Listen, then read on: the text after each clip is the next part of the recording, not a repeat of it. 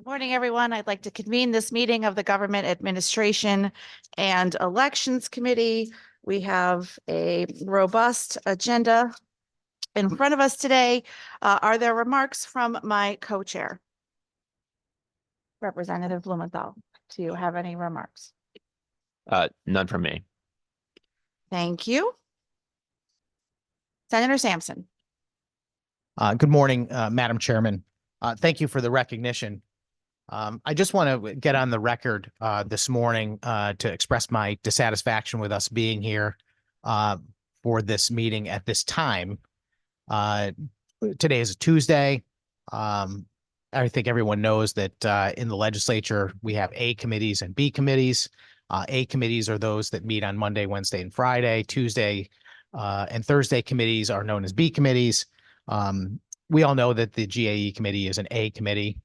And that, the members of our committees are often appointed by the leadership based on their availability. We're serving in a part-time legislature.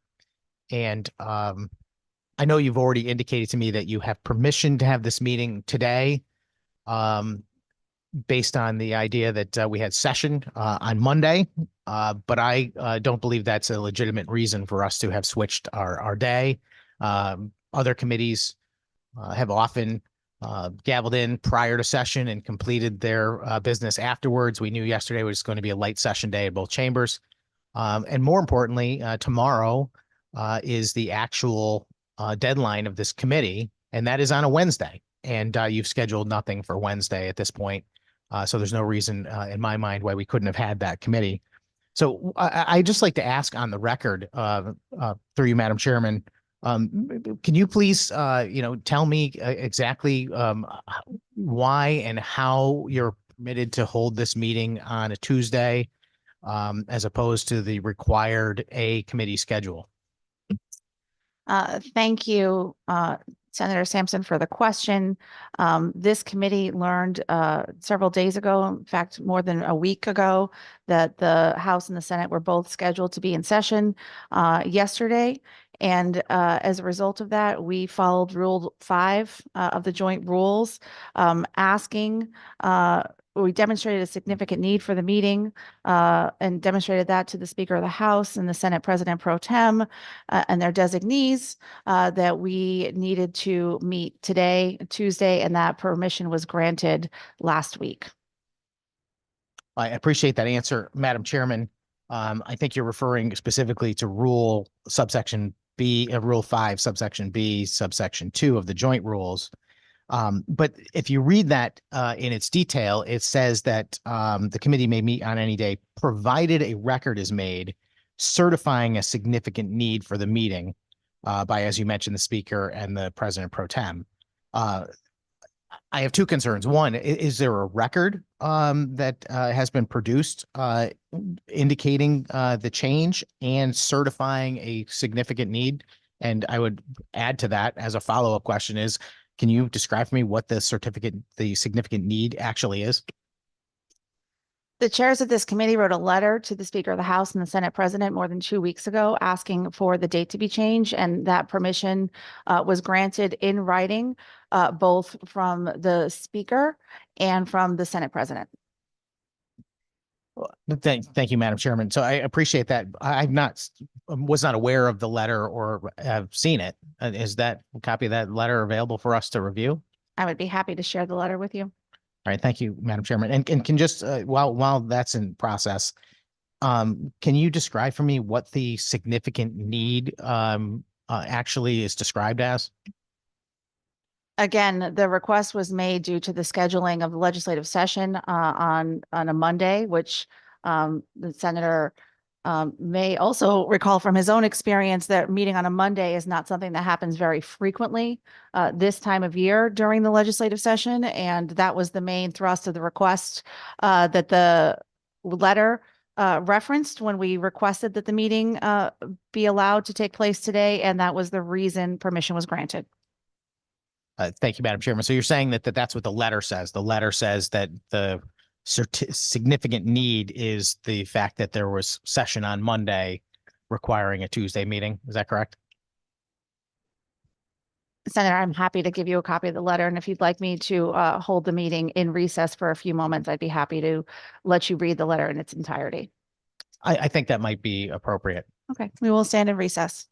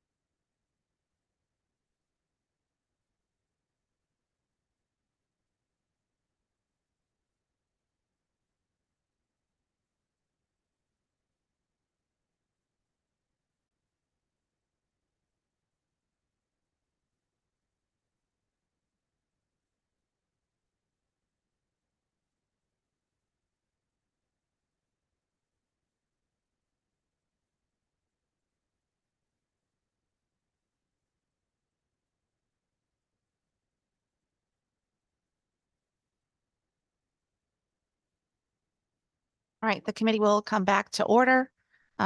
Senator Sampson, the documents that you requested have been sent to you and you have had the opportunity to review them. Do you have additional comments or questions? Yes, ma'am. Thank you, Madam Chairman. Yeah, no, I appreciate that you've forwarded me the correspondence that I requested, and I am in receipt of the letter indicating that you have permission to hold the committee meeting today. The reason given says due to your regular meeting being supplanted by House and Senate session. And obviously, there's nothing I can do about this since this is a decision that is determined by the Speaker and the President pro tem. And if they consider that to be a valid reason, then there's really not much to do about it. However, I just like to repeat my concerns and go on record saying, first and foremost, when this happens, I think it's appropriate that, we as the ranking members of this committee are copied so that we understand exactly why this permission is being requested. And it would be nice to be part of that conversation because it's quite clear to me that the issue is not so much that we are replacing our potential Monday meeting with the Tuesday meeting because of session. What we're effectively doing is replacing tomorrow's meeting, which is the deadline date of this committee, which ends at 5 p.m. With this meeting day today. And it's quite clear the reason why. It's because you prefer to have the meeting on a day that does not have a 5 p.m. deadline. And as a result, limits the ability of the minority to exercise our ability to speak on these bills and ask questions and offer amendments to the degree that might end up with not all of our work being completed. And I think that's inappropriate. I mean, it's bad enough that, we serve in the minority, that the majority has the power to determine what bills have a hearing, what bills move forward as far as a vote. And of course, you have more votes. You can win almost every battle, even on a subject such as this one, where the decision ultimately about what's a legitimate reason is made by members of your party with zero input from the minority. But we do, try and work together as much as possible on process. And that's why this is a little frustrating to me, because I will tell you that, for other members of the committee, and we're limited on the people that are present right now, I think in part because of the change in the date and because the members are not counting on having to meet on a Tuesday. And I've already had to move a number of things on my schedule, and I'm in danger of having to move more things on my schedule that I purposely put in place, knowing that today was not going to be a GAE committee meeting day. Which I would certainly allow significant time to accommodate. So I just wanted to get that on the record. I'll just in closing say that I don't consider this a legitimate or significant need. You have tomorrow, and you could easily have moved this meeting to Wednesday if it weren't for your concerns over that being a 5 p.m. deadline. And with that, I'll conclude my remarks. Thank you, Madam Chairman. Thank you, Senator. Representative Blumenthal. Thank you, Madam Chair, and thank you, Senator, for making your remarks on the record and sharing your perspective on this meeting. Certainly, it is not convenient for any of us that we have to meet for today on a day ordinarily where most of us would not anticipate a meeting maybe of any of our committees, but the session did happen on Monday for reasons of exigency related to the judges and nominees that had to be passed and confirmed. And I think one of the balances that we have in this legislature is that we do have this really, I think, quite remarkable rule that allows for really extensive discussion where we don't call the question, where we allow the minority to ask questions, to make arguments until the vote and until things are satisfied. And I think one of the things we have to balance in that system is the deadlines and the time we have to get our business done, and also simultaneously allowing a full exploration of all the bills that we're doing. I think, again, that allowance for full discussion, which we will have today, is a really important part of our legislature that differentiates us from other states where the majority just simply has its will without any response. And so I appreciate the good senator's comments, and I know that he will fully flesh out both his questions and his objections along with his fellow members relevant to the bills today. So thank you, Madam Chair. Thank you, Representative. Seeing no further discussion, the committee will now stand in recess. Thank you.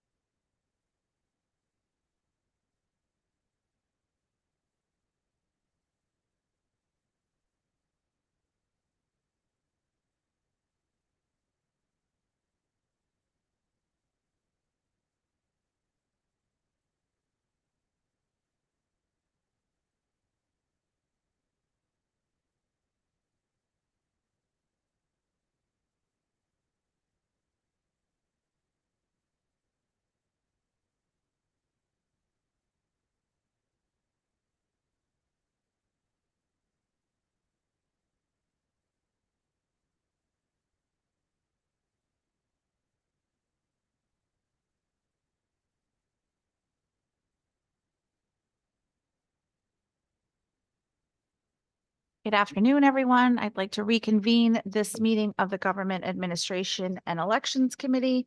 We are on item number 3 of our agenda, bills and resolutions for final action. First, I will call Senate Bill number 252, an act concerning referenda, independent expenditures, and other campaign finance changes.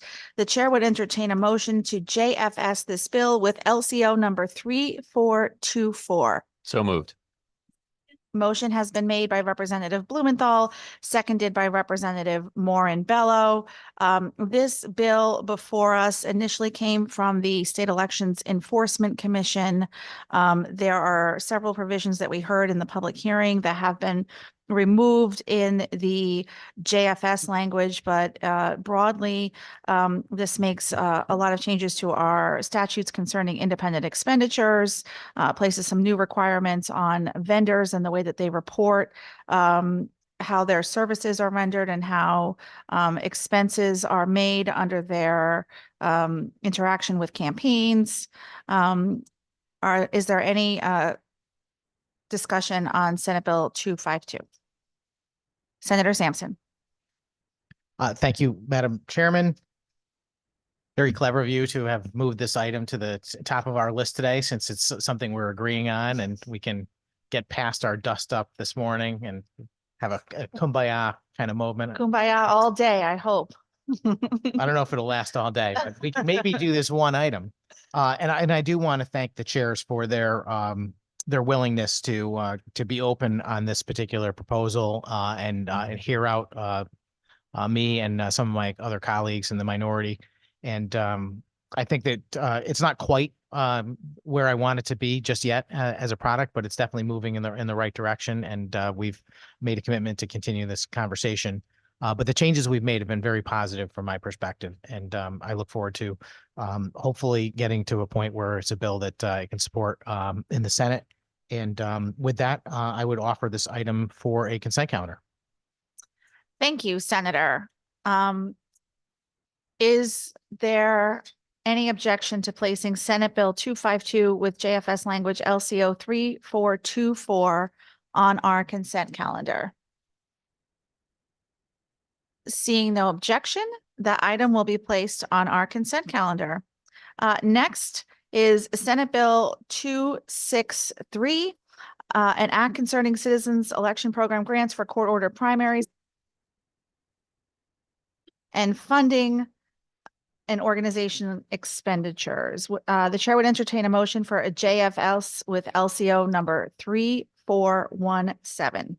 So moved. Motion for a JFS has been made by Representative Blumenthal, seconded by Representative Morin Bello. Similar to the last bill we debated, this measure comes to us from the State Elections Enforcement Commission, and it would allow for additional citizen election program grants to be deposited and delivered to candidates who are dealing with a court-ordered primary or election, essentially a do-over election. Under existing law, this is not possible, and so this proposal would solve that gap in our existing citizen election program. Is there discussion? Senator Sampson. Thank you, Madam Chairman. Thank you for the description of the bill. Obviously, this is something that has shown its necessity with recent events, and I support this proposal. And with that, I'd also offer this item for the consent calendar. Thank you, Senator. Is there any objection to placing Senate Bill 263 with JFS language LCO 3417 on our consent calendar? Seeing no objection, that item will be placed on our consent calendar.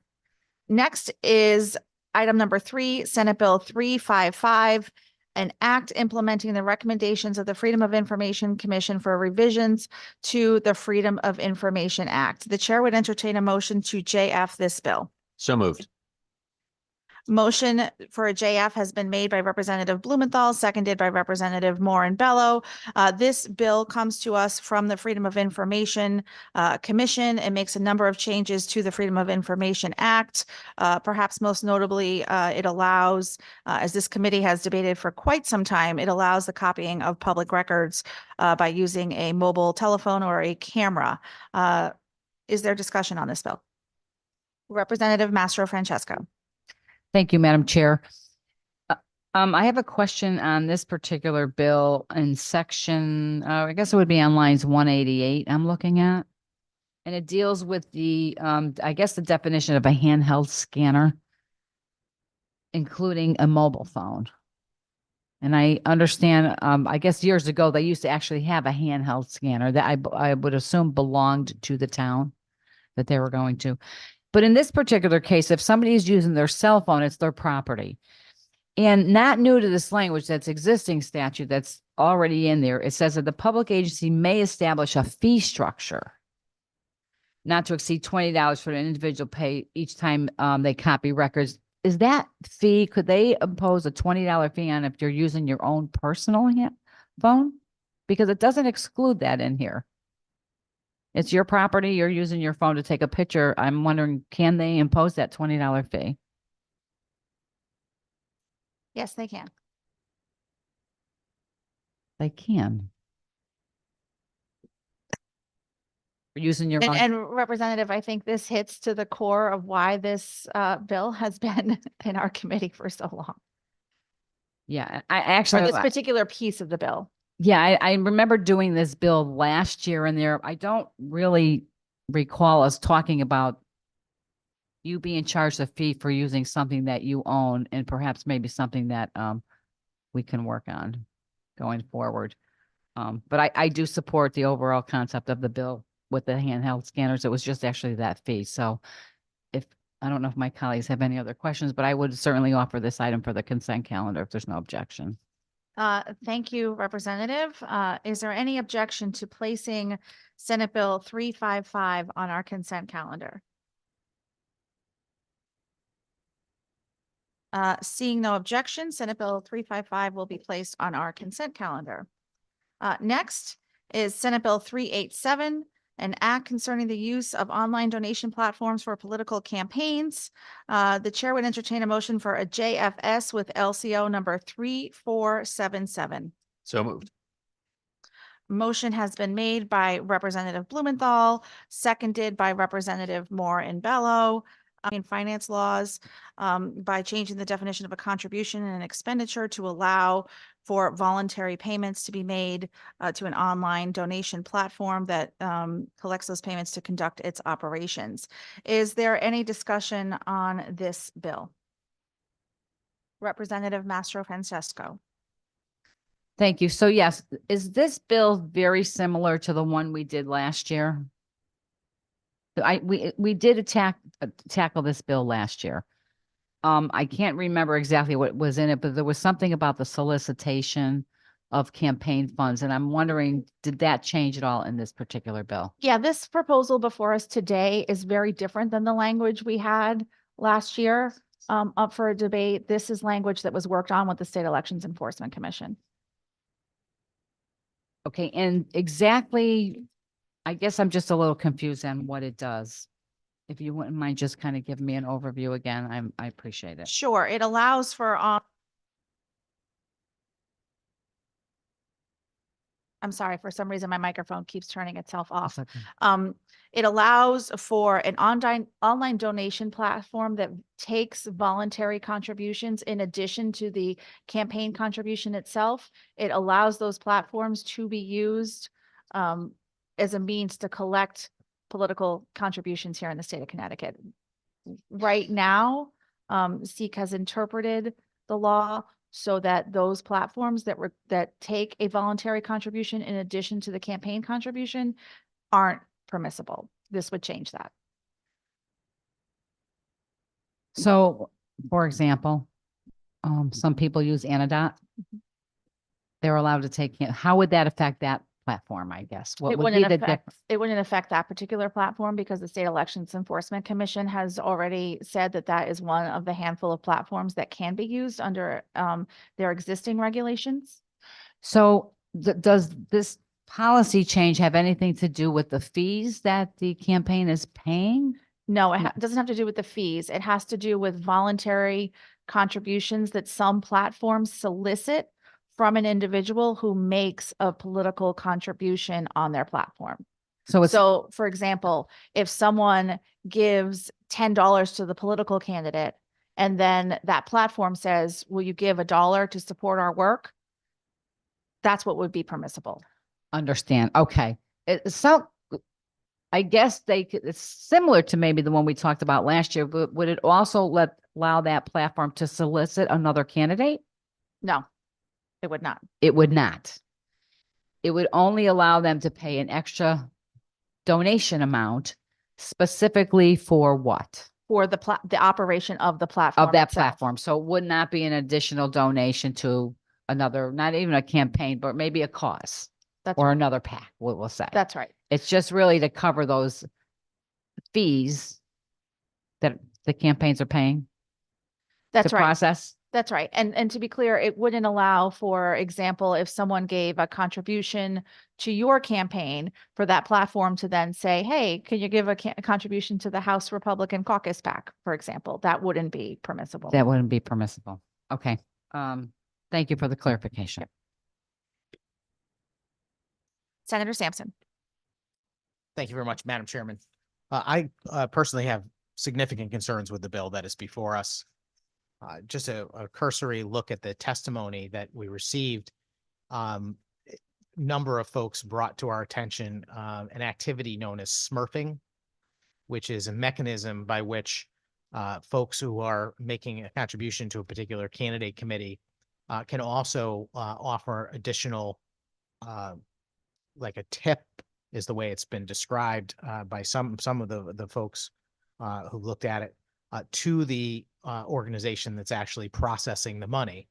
And that might not seem like a big deal if you have some independent organization who's just looking to improve their website or something like that to facilitate the ease of making campaign contributions. But when you're dealing with some of the larger national systems, notably Act Blue and Win Red, which are the two party-oriented online contribution services, they have skin in the game. And this allows someone to make many, many small donations that ultimately will be filtered into the political process. There's some testimony offered. Pardon me, I just want to.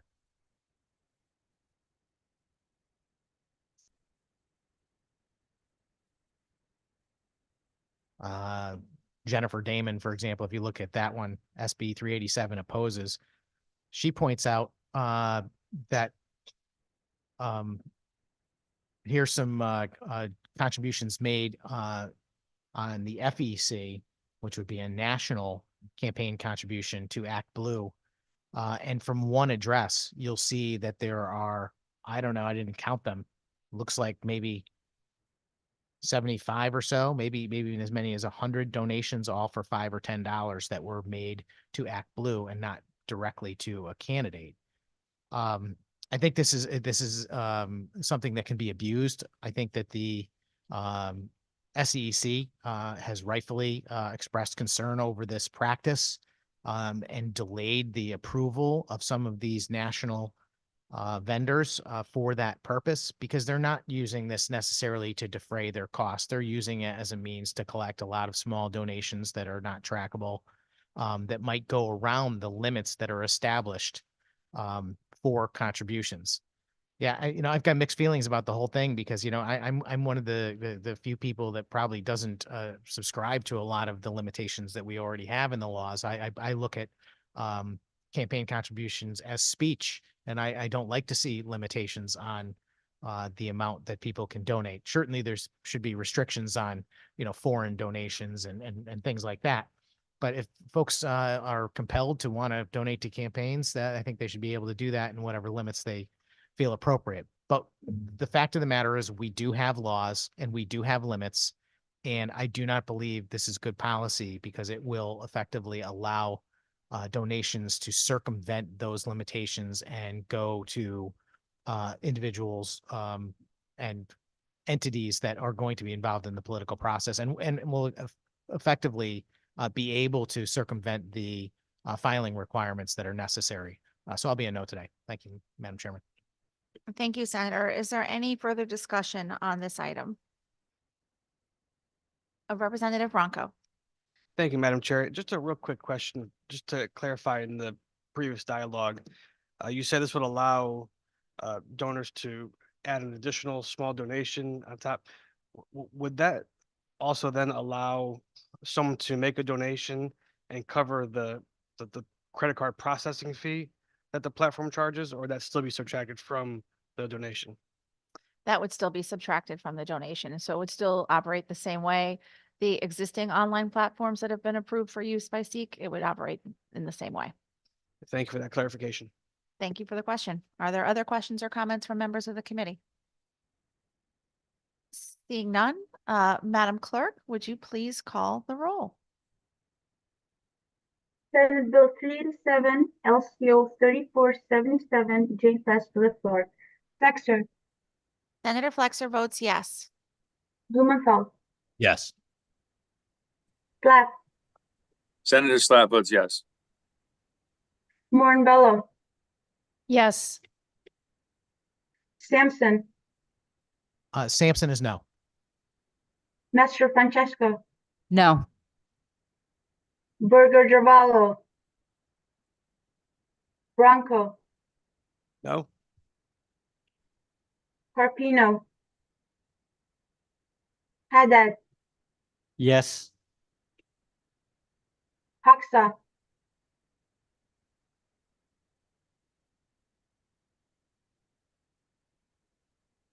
Representative Hoxa, Khanna, Khanna's a yes. Labriola, Marks, Mark says yes. McCarthy Vehi, McCarthy Vahey votes yes. McCrory,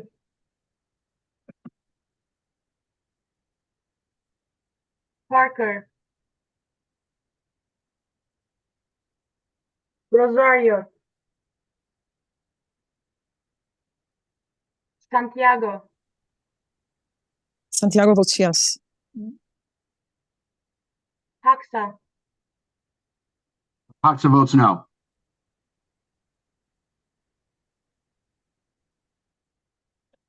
Thank you, Madam Chair. And thank you, Madam Clerk. And for the record, we will be holding the votes open until a time to be determined closer to the end of the meeting.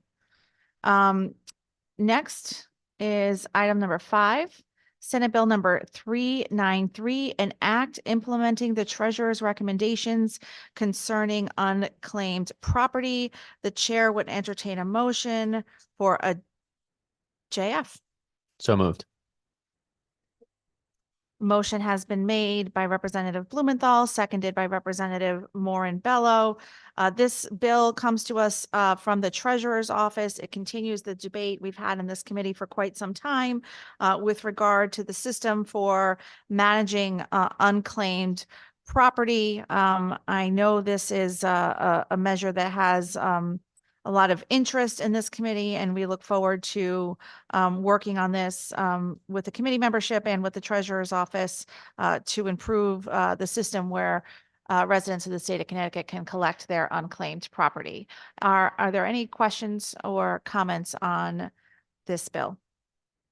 Senator Sampson. Thank you, Madam Chairman. I'll just say very briefly that this is a topic that I've taken a significant interest in recent cycles, and I know that we've done a good job of advancing the cause of trying to make this unclaimed property accessible to the citizens of Connecticut. And I think we've done a lot of good work, and there's more to be done.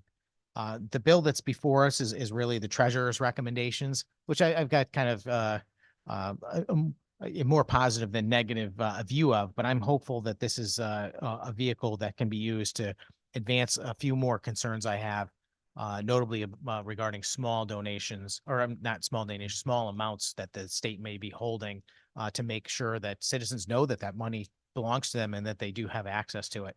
So I appreciate the gesture of moving this bill forward and keeping the conversation alive. Thank you, Madam Chairman. Thank you, Senator. Are there any other questions or comments from members of the committee? Representative Mastro Francesco. I believe if there's no objection, we can add this to the consent calendar.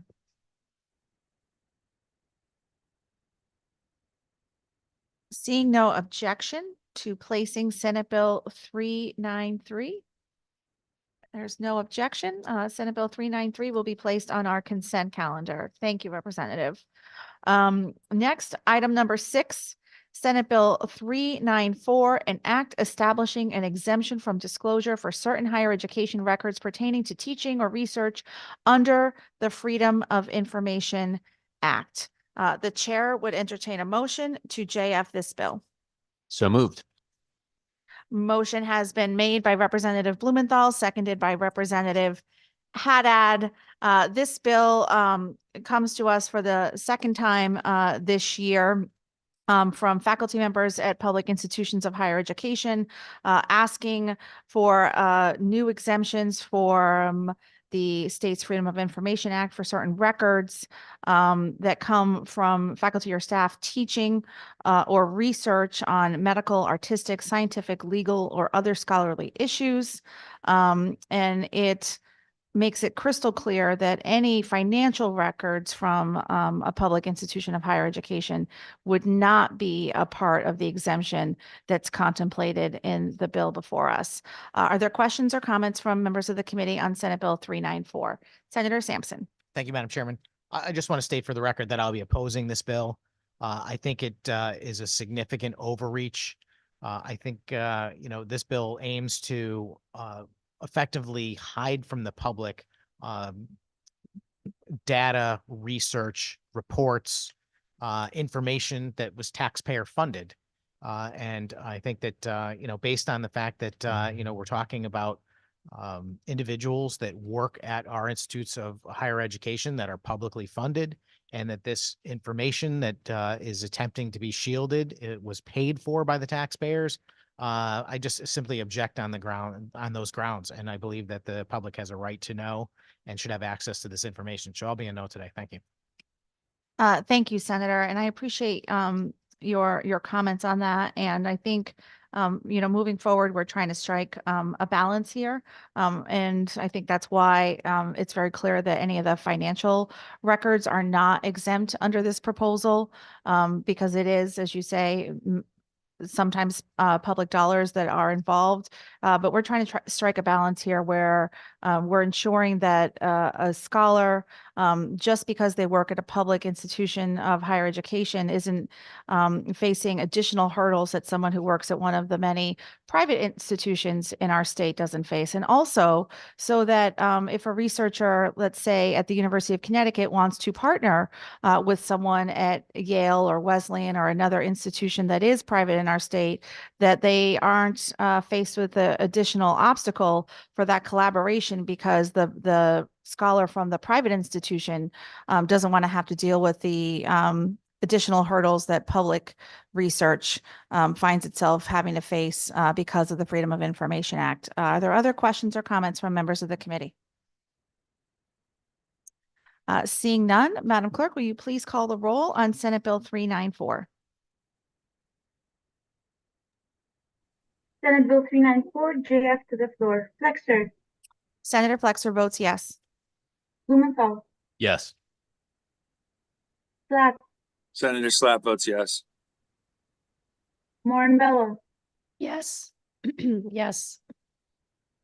Sampson, Sampson is no. Master Francesco, Master Francesco votes no. Berger Javallo, Burger Javala votes yes. Bronco, No. Carpino, Haddad, Yes. Hoxa, Yes. Hoxa votes no. Hana, Hana's a yes. Labriola, Marks, Marks is a yes. McCarthy Vehi, McCarthy Vehi votes yes. McCrory, Parker, Rosario, Santiago, Santiago votes yes.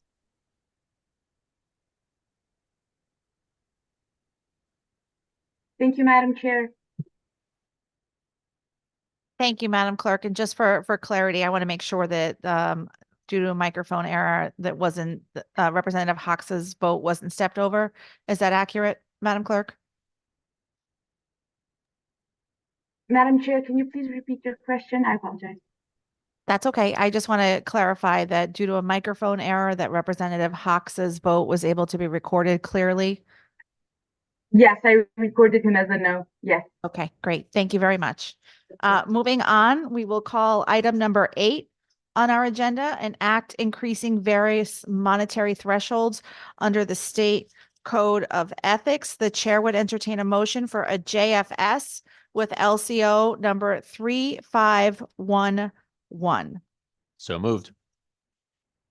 Motion has been made by Representative Blumenthal, seconded by Representative Morin Bello. The bill before us today is a bill that comes from this committee that we've been working closely with the Office of State Ethics on, basically to recognize the way that $50, for example, 30 years ago isn't $50 today, trying to make updates to our state code of ethics so that the dollar amounts listed there are in line with the reality of costs for various things now. I know that some groups have had challenges, for example, in adhering to the $50 threshold for certain awards, plaques, trophies that may be given under the state's code of ethics that value has presented to challenge.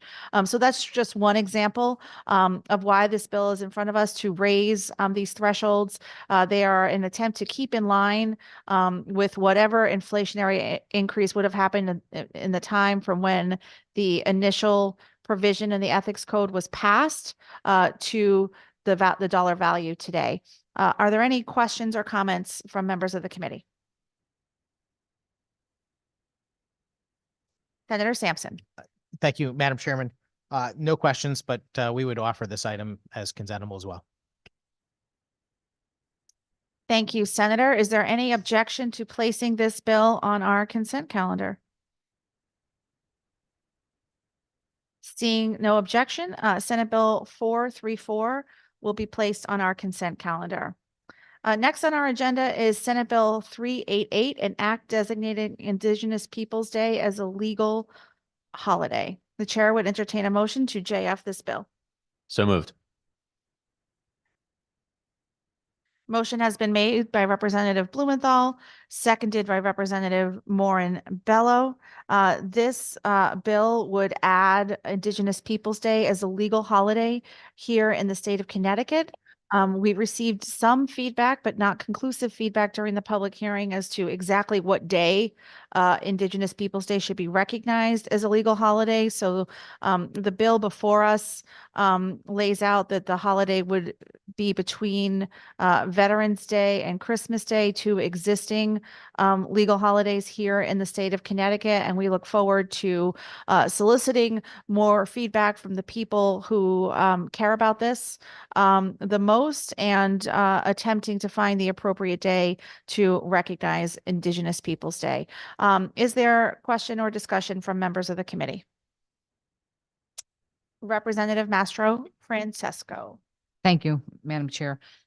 So currently, right now, there is no day in here, and you said it was between Veterans Day and Christmas that will be determined? Yes, that's the way the bill is drafted right now. It doesn't have an explicit date lined up because we got conflicting feedback from people who represent these communities. Thank you. So I really don't have a problem with people celebrating many days.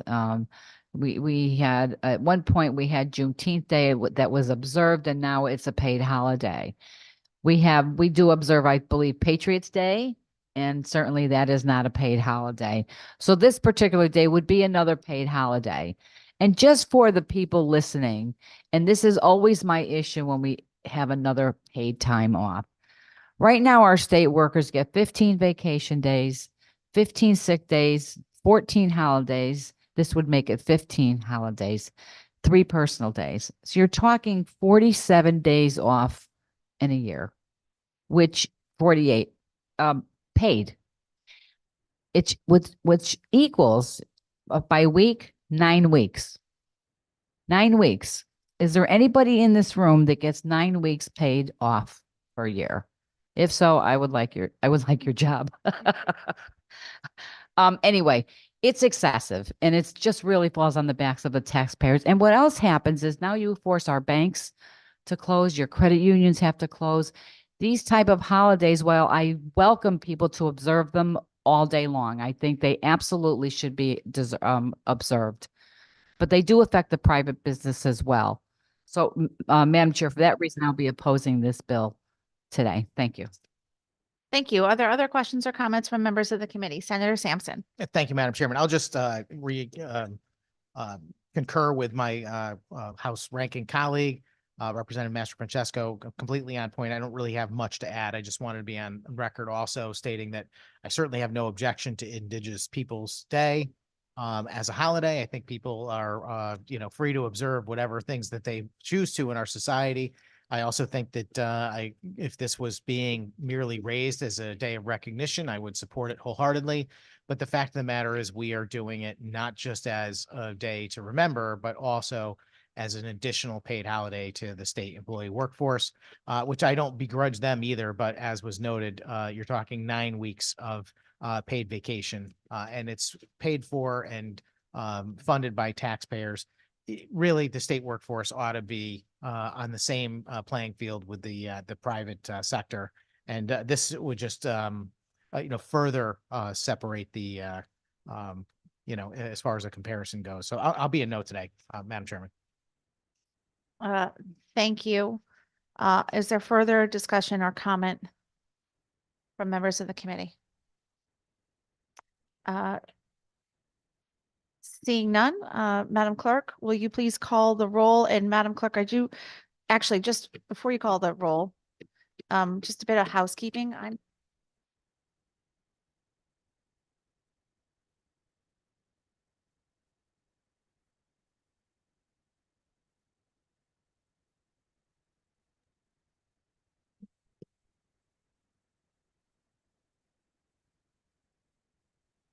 Madam Clerk, my microphone doesn't work. So we may have to pause to see if we can get someone to come and help us potentially fix that, but you can please call the roll.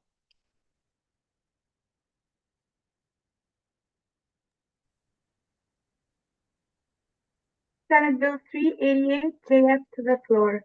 Flexer, Flexer votes yes. Blumenthal, Yes. Black, Senator Slack votes yes. Morinbello, Yes. Sampson, Sampson is no. Master Francesco, Master Francesco votes no. Burger Givallo, Burger Givallo votes yes. Bronco, No. Carpino, Haddad, Yes. Hoxa, Cox is a no. Kana, Hana's a yes. Labriola, Marks, Senator Marks is a yes. McCarthy Vehi, He votes yes. McCrory, McCoy is a yes. Parker, Rosario. Santiago. Santiago votes yes. Thank you, Madam Chair.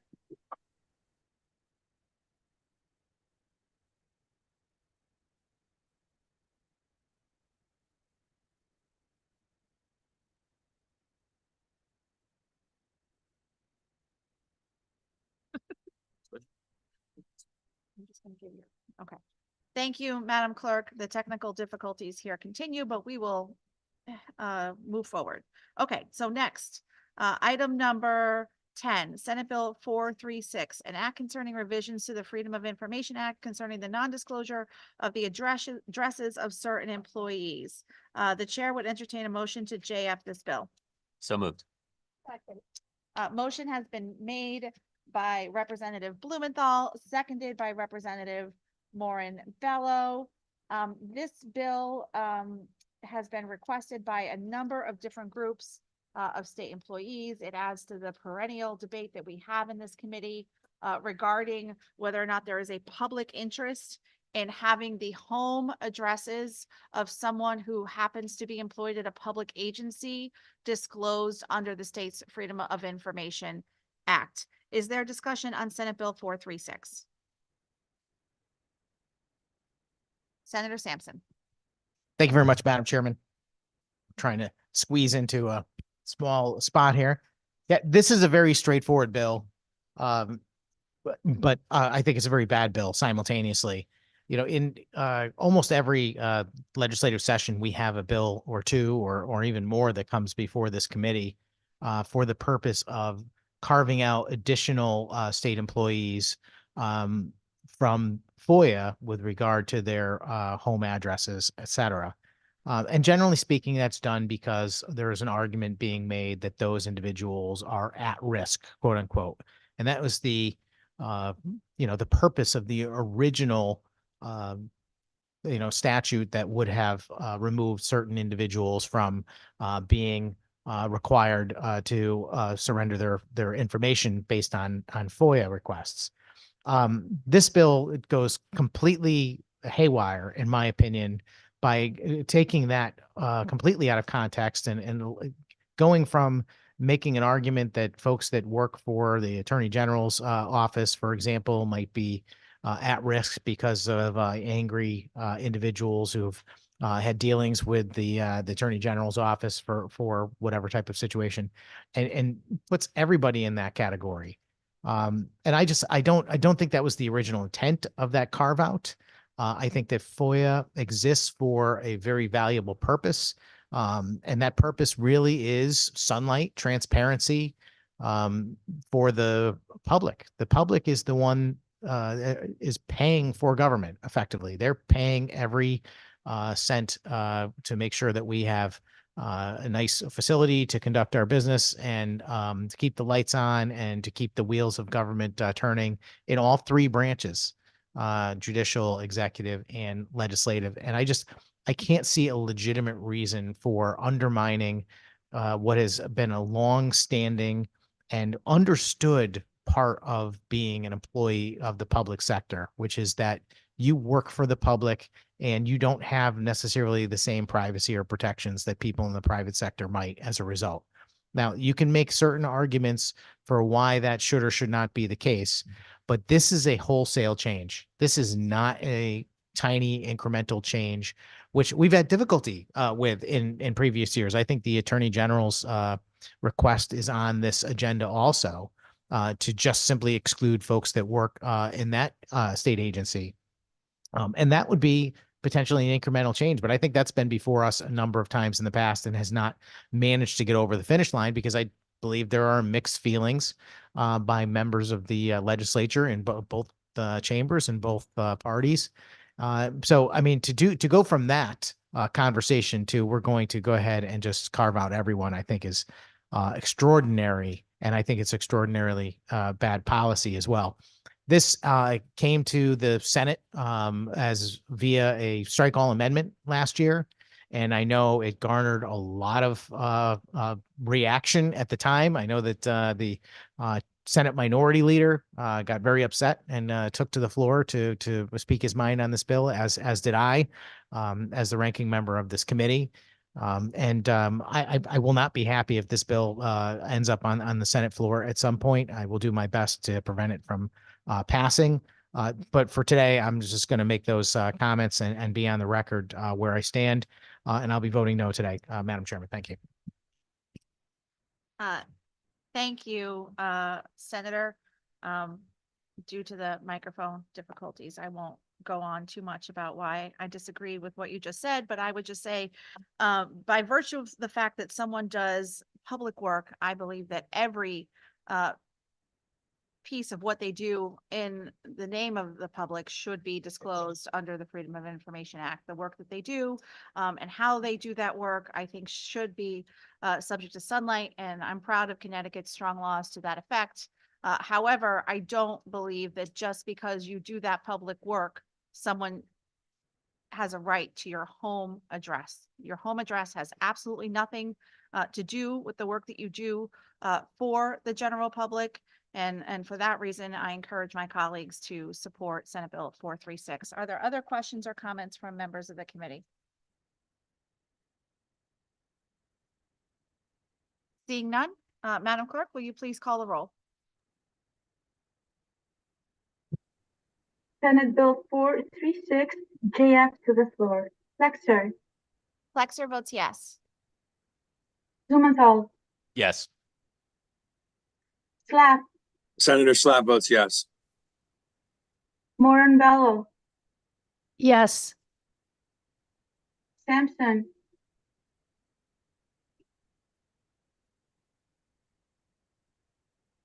Sampson is no. Nestor Francesco, No. Burger Giovanni, Yes. Bronco, No. Harpino, Haddad, Yes. Hoxha, Cox is a no. Khanna, Khanna's a yes. Labriola, Marks, Mark says yes. McCarthy Vahey, McCarthy Vahey votes yes. McCrory, McCorsey, yes. Parker, Rosario, Santiago. Santiago votes yes. Thank you, Madam Chair.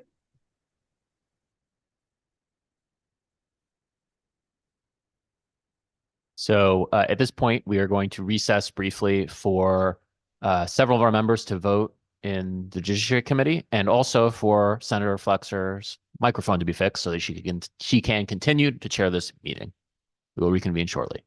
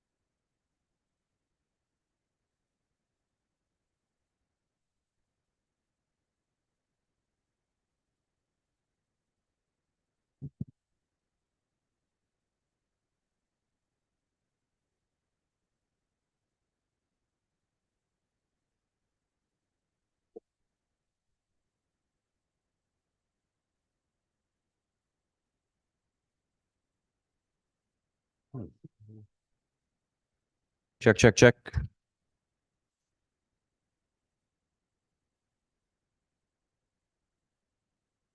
Check, check, check.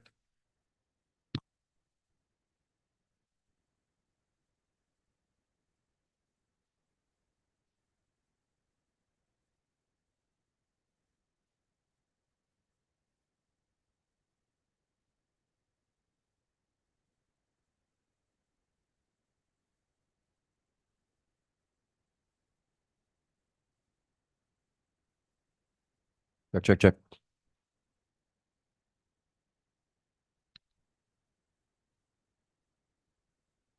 Check, check, check.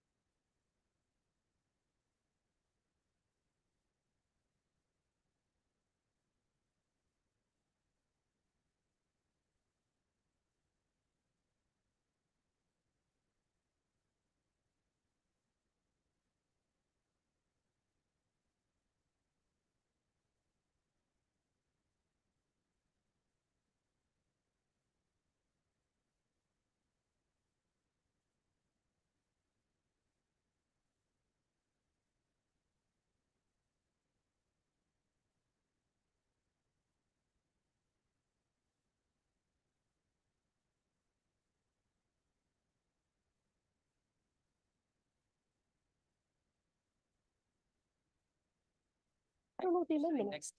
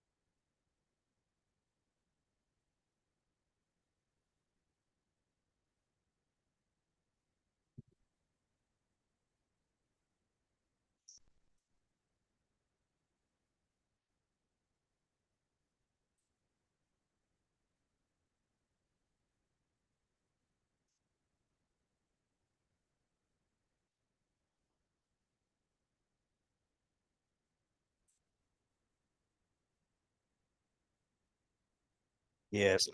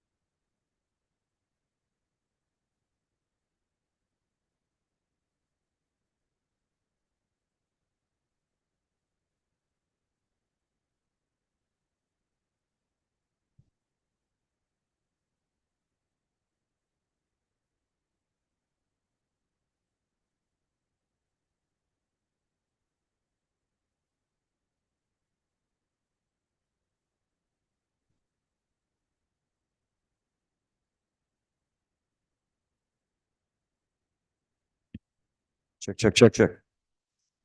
Check, check, check, check.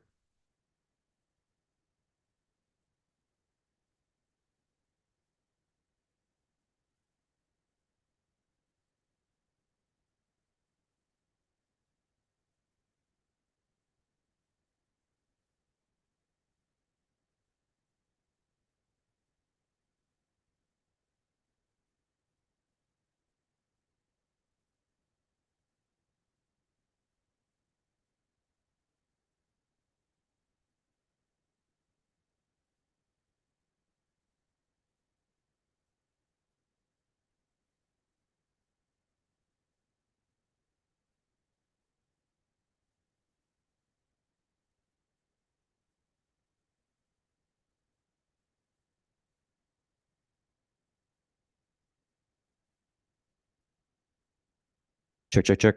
Check, check, check.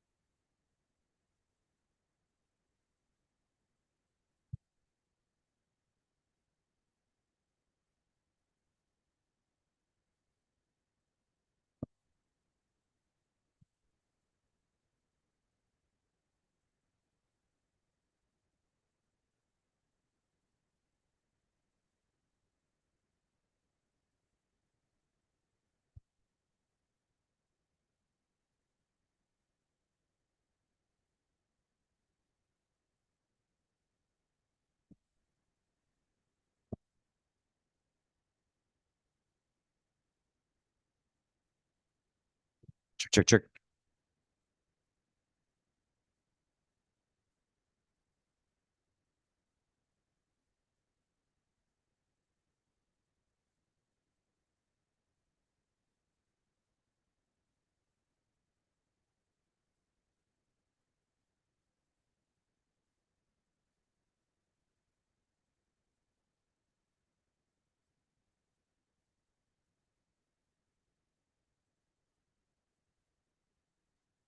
Check, check, check. Testing.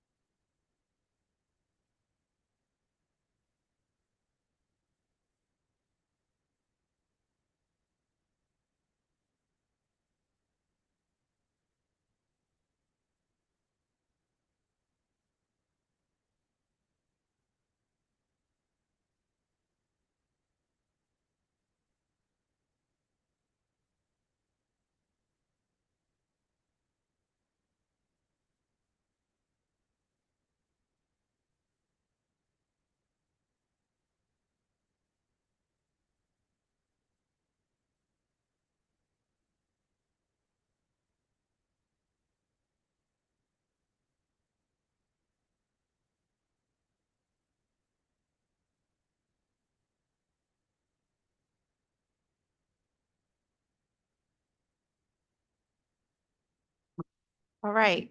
Good afternoon, everyone. I'm going to reconvene this meeting and move on to item number 11, which is Senate Bill 441, an act concerning an election administration oversight. The chair would entertain a JFS motion with LCO number 3501. So moved. Motion has been made by Representative Blumenthal, seconded by Representative Morin Bello. This bill establishes a municipal election accountability board to oversee and review municipal election administration and establish procedural safeguards for these elections. It creates procedures for referring election irregularities to the Municipal Election Accountability Board, including referrals from the Secretary of the State's office, certain local election officials, town clerks, municipal CEOs, the State Elections Enforcement Commission, and referrals from judicial proceedings. It establishes 4 tiers of oversight and authorizes a board to apply one to a municipality if it finds that that municipality is in need of intervention. And it requires that the board adopt regulations to implement these provisions. Are there questions or comments from members of the committee on Senate Bill 441? Senator Sampson. Thank you very much, Madam Chairman. I certainly appreciate the need and desire for some oversight when it comes to local elections that are not going well. And certainly, I think folks in the room will know what I'm referring to by making note of that.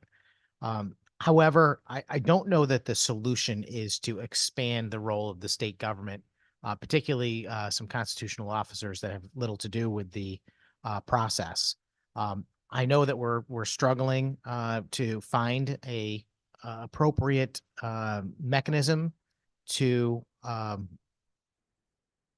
create that necessary oversight. I just don't know that it comes in the form of the Secretary of State herself as a politically elected individual, no reference to our current Secretary of State. It could be anyone in either party. It's just you're injecting someone who's got a partisan political perspective.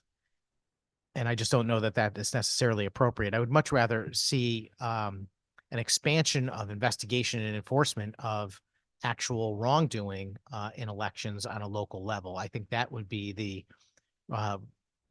significant mechanism that might get some of these municipalities to straighten out their act and improve in the way they process our elections. So I'll be a no today, Madam Chairman. Thank you.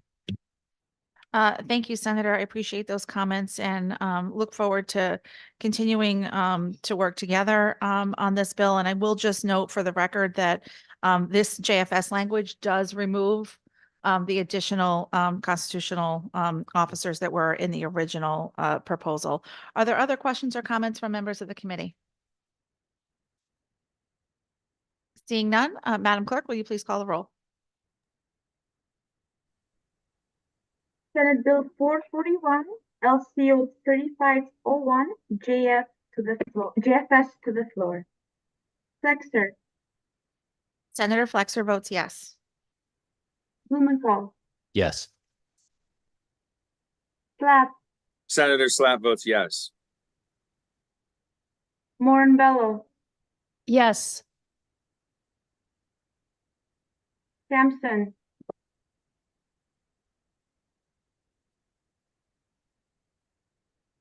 Sampson is no. Mastro Francesco, No. Burger Giovanni, Yes. Bronco, No. Carpino, Haddad, Yes. Hoxa,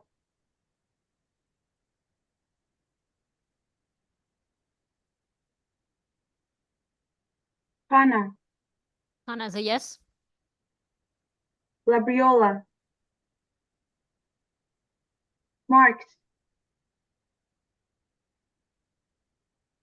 McCarthy Vahey, McCarthy Vahey votes yes. McCrory, McCory's a yes. Parker, Rosario, Santiago, Santiago votes yes.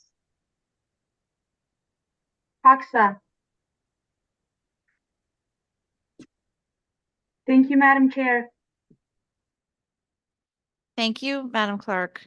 Next is item number 13, Senate Joint Resolution number 193, a resolution proposing an amendment to the state constitution regarding environmental rights.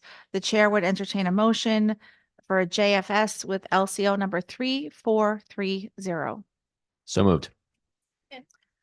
Motion has been made by Representative Blumenthal, seconded by Representative Morinbello.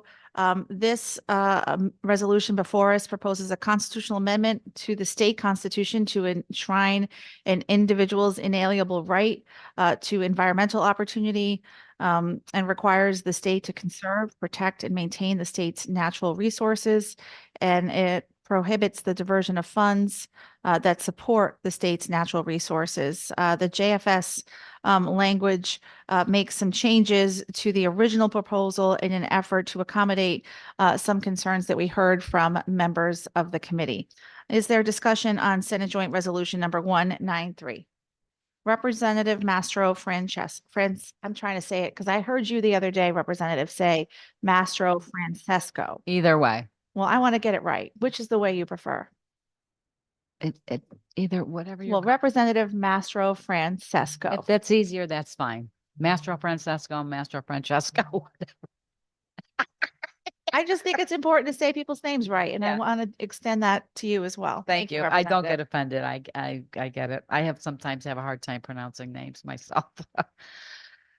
So anyway, thank you, Madam Chair. So this is really could be a complicated bill, actually. Is the correct proposed substitute language, is it LCO 3430 on this bill? Yes. Okay. So I guess what the first question I have is, well, the first comment I have is that we have a lot of bills in this committee that really are deal with changing our constitution. And for me personally, changing the constitution is a big deal and they should be reserved for very, very, very, in a rare case. It is, I call it our Bible in this state. And yes, sometimes there are times where it needs to be changed, but I've seen an excess in this committee that there's plenty of bills before us that want to change our constitution. So I take those very seriously, and I think they really should be debated and people should certainly understand them. I guess my first question on this particular bill is, where does this stem from? What is the purpose of putting in our constitution this particular language? Thank you, Representative, for the question. So this proposal has been brought to the legislature before. It was brought to this committee this year because, as you know, all amendments to our state constitution do go through the GAE committee, and it builds on a national movement for green amendments across the country. There are 3 states that have similar provisions in their state constitution, the oldest being the state of Montana. Their environmental rights amendment has been in place for more than 50 years. And there's also similar provisions in the state constitutions of Pennsylvania and New York. And so this measure was brought to us. It's being brought to other states throughout the country in an effort to ensure that that the state is doing everything it can to protect each individual in our state, their right to experience an environment that is clean, that is healthy, that everyone has a right to clean and healthy air, clean and healthy water, a clean and healthy environment overall. And so that's where it came from. There are a lot of advocates who have been pushing for this, and I would add in particular, it's been a lot of young people who have been asking for this. Thank you, Representative. Thank you for that answer. So I'm wondering, and I believe Connecticut has one of the most aggressive policies when it comes to the environment, as opposed to many of the other states. We also have the Connecticut Environmental Policy Act. How is that different than what we're trying to do here today? I don't know that it's different. I would view it as complementary. I think what we're trying to do here today with this proposed amendment to our state's constitution is to give another layer of protection for residents who think that that the government is not protecting their individual right to access this clean environment. It gives residents of our state a way to step forward and say perhaps that the act that you reference isn't being enforced appropriately. Thank you. So I guess when I read it, what the question that they want to put on, shall the Constitution of the state be amended to provide each citizen an enforceable individual right to clean and healthy air? Let me just stop right there. What does enforceable individual right to clean air, to clean and healthy air mean? I guess the word enforceable. So I'm really trying to get it. What does that mean? I think well, I know that this means, so those provisions mean that a person could take action in a court, right? So if an individual thought that their right had been violated, they would be able to seek a remedy in the court. Thank you. So would they be able to seek remedy should this pass? Would they be able to seek remedy against the state and against an individual? Just against the state. Only So this is about the state not doing its due diligence, or the government, I should say, either state or local, not doing its due diligence to protect that individual's right. So if I guess I'm trying to, so someone could only, we're putting something in our constitution that only someone can take an action on against the state. Is that correct? They couldn't take an action against another person. I mean, does the state have more rights than an individual? Does it? When I look at the state, I'm looking at, let's just say the state was doing a project. Maybe they're building a new bridge, and someone felt that the environment would be harmed because of the bridge that they are building. And they would be able to take action against the state saying that it's violating their constitutional right to a healthy air, water, and soil and so forth. That action would be brought against the state. Is that correct? Because of the project that they are doing? Am I understand that right? I don't know that I would agree that it's just because of the project. I think that someone would be able to bring forward an action if they thought their individual right was being limited by the action the state was taking. In your example, the building of a bridge. And I think it would more come into effect if the state had not provided any other opportunity for those concerns to be heard in whatever approval process the state had entered into to build that bridge in the first place. Okay, so for example, it is the state's job to make sure that we have should this pass, clean and healthy air.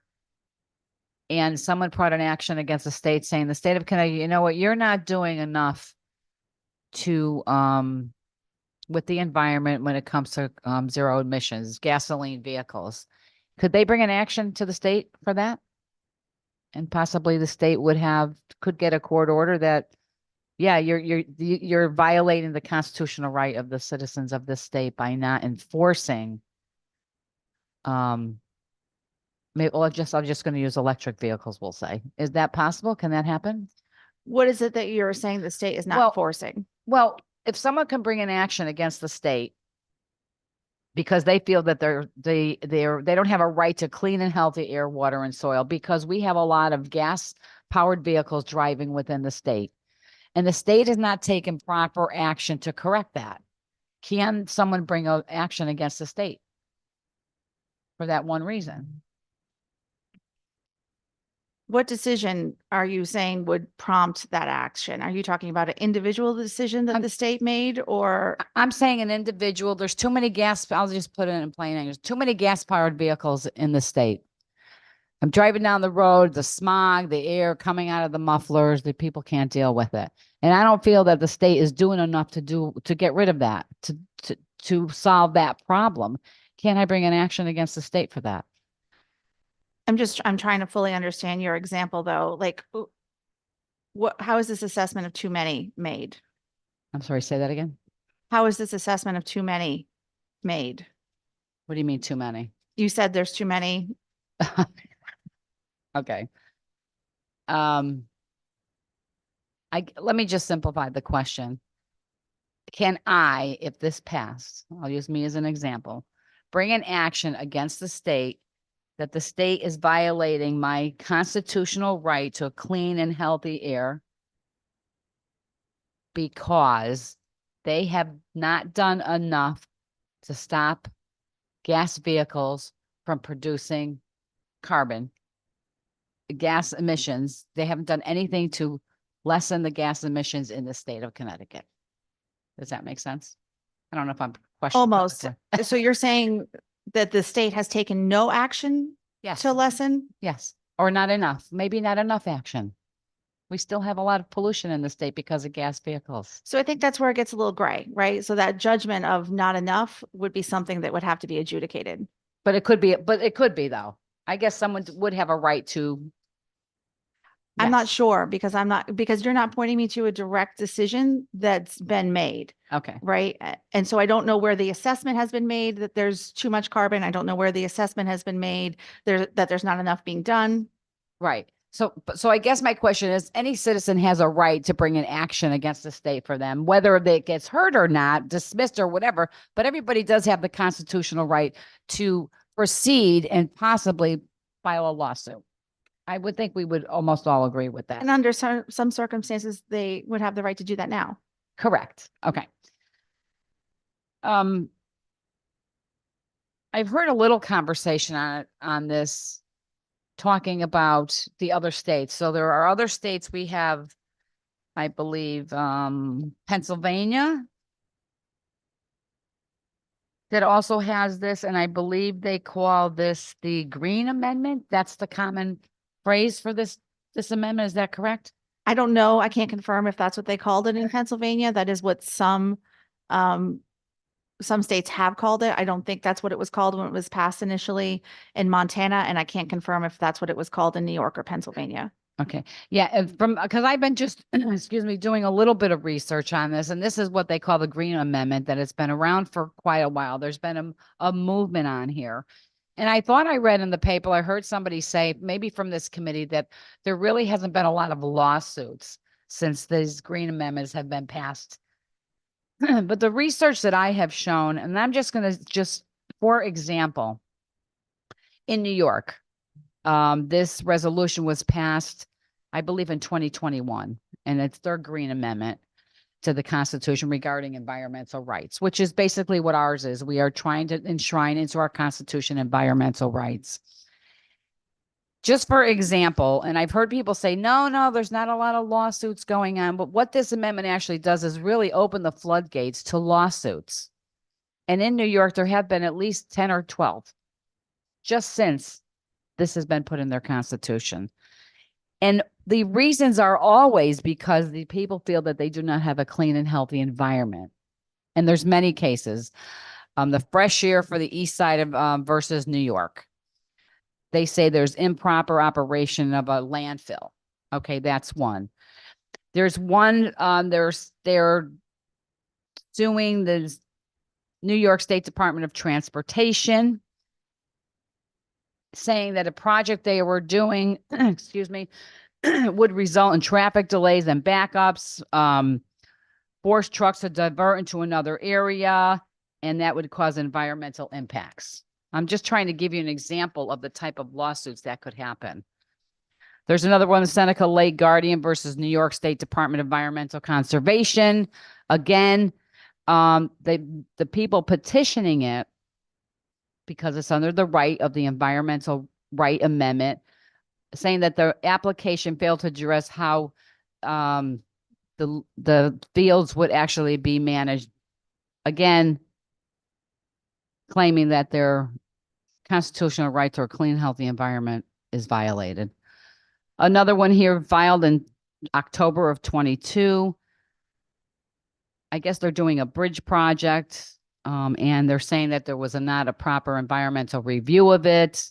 Look, I don't know what the outcome is of these potential lawsuits, but I know that certainly they are happening. And they're happening because the language in here is really pretty broad. You're talking about, you violated my constitutional right because I feel like I do not have clean and healthy air.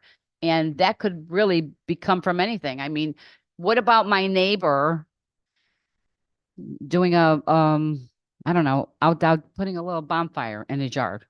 The smog and the smoke is going in my ear. You know, what has my town done if they put an ordinance in there to make sure that to not allow people to put little bonfires in their yard? So there's many cases or situations that could come out of something like this. Another one here I see in New York, petitioner is bringing a complaint against the zoning board of appeals, claiming that their constitutional right to clean air and water was violated. And it goes on and on. There's plenty of cases if you go online and you look, and that is just in New York. They're actually pretty interesting. You talked about Montana a little bit. And in Montana, there just recently was a landmark case. It was actually just decided in August. And there was a group of children or youth in the state that were suing. They said they had a right to a stable climate system and that Montana has a duty as a state to act forcibly to reduce climate emissions. And that those Montana kids actually won that award, right? So all I'm trying to point out here is that this amendment to our Constitution will open the floodgates to lawsuits. And I'm sure there will be other people on our committee here, members, or actually it's just me and Senator Sampson here right now, but certainly asking questions on this. It really is a concern. We have one of the most aggressive climate policies here in the state of Connecticut. So I guess I'm really wondering, why does this have to be in our Constitution where we can possibly open the floodgates for potential lawsuits? Well, thank you, Representative, for those comments and that question. I would respectfully disagree that this would open any floodgates. As you discussed, in other states, there have been cases that have been filed, but simply the filing of a lawsuit is not, it's very different from an actual adjudication.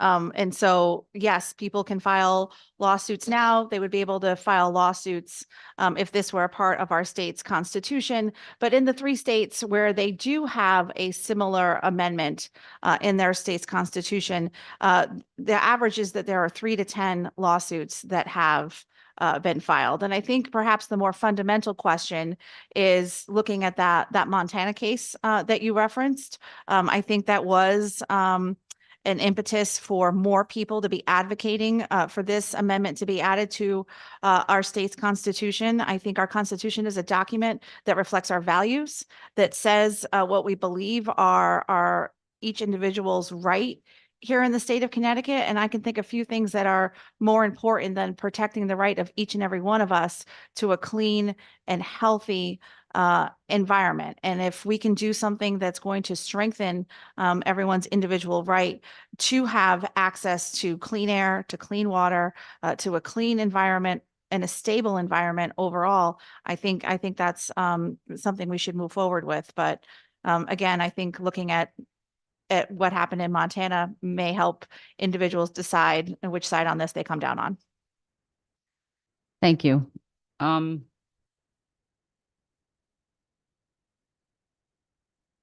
As you mentioned, yes, any lawsuit can be filed. And certainly when those are filed, there is a process put in place that obviously I would assume is going to cost the state money or the taxpayers money because they need to defend themselves, right? So I would assume that obviously that would cost the state a lot of money. I don't know how these cases turned out. Maybe some of them were dismissed. I don't know. I'm not an attorney. But what I do know that they were filed because of what the Constitution says in those states. And that at the end of the day, it did cost the taxpayers money on that. I guess what I'm trying to figure out, should this be put in our Constitution and should it pass? I still don't understand how it protects our environment. It's words. It's just saying to people that you have a right to a clean environment, healthy environment, which Connecticut already has the strictest policy, I believe, probably in all the states when it comes to climate. I guess putting this in words, the only conclusion that I can come to, it is, as people would say, you're violating my constitutional right. How is this language, this put in our Constitution, going to strengthen the climate that we have here in Connecticut? Or make it cleaner? I guess that's a question.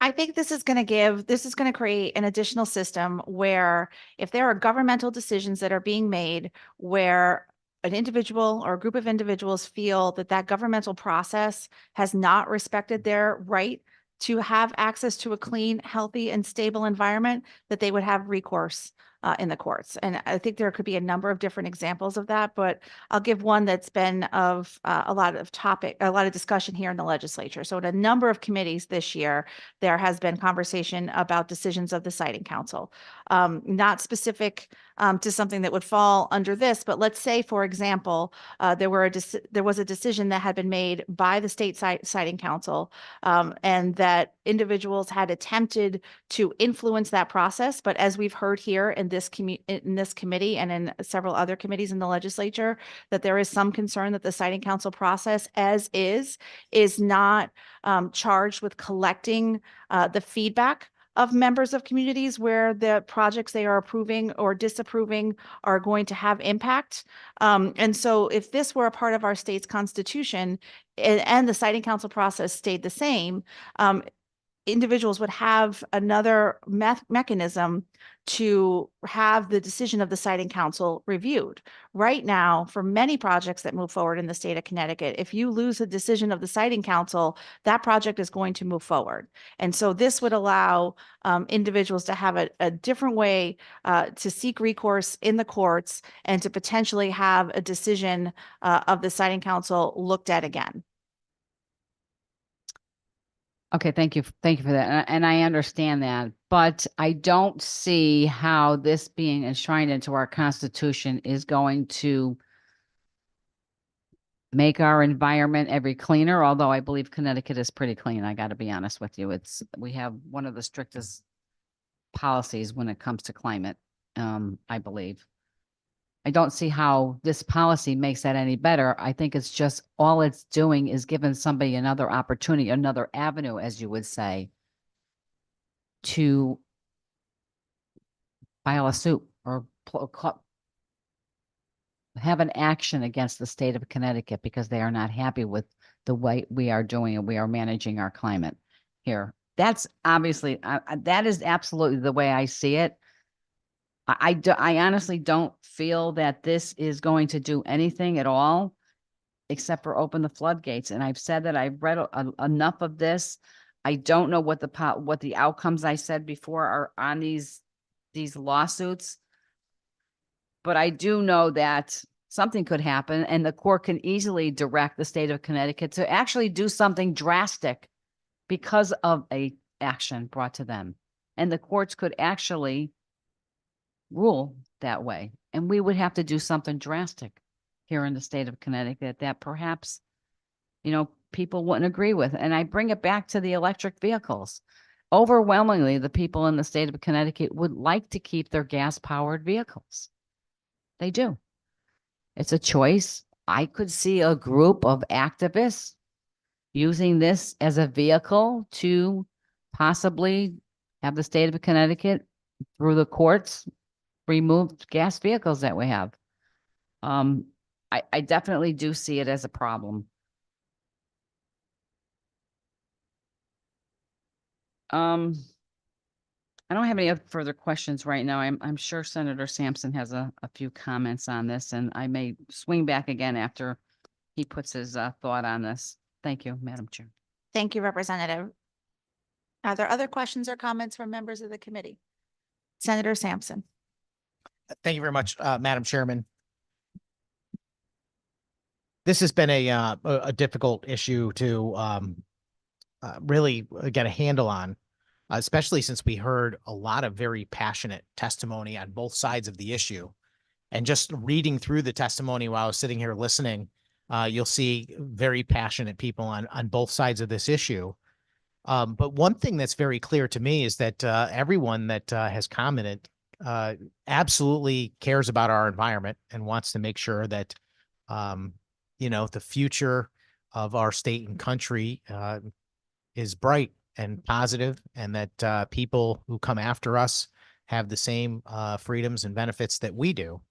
And I certainly put myself in that category also. So it makes me wonder, what the motivation behind this legislation is. Because as far as I can tell, it's not, the proponents are arguing that it doesn't change anything. And I think it changes a lot of things. But let me start with a question. Madam Chairman, does the state and federal government already have the right to regulate state and federal policy respecting the environment to protect and conserve so that citizens are not faced with a landfill in their front yard or toxic waste in their rivers? Doesn't that already happen through our normal legislative process through you? Senator, there are governmental structures at both the state and federal level that are both statutory and regulatory that govern many of the examples that you just described. Thank you. So where are they falling short that somehow we need a constitutional amendment to make it more clear that the state has an obligation to protect and preserve the environment for the citizens present and future? I would go back to the example that I just discussed with Representative Mastro Francesco.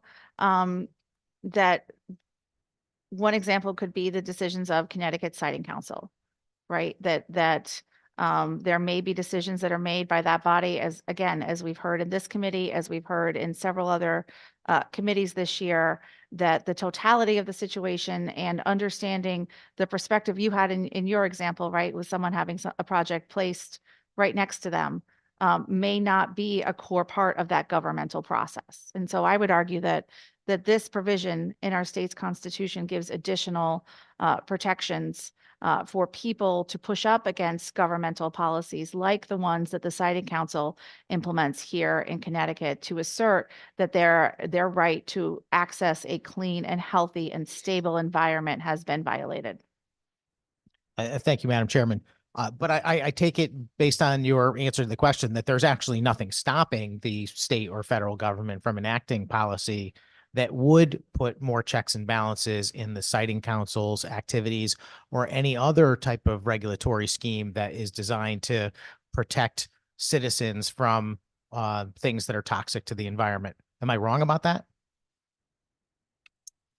I think that there are things that could be added both to the statutes and to any agency or governmental entities regulations to accomplish those goals. But I would argue that this amendment is a broader way to make sure that not only are those rights, that right to a clean and healthy environment, is that extended to every individual of our state, but it also creates a state constitution that is reflective of our state's values.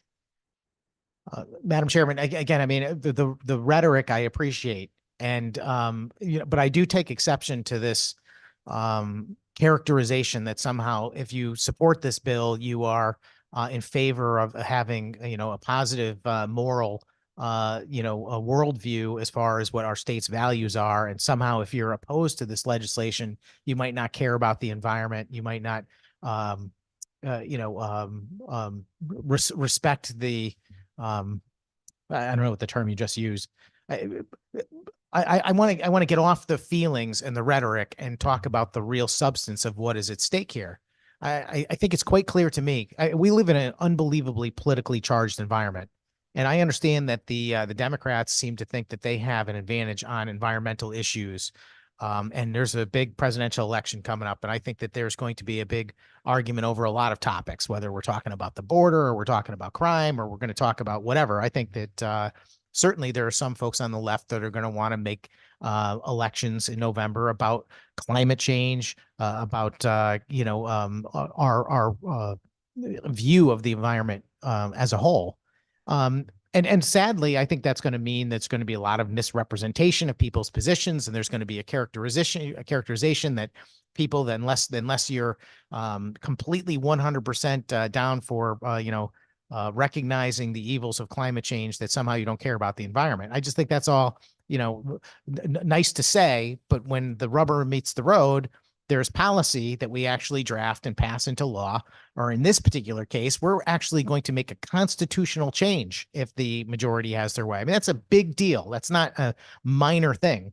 It's shocking to me, actually, when I got here, that somehow every session we have multiple constitutional changes proposed.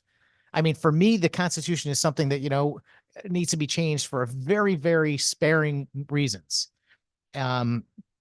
And not just willy-nilly. And again, so another direct question, Madam Chairman. So based on everything you said, can you name one thing for me that passing this as a constitutional amendment will allow to happen to further protect the environment that cannot already be proposed, debated, and passed into law either on a state or federal level?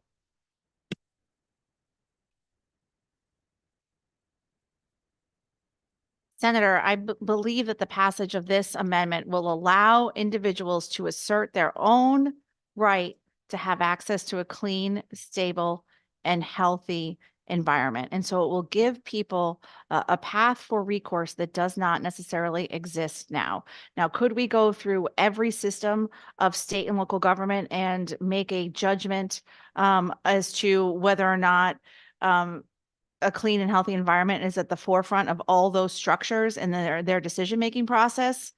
we could attempt that, but I would argue that this committee has attempted to look at an overview of our state and local government in a variety of areas, and getting unanimity and unanimity across those structures would be pretty challenging. And so that's why I would argue that this is the better way to do it, right? We could go across every state agency that makes decisions that have an impact on our environment. We could go across every local municipal body that makes decisions that have an impact on the environment. But that would be a monumental task to change each and every one of those systems to make sure that a clean and healthy environment is at the forefront of those decision-making processes. And so that's another reason why I would argue that instead, and I know you described it as feelings, but I don't necessarily think that that's accurate. I think what we're doing here is making it clear that each individual's right to a clean and healthy environment is a fundamental right that the people of Connecticut should have protected, and that they should be able to stand up and say that that right has been violated in a governmental decision, and that they seek recourse. Thank you, Madam Chairman. And you've repeated the same thing a number of times, and I completely understand the bill, and the language that is before us is very clear. I get that. And I do want to get to the point, although I don't know that this is the proper venue to have the full conversation about this. I do want to get to the point of talking about the competing rights that are being created in this bill. I mean, I understand it from a legal standpoint too. The fact of the matter is that I want an answer to my question first. I mean, when I asked you to name something that could not be done, you didn't answer that question. You just told me that this would allow someone to state their fundamental right.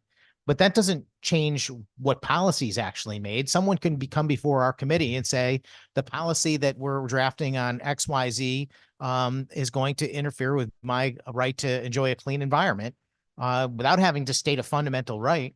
And obviously, government will take that into consideration, as has happened since the dawn of time. I mean, the fact of the matter is that's how our policy is made now. We have, at least when the majority follows the protocol, we have public hearings, we have debate, we have votes, we have the opportunity for public input and comment.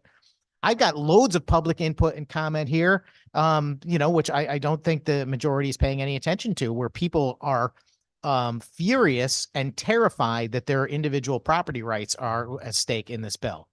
I mean, that's the majority of the testimony.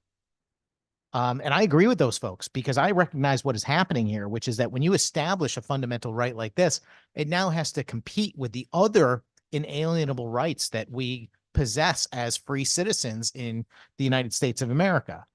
And that means that courts are going to have to weigh our other fundamental natural rights versus the one that you create with this constitutional amendment.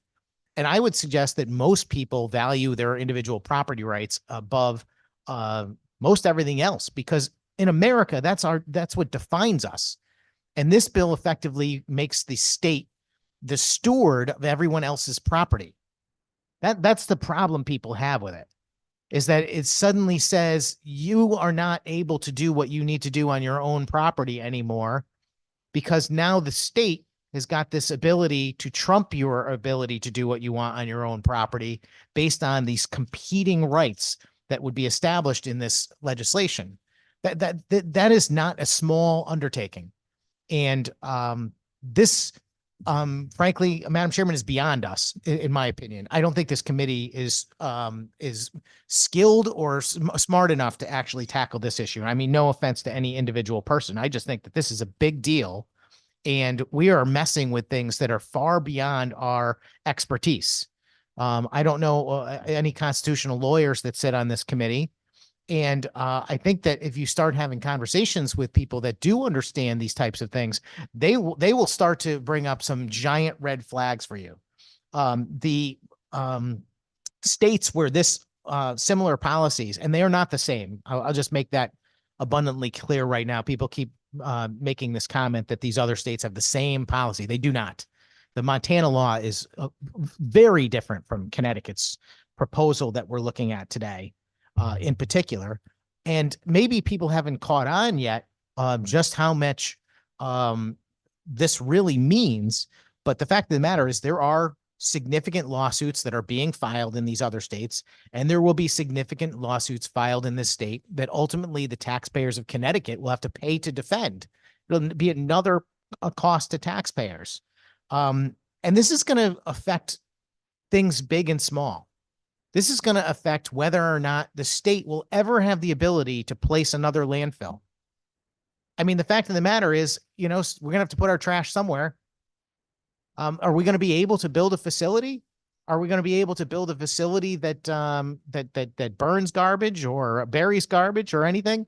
I don't know, because someone's going to be able to go ahead and use this constitutional amendment to suggest that somehow their right is being interfered. Someone could complain because their neighbor's dog poops on their lawn under this. I mean, that sounds facetious, and maybe it is. But the fact of the matter is there is nothing in this language that would prohibit someone from making a very legitimate claim that their neighbor or any other entity is interfering with their right to what they consider to be clean and healthy air, water, soil, ecosystems, environment, and a stable climate, et cetera, et cetera. And that's what's going wrong here, is because what we do in the legislature here in the state and on a federal level is we debate and we determine public policy based on the input from the people we represent.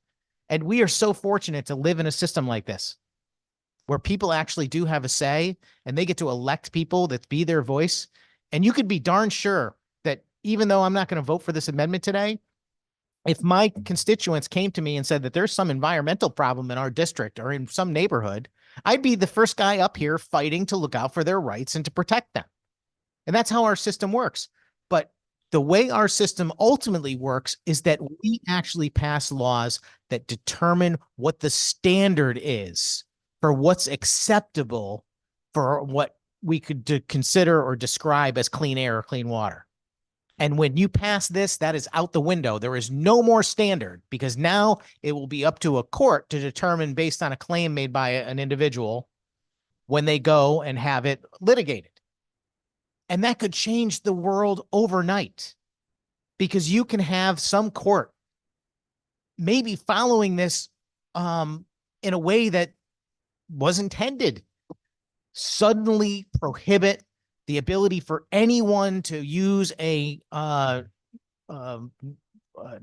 naturally aspirated gasoline powered engine for any purpose. A lawnmower, a car, anything. Because I don't see how you stop that, Madam Chairman. I don't.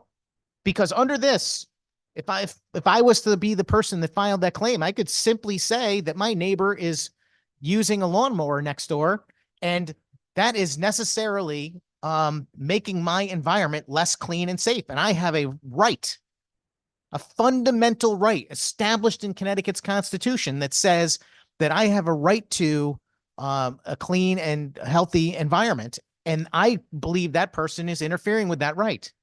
And then it will have to go to a court, and a court will have to decide whether that's a legitimate claim or not. And honestly, I don't want to be a judge in that situation. How could a judge possibly argue against that? The fact of the matter is we make public policy where we have to make judgment calls about what's legitimate or not. And if the majority left to their own devices wants to go ahead and ban gas-powered cars and have nothing but electric vehicles overnight without the infrastructure or the ability to produce the energy and everything else that we've heard over these last several months debating that issue, they can go through the legislative process to do it, which still involves the public comment, still involves the ability for people to speak up.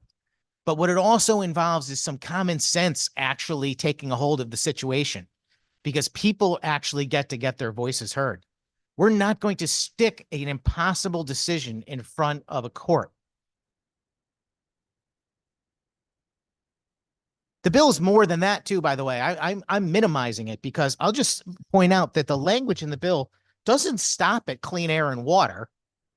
It says, and again, effectively what it does is it says that the state now is the arbiter of all property, and including in property, it's all natural resources, including waters, air, flora, fauna, the plants and animals, soils, and climate. And I don't know how you go there. I don't know how you can be the protector and maintainer of climate. The state of Connecticut is not God. And you can't create a constitutional amendment to make the government God either. And that's what this does. The climate is going to change. That's part of nature. The climate changes from morning till night. It changes with the seasons. It changes over time. Now, people can argue about climate change that is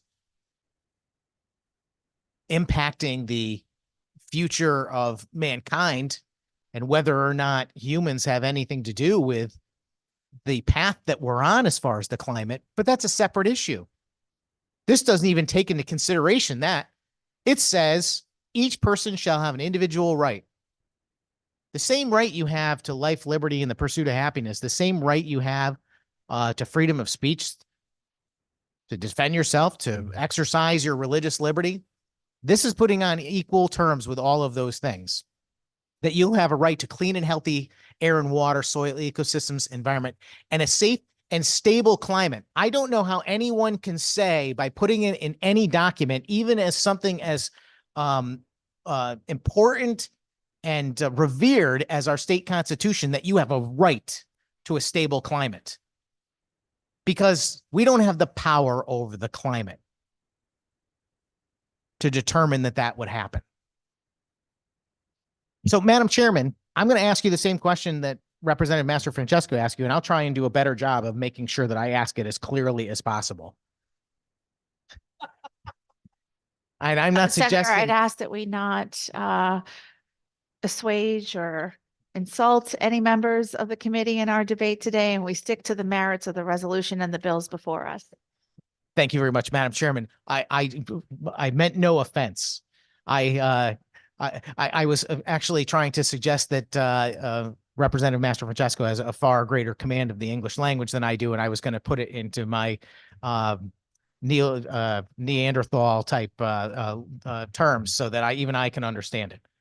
So, Madam Chairman, if this becomes the law of the land, and we have this as a constitutional amendment, and the court is going to be in a position of having to weigh every individual's claim to an individual right to clean, healthy air, water, soil, ecosystems, environment, and a safe and stable climate, what is going to stop them from is there anything stopping any person in this room from filing a claim to suggest that we can no longer have gasoline powered vehicles in the state? That's the first part of the question. Thank you, Senator. Representative Blumenthal. Thank you, Madam Chair. I just thought I'd take this question as it deals with judicial matters, and I happen to be an attorney and could be perhaps helpful on this. There's nothing stopping anyone from suing about anything right now. People file lawsuits all the time. It's generally not well advised if they are frivolous, because it's a waste of money and time and resources. But they can sue about pretty much everything right now. Article 1, Section 10 of our state constitution guarantees a right to open courts, which is one of our fundamental rights. And people can go to those courts and ask for redress. But what this amendment would do, I think, based on its language and the history of constitutional amendments in our state that are related to rights like this, very similar to what we saw with the right to free public education in our state. It's there to guarantee a minimally adequate public education as determined by the Connecticut Supreme Court and related case law. And the court was able to balance all the complex structures of financing public education in our state and the ways that we decide on those in the legislature and our municipal governments, and able to balance those in a way that it determines that certain procedures were not adequate, but that others may be, and directed us to make changes in accordance with that. So I think the proponents of this amendment and the amendment itself envisions that sort of procedure with regard to a right to a clean and healthy environment and everything else that this amendment would guarantee. And we have case law in the past to see how the Supreme Court would deal with that. Through you, Madam Chair. Thank you, Representative. Thank you very much, Madam Chairman. And through you, I appreciate the answer, which was very clear that anyone could sue. So that would make it quite possible to sue the state of Connecticut for based on the claim of an individual right to clean and healthy air in a stable climate because of the universal or almost universal belief that gas powered vehicles are creating pollution and potentially affecting our climate. So that's the first step here. I would also point out, not fair bringing in an attorney since I'm a non-attorney, but I'll take it for what it is. I don't make the committee assignments. Thank you, Madam Chairman. But let me just also say, the good House Chairman, said that this would guarantee a healthy and clean environment. I don't know if he misspoke, but certainly no words on paper are going to guarantee anything. And you can look at a balanced budget and ask yourself about that. So let me just say, if it's perfectly possible for someone to file a claim, would a court then be in a position of determining whether or not that claim is legitimate, that gas-powered vehicles are actually creating pollution or altering the climate?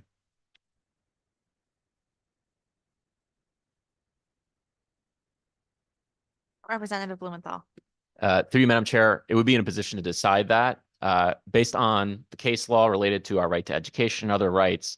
However, I think it is extraordinarily unlikely that that sort of claim would have any chance of success. Through you. Senator Sampson. Through you, Madam Chairman, to Mr. Chairman, I appreciate your feeling that it would be unlikely, but I don't know why. I mean, I think it's well known that even somebody like me who's probably very much in favor of maintaining gas-powered cars, I recognize, I was a mechanic, God knows, many, many years ago. And I know about vehicle emissions and hydrocarbons and oxides of nitrogen and things that are come out of the tailpipe of a vehicle. And I know that these things definitely count as pollution. I mean, the question is whether it's so much pollution that it's having a detrimental impact on our neighbors and the people that, we live as neighbors with. But it's definitely pollution. So, I mean, how do you tell someone that is making such a statement that they have a right to clean and healthy air and water, that they have to put up with that pollution coming out of tailpipes? Through you, Madam Chairman. Thank you, Senator, for the question. Representative Blumenthal, you may answer, but before you do, I think in your previous comments, you said that a motion like this could move forward now. So yes, through you, Madam Chair, my previous answer, I did indicate, or one of my previous answers, I did indicate that anyone could bring a lawsuit about this sort of situation now. I think it would be just as likely to be unsuccessful now as it would after the passage of this amendment.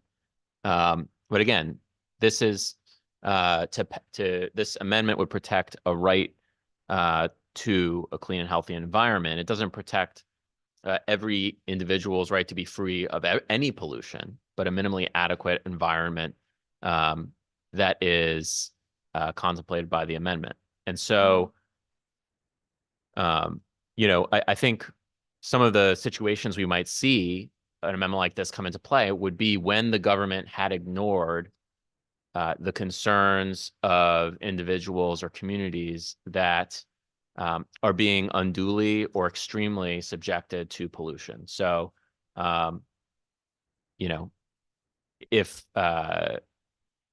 a municipal government had decided to cite a whole lot of polluting sources in one neighborhood, or if in some future legislature we rolled back all of our environmental protection legislation, then the amendment would come into play, but it's not going to come into play to adjudicate disputes between neighbors.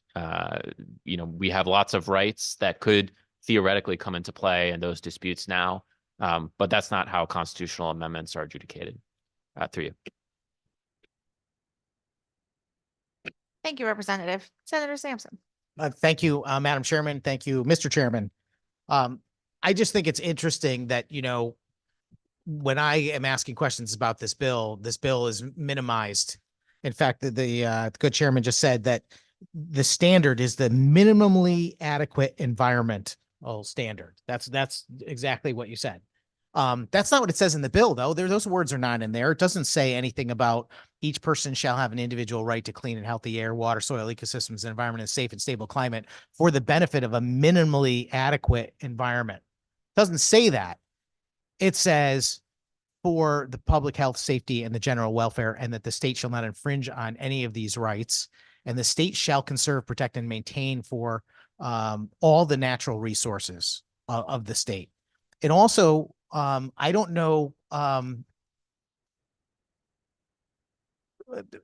I got a couple things I would say. First and foremost, the chairman mentioned that it's extremely unlikely for my hypothetical to go forward about someone wanting to make an issue of gas-powered engines or vehicles. But I think it's equally unlikely that the legislature would suddenly roll back all our environmental requirements. So, I mean, I think, I don't want to play the game of who can exaggerate more. I want to play the legitimate policy making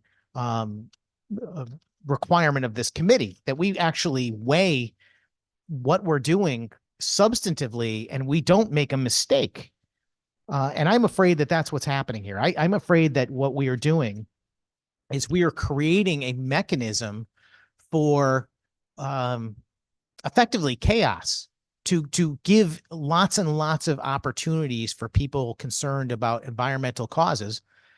Not that we're not all concerned about environmental causes. That's the issue. But people that want to make an issue of environmental causes will now have an additional mechanism to make a case for a standard that is not achievable in a modern, mechanized, industrial nation. And that's what I'm afraid of. And more important than that, I also think that you have competing rights in this legislation. When you create this individual right to a clean and healthy air, water, and a stable climate, which to me is absurd, now you have to weigh that against the property rights of individuals. And I think that people's rights are going to be ripped apart with this type of legislation. I really do. The notion that this is only about government, I don't think is accurate either. Because in lines 18 through 20, it says the rights stated in this section are equivalent to all other inalienable rights. So they are the same as every other inalienable right. Your right to life, your right to freedom.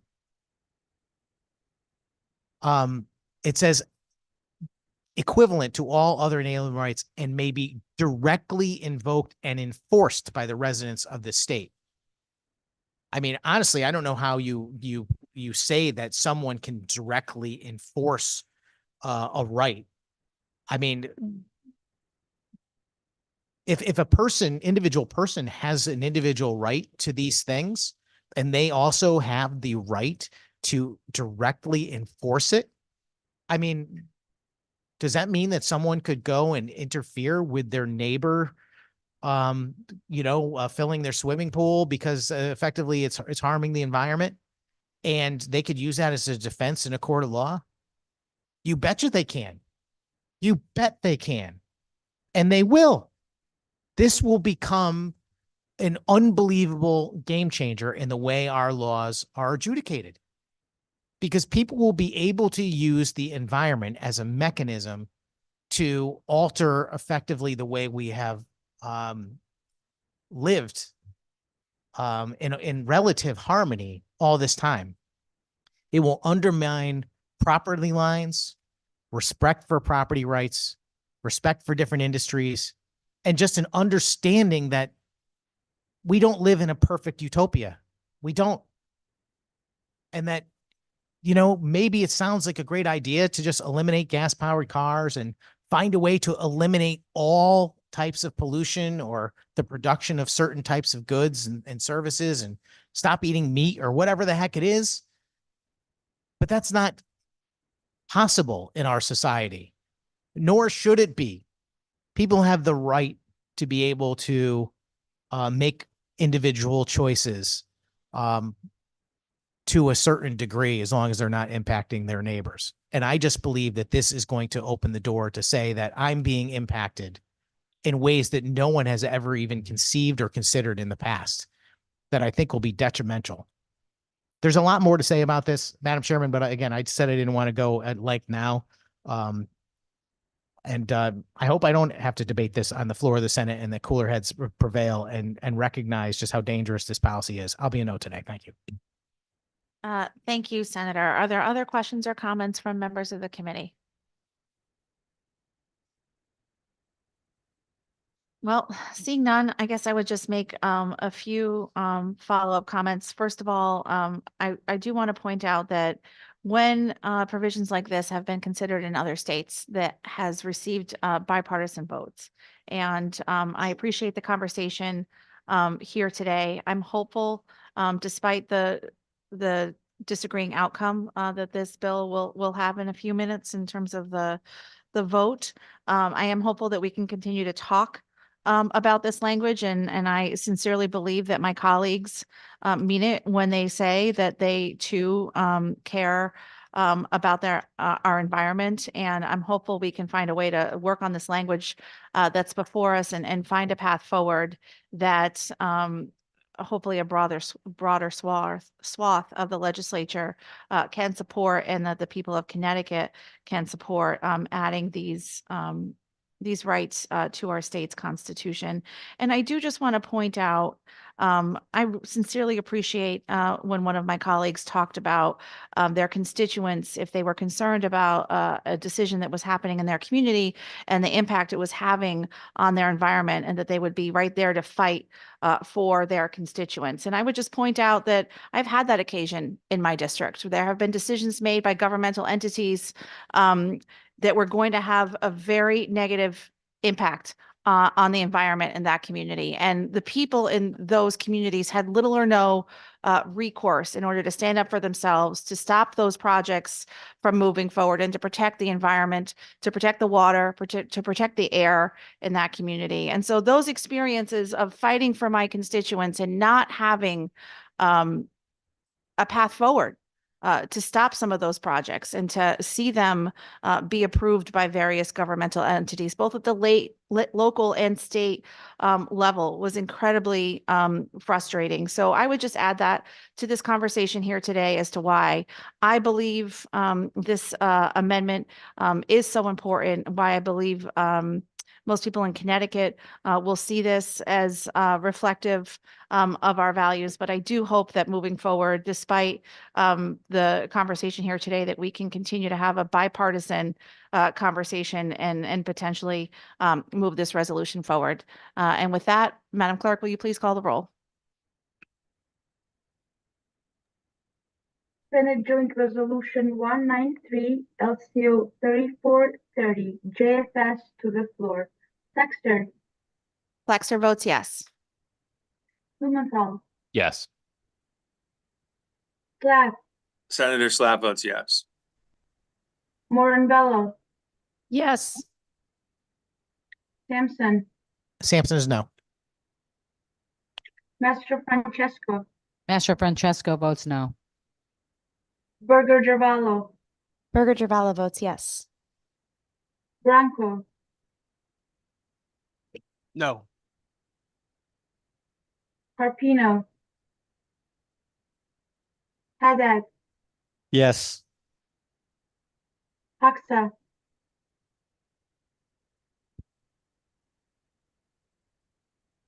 Khanna, Khanna is a yes. Labriola, Marks, Marks is a yes. McCarthy Vehy, He votes yes. McCrory, McCoy is a yes. Parker, Rosario, Santiago, Santiago votes yes. Hoxa, Hi, Rep. Hoxa votes no. thank you, Madam Chair.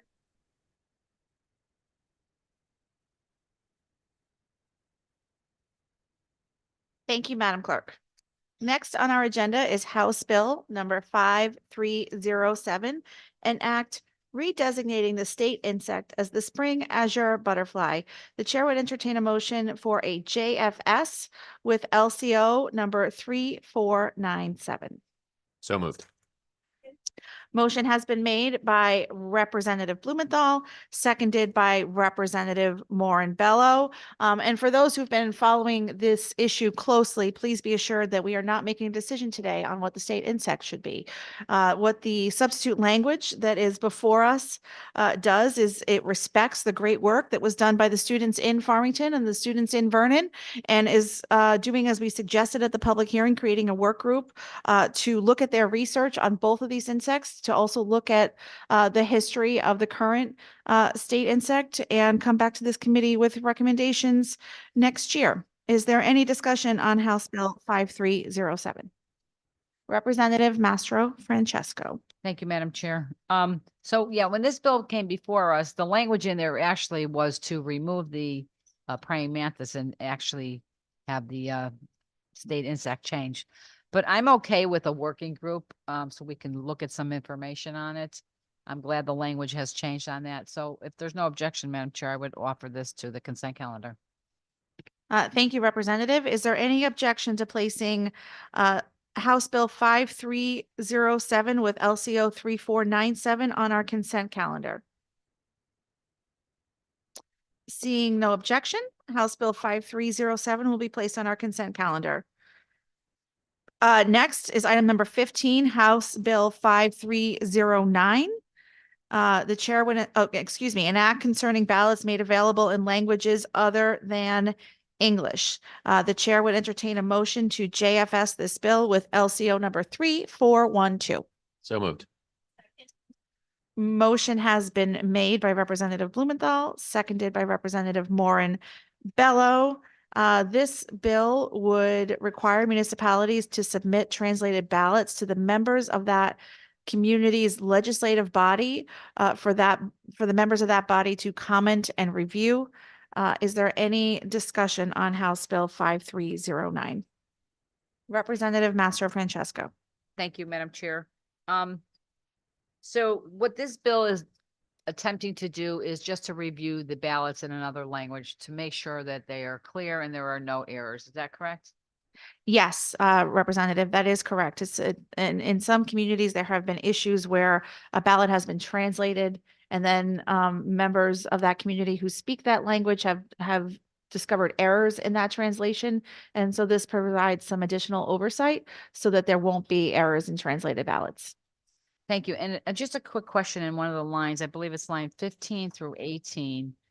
It says there, the body town meeting may provide comment. So if they want to provide, if the town meeting wants to provide comments concerning the translation of the language to the clerk, and then it says, provided the provisions of comments under this subdivision shall not unduly delay the clerk's printing of such ballots in sufficient time to begin issuing. What does that mean? How do you determine if it's a delay or not? I think that would come up against the timeline for the election calendar. So if there was a certain date for that particular election where the clerk needed to approve the absentee ballot draft, for example, and the legislative body was meeting to review after that time, that would cause a problem, right? That would be an attempt to delay the clerk's work of preparing the ballot. That's just one scenario. So what would happen if it says shall not unduly delay the clerk's printing of such ballots? I don't even know how that could happen, but what happens if they do? Well, they wouldn't be able to under this. Well, yeah. Well, because sometimes people obviously don't follow the policy and follow the law. I mean, I just, guess it's nitpicking. I just find it interesting that it says they shall not delay the clerk's printing. I don't know how that would happen. I don't know if they would ever do that, but what if they said, I'm just don't care and I'm not doing it? What happens? who's the they? The In your person question. who would be, questioning the language that's on the ballot. So are you talking about a member of the Yes. legislative body? Yeah. Okay. So again, I think that members of the legislative body would have the opportunity to review the language on the ballot. But if they chose to do that review at a point in time that would delay the regular execution of the election based on the existing election calendar, that review would be impermissible. So they would not have the opportunity for feedback, right? So we're trying to find some balance here. What we're trying to do is make sure errors don't occur, like we've heard have happened in some communities in the past where ballots have been translated with incorrect translations. And we're trying to make sure that there's a second set of eyes, if you will, that get to look at these translated ballots. But we're also trying not to create a system where legislative bodies could delay the regular execution of an election. Thank you. And just one more question. The process right now is that it is only viewed by the registrar of voters and not the municipal town government. Is that correct? And the town clerk. Town clerk. Thank you very much. I have no further questions. Thank you. Are there other questions or comments from members of the committee? Seeing none, Madam Clerk, will you please call the roll on House Bill 5309 with JFS number 3412? House Bill 5309, LCO 3412, JFS to the floor. Flexer, Senator Flexer votes yes. Blumenthal, Yes. Black, Moran Bello, Yes. Sampson, Sampson is no. Master Francesco, No. Berger Dravallo, Yes. Bronco, Yes. Carpino, Haddad, Yes. Hoxa, Cox is yes. Kana, Yes. Labriola, Marks, Marks is yes.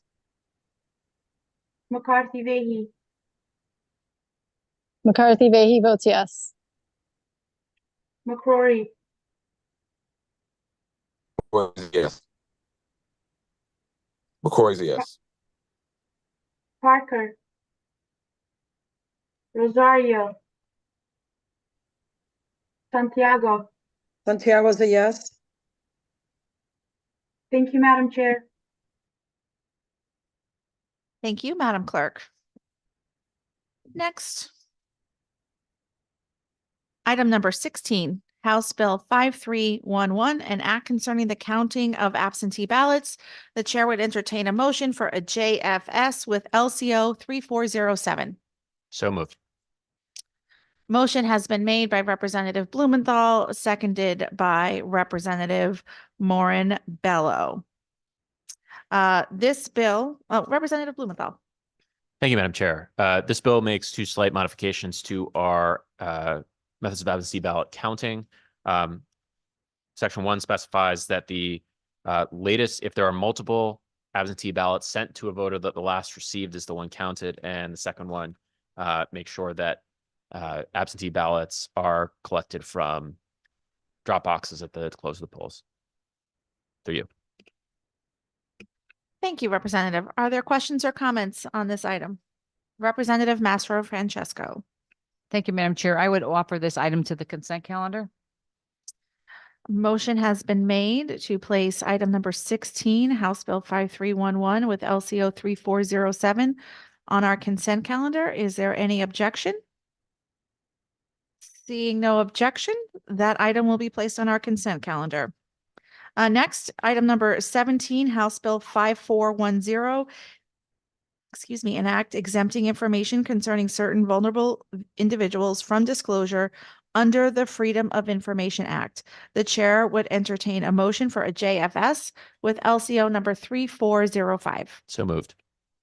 Motion has been made by Representative Blumenthal, seconded by Representative Moran Bello. Representative Blumenthal. Thank you, Madam Chair. This bill would add to the FOI exemptions to specific categories of individuals or records. One is records of a public agency related to an investigation of alleged sexual harassment or discriminatory practice. The person would have to be an employee of a public agency. We heard of a specific story about a police agency that had such a complaint, and the agency could not guarantee to a victim who came forward that their records and then their name would be protected. And this is aimed to address that situation. And then there's another exemption related to the registry of residents in the state with cognitive challenges for missing and wandering persons. Thank you. Are there questions or comments from members of the committee? Representative Mastro Francesco. Thank you, Madam Chair. If there's no objection, I would recommend we place this item on the consent calendar. Motion has been made to place House Bill 5410 with LCO number 3405 on our consent calendar. Is there objection? Is there objection? Seeing no objection, that item will be placed on our consent calendar.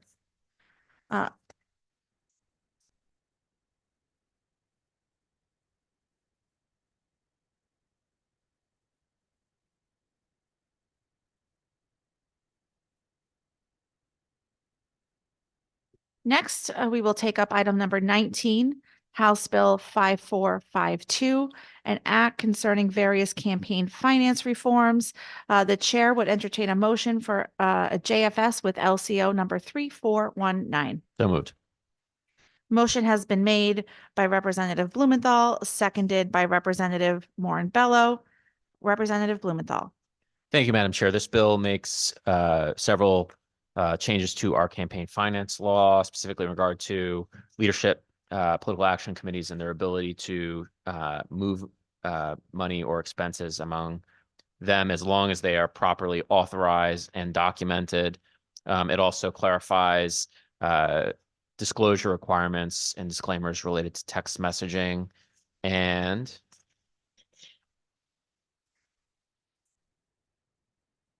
clarifies the timeline for which any inflation-related adjustments to contribution limits are made.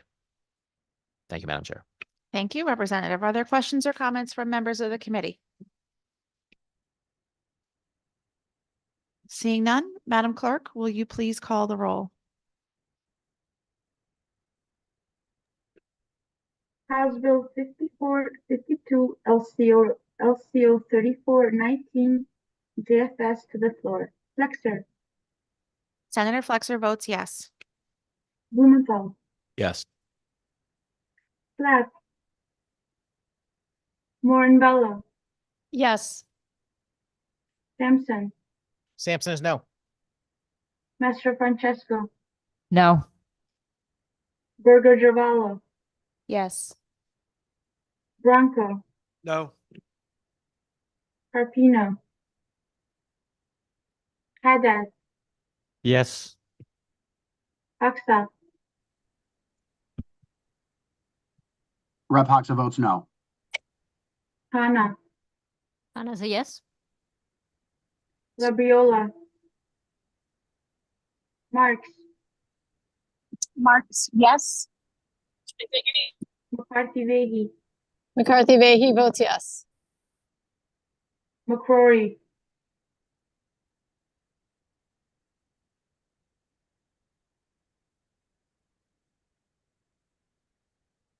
Parker, Rosario,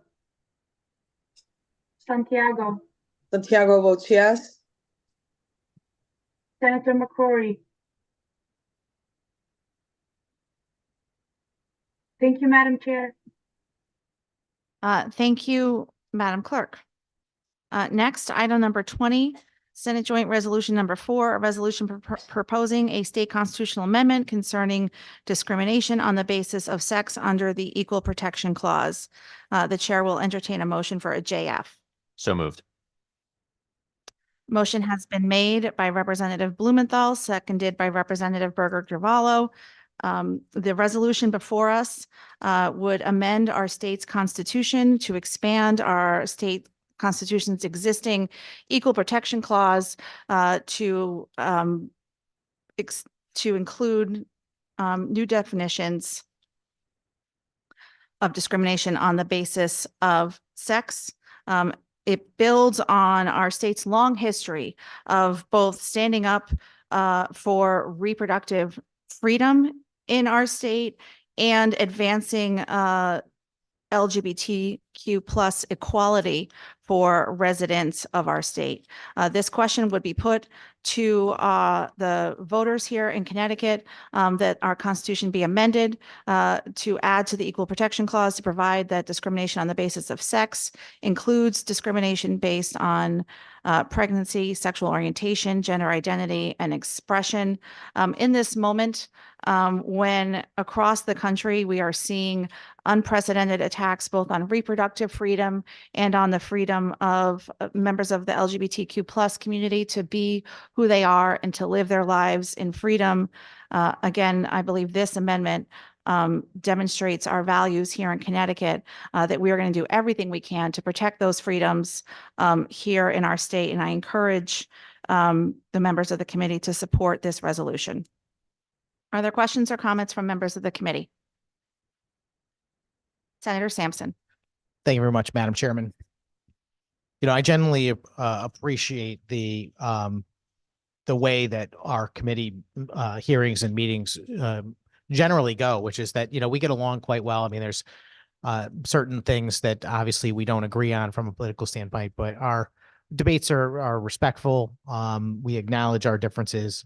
We appreciate our differences, and we also recognize that that's what makes our country so great, is that we have a system where we can come and debate these issues and offer the opportunity for opposing and different views to be heard and ultimately make decisions. So I get disappointed sometimes when I see things that I think are just political on their face instead of necessarily good policy. And I think this bill is one of those items. And I think even the commentary about attacks on reproductive freedom. I mean, I don't think anybody is attacking reproductive freedom. In fact, I don't know that referring to abortion as a reproductive freedom is even a legitimate way to phrase it. That's a frustration of mine. Calling abortion healthcare, calling it reproductive rights. You know, aborting a child is not the same thing as reproducing or having a right to reproduce. And I don't know why it gets lumped into there. And you know, I have a lot to say about this bill, but I just want to start with the question, because my reaction to the question is that I don't think it's very honest. The question that would be posed to voters if this was placed on a ballot is, shall the Constitution of the state be amended to amend the Equal Protection Clause to provide that discrimination on the basis of sex includes discrimination based on pregnancy, sexual orientation, and gender identity and expression? I don't know anyone who's being judged based on a pregnancy. And if that has happened in the past, certainly that is an issue. And I know that, you know, employment issues and so forth have certainly occurred. But the fact of the matter is that that's not the purpose of this proposal, to protect anyone based on pregnancy. This is to basically make a statement about abortion. And we had lots and lots of testimony, both in person and submitted. Again, much like the other constitutional amendment that's before us, very passionate testimony on all sides of the issue. And I recognize fully that there are people that sincerely equate, you know, the right to abortion with you know, something that they consider, you know, as significant as their own, you know, state of being, or their own, you know, symbolic of themselves. And I feel that strongly about a lot of other issues. So I can certainly relate and respect to people that feel that way. The question I have is, I mean, is there anything in this bill that recognizes that there are people that have different views? I mean, generally speaking, the laws that we pass and the Constitution in particular, you know, of our state and our country is designed to recognize our differences and appreciate and respect them. And this is a slap. This is a slap against people that don't have the same views. And for me, things like that don't belong in constitutions. Constitutions are to protect people's rights to be able to live as they see fit. And this doesn't do that. I mean, I know that the proponents would try and argue that this is basically allowing people to live as they see fit, and no more, but that's not what it does. Because I don't think anyone has a problem with folks that have an alternative gender identity and expression. But this bill won't simply recognize someone's right to live that way as they choose. I certainly have no problem with it. I'm your freedom guy. I'm your liberty guy. I come here every day with the idea that I'm going to prevent this body from interfering with the rights of any citizen to do and live their life the way they see fit. I mean, I lean on the Declaration of Independence, which was the blueprint for the great country that we live in. Life, liberty, and the pursuit of happiness. And if that's your pursuit of happiness, I will stand firmly and protect you so that you can have that. Where that ends, though, is when you start to say that your right to live as you choose has to be accepted and adopted by others. That's where it ends. But that's not where this bill ends. This bill goes way beyond that point and forces others to succumb and adopt your view, if that's the case. And that's why I object to it more than anything. If this bill ultimately comes to the Senate, I can promise a very, very hearty debate on the subject of the Constitution, the competing rights that are at stake. And much like the other bill, which was kind of a battle between the creation of a fundamental environmental right and existing rights, including individual property rights, this one is going to challenge things that we have in our current law. You know, we have exceptions for religious freedom that are going to come in direct conflict with this policy if it becomes law. And we are going to begin equating someone's subjective and personal worldview is going to be on par with facts and reality. And that just doesn't make any sense. If someone wants to identify in as a certain gender, for example, they have the right to do that. I won't stop them. You can come and identify any way you like. But when you start to say that other people have to agree with you, even though they can see clear as day that that's not a fact, that's not objectively true based on science and reality, then you've crossed a line into Never Never Land. And people want to put this in our state constitution? It's absurd on its face.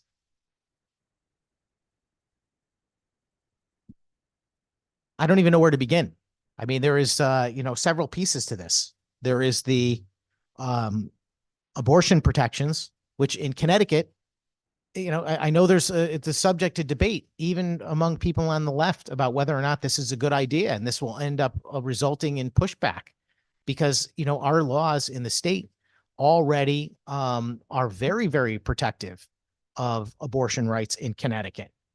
And this is simply going to lay out the potential that abortions can occur all the way up to moments before birth, and that any regulation that would come anywhere near interfering that, even for legitimate cause, would have to be stopped. And I just don't think that's where people are on the street. I just don't.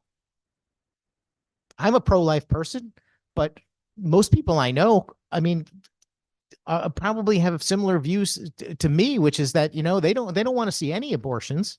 And if there is going to be one, they want it to happen early on in a pregnancy. And I think that's where most people are.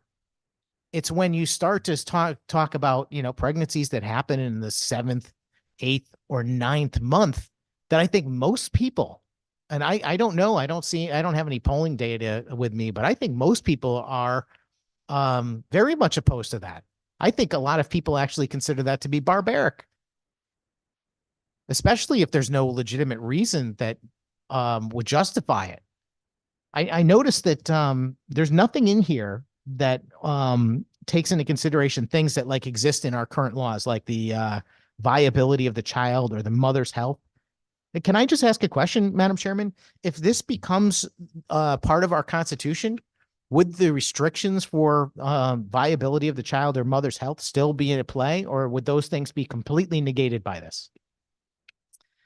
Thank you, Senator, for the question. So like the discussion we had earlier on the other constitutional amendment resolution, this proposal before us would be like all other components of our state's constitution, where there would have to be a balance. This would be a demonstration of certain rights and an expansion of our equal protection clause in our constitution, but it would have to be balanced like any other existing constitutional provision is. And so there could be statutes that are considered and that would have to be balanced against what's in the Constitution and other contributing factors for that statute to move forward.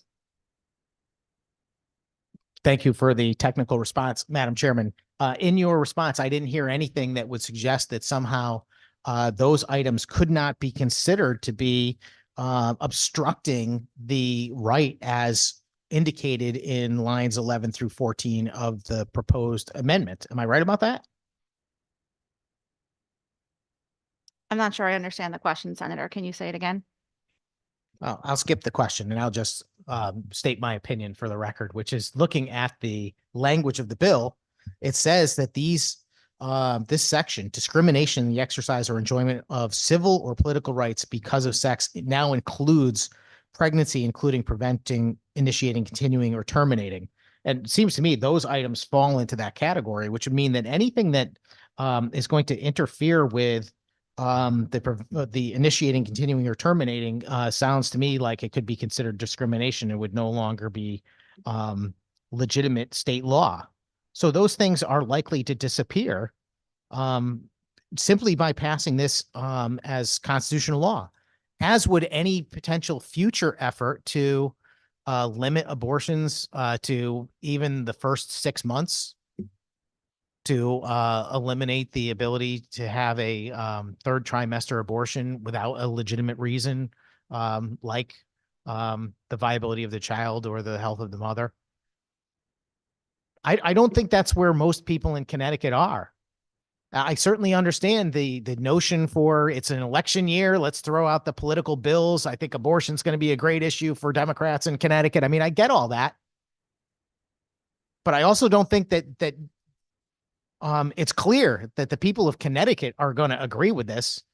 I think in theory, people say that they're a lot of people, say they're pro-choice because they don't want to interfere with the right of somebody in a difficult situation to be able to terminate a pregnancy. I'm not saying I agree with that, but I think that a lot of people look at that as something that might be important.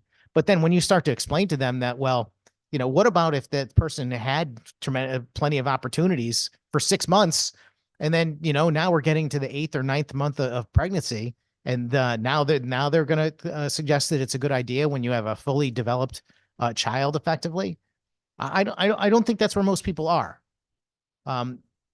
So, I mean, if that's the political battle lines that are going to be drawn in this upcoming election, debating this type of policy, potentially putting something like this in our Constitution, giving the people of Connecticut a choice about where to stand, I don't think that's fair to them.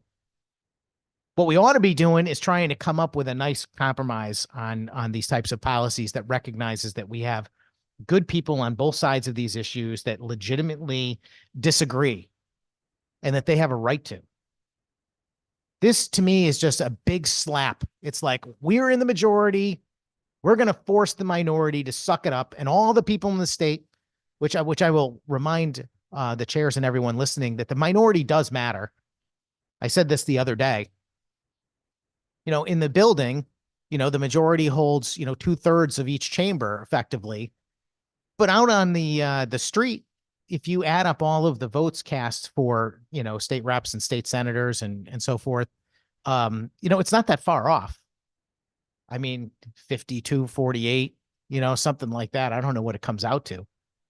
But the fact of the matter is nearly half of the population does not agree with the majority's actions in here on a day-to-day basis. And yet they impose them with little opposition. I'm sad to say, despite my efforts, because at the end of the day, they have control over the system. They have the control over the outcome because of the votes. And they even have control over when the meeting happens, even if it's in direct conflict with their own rules. The fact of the matter is that they have control of the game. And this particular constitutional amendment proposal, I think, is just really taking advantage of that with very little concern for the feelings and the will and the rights of the minority. And that's the thing that upsets me the most about it. There's so much to tackle. There's the pregnancy issue. There is the gender identity and expression issue. You know, and we had a lot of testimony that of people that came before the committee concerned about women's sports. This effectively is going to make it so you cannot discriminate against a transgender woman, which is a biological man, effectively competing in women's sports. I think that will happen on its face. It always strikes me that people that say that they're defending women and they stand for women's rights could also simultaneously support policies that effectively hurt women, which is what that does. And to include in this language, not only are we protecting abortion up till birth, sexual orientation, fine, but gender identity and expression and related healthcare. What might that be? I think everybody knows what it means. It means gender affirming care. Some people like me, when I hear the type of policy language, particularly when it refers to minors, I am sickened by it.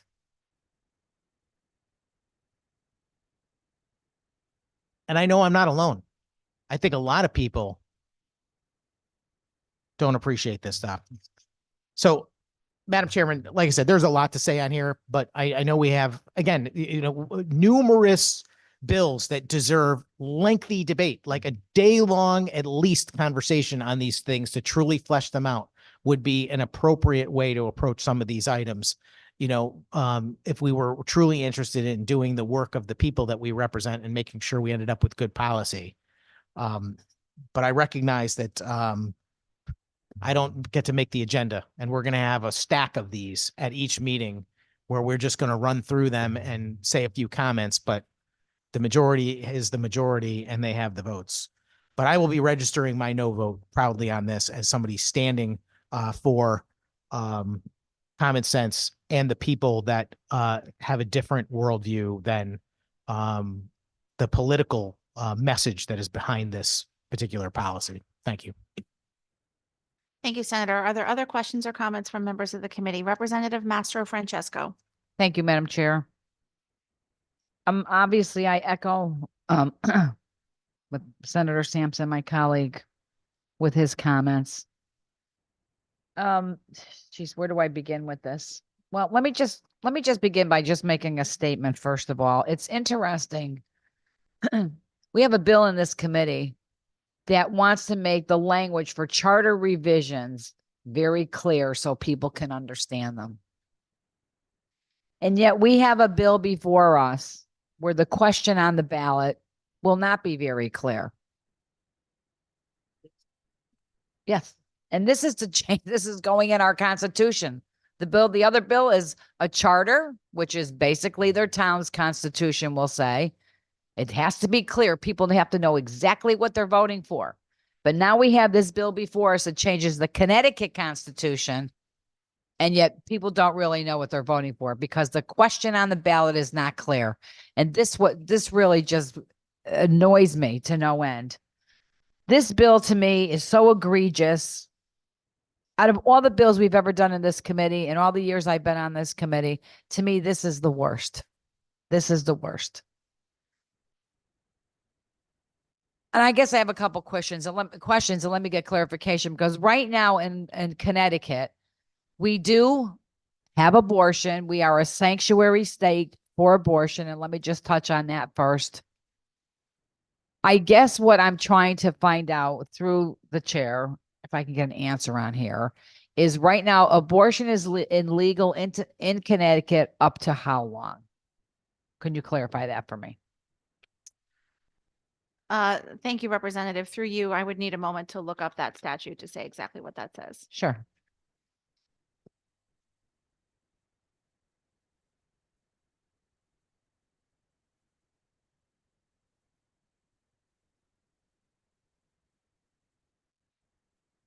Right now, the statute references viability, and that is determined by Department of Public Health regulations.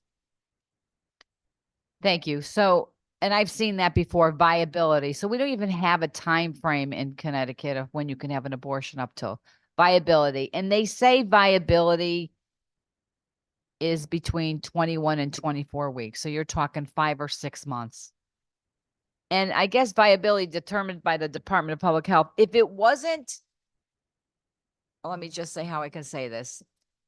I guess I want to know why in our current statutes is viability not defined? I couldn't speak to that. Thank you. It's not defined because they want to make abortion. They want people to be able to get abortion as far out as they can. Otherwise, viability would be defined in our statutes. Some people think viability could be earlier or later than that.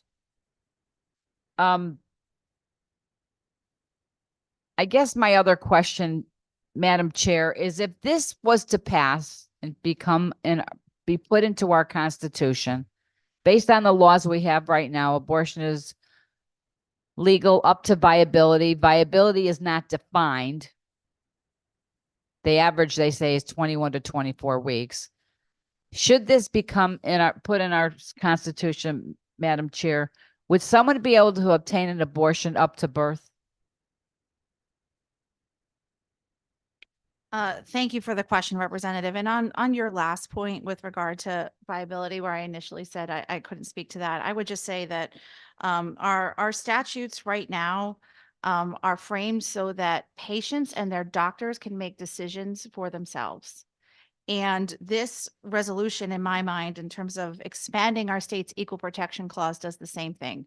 It makes it so in the future, it won't be politicians and judges who are limiting the kind of health care that people in our state can seek, but instead it will be doctors and patients that get to make those decisions. And so this resolution would enshrine those rights in our state's constitution to make sure that healthcare decisions get to be made by individuals and in consultation with their doctors, and that those rights won't be limited by actions of the General Assembly or by judges interpreting the statutes. Thank you. So I guess I appreciate that, but I'm really trying to get to my answer. Can a woman have an abortion up to the time of birth? Should this be in our Constitution? It's going to depend on the individual circumstances. And under existing law right now, those kinds of decisions are decisions that are made between women and their doctors, and that would continue to be the case. Thank you. If that would continue to be the case, then why would we need this put in our Constitution? Because this really opens the door to abortion up to birth on demand. You could call it whatever you want. I can argue with people all day long on this. This is abortion up to birth. So if you're telling me that our statutes would stay, there's nothing in here that says anything that references that. Why are we expanding it? I appreciate that question very much, actually, because I think this is a moment, and I'll just speak for myself, and I know I don't speak for everyone in the state of Connecticut, but I think that there are thousands of people in our state and millions of people across the country who every day we wake up to a new headline about some aspect of our healthcare decision-making that is being turned over to a judge in some courtroom, today in the Supreme Court, somewhere else in a circuit appeals judge is deciding. Every day, our rights are being limited because of the way that we've had an earthquake shift in this country in the last 2 years when it comes to reproductive freedom. And so the reason to put this in our state's constitution is to ensure that at least here in Connecticut, what I view as these fundamental rights, and I am in that group of people who are very concerned that rights that my mother enjoyed for the majority of her life, that I've had the opportunity to enjoy for the majority of my life, are not going to be there for the children that are growing up right now that are not going to be there for the women that are going to live in Connecticut in the future. And so the reason to enshrine this in our state's constitution is to make sure that in the state of Connecticut, there won't be cases where reproductive freedom are in the hands of judges and future members of the General Assembly, that this becomes the kind of inalienable right that is in the rest of our state's constitution, something that people can rely on. They can have confidence that this value that many of us share, and I respect that it's not all of us, but this value of reproductive freedom and the ability to make your own healthcare decisions between yourself and your doctor, that should be something that is fundamental and that can't be changed on the whim of the General Assembly or the whim of a judge. That's the why. Thank you. And listen, to the chair, I appreciate your passion on it, and I have just as much passion on the opposite side. No doubt about it. What I would disagree with you, say, Madam Chair, is that abortion is not healthcare. Right? We're going to disagree on that. Abortion is not healthcare. And the unborn have rights as well. You know, when I talk to people, they say, I'm pro-choice. And I would like to know, are you pro-choice for the mother or the baby? That's the question. Because there is a baby in there. There's no doubt that this constitutional change will allow people to have abortion up to birth. It's hands down. It absolutely opens the door for that. And don't let anybody fool you. Now, the question is, when do you believe life begins? Do you believe it? And I would agree with Senator Sampson that if you talk to the majority of people, even a lot of people who are very pro-choice would agree that having someone have an abortion on demand, and I'm not talking about the rape, the incest, the life of the mother. Those are very rare circumstances that people talk about all the time, and they put that into the argument of abortion. The problem here is people using abortion as a form of birth control because they don't want it. There's always circumstances out there, but yet people seem to bring that up all the time as an excuse. This is much different. This is absolutely abortion up to birth. I can't tell you a bill in this legislature that to me is more outrageous than this one.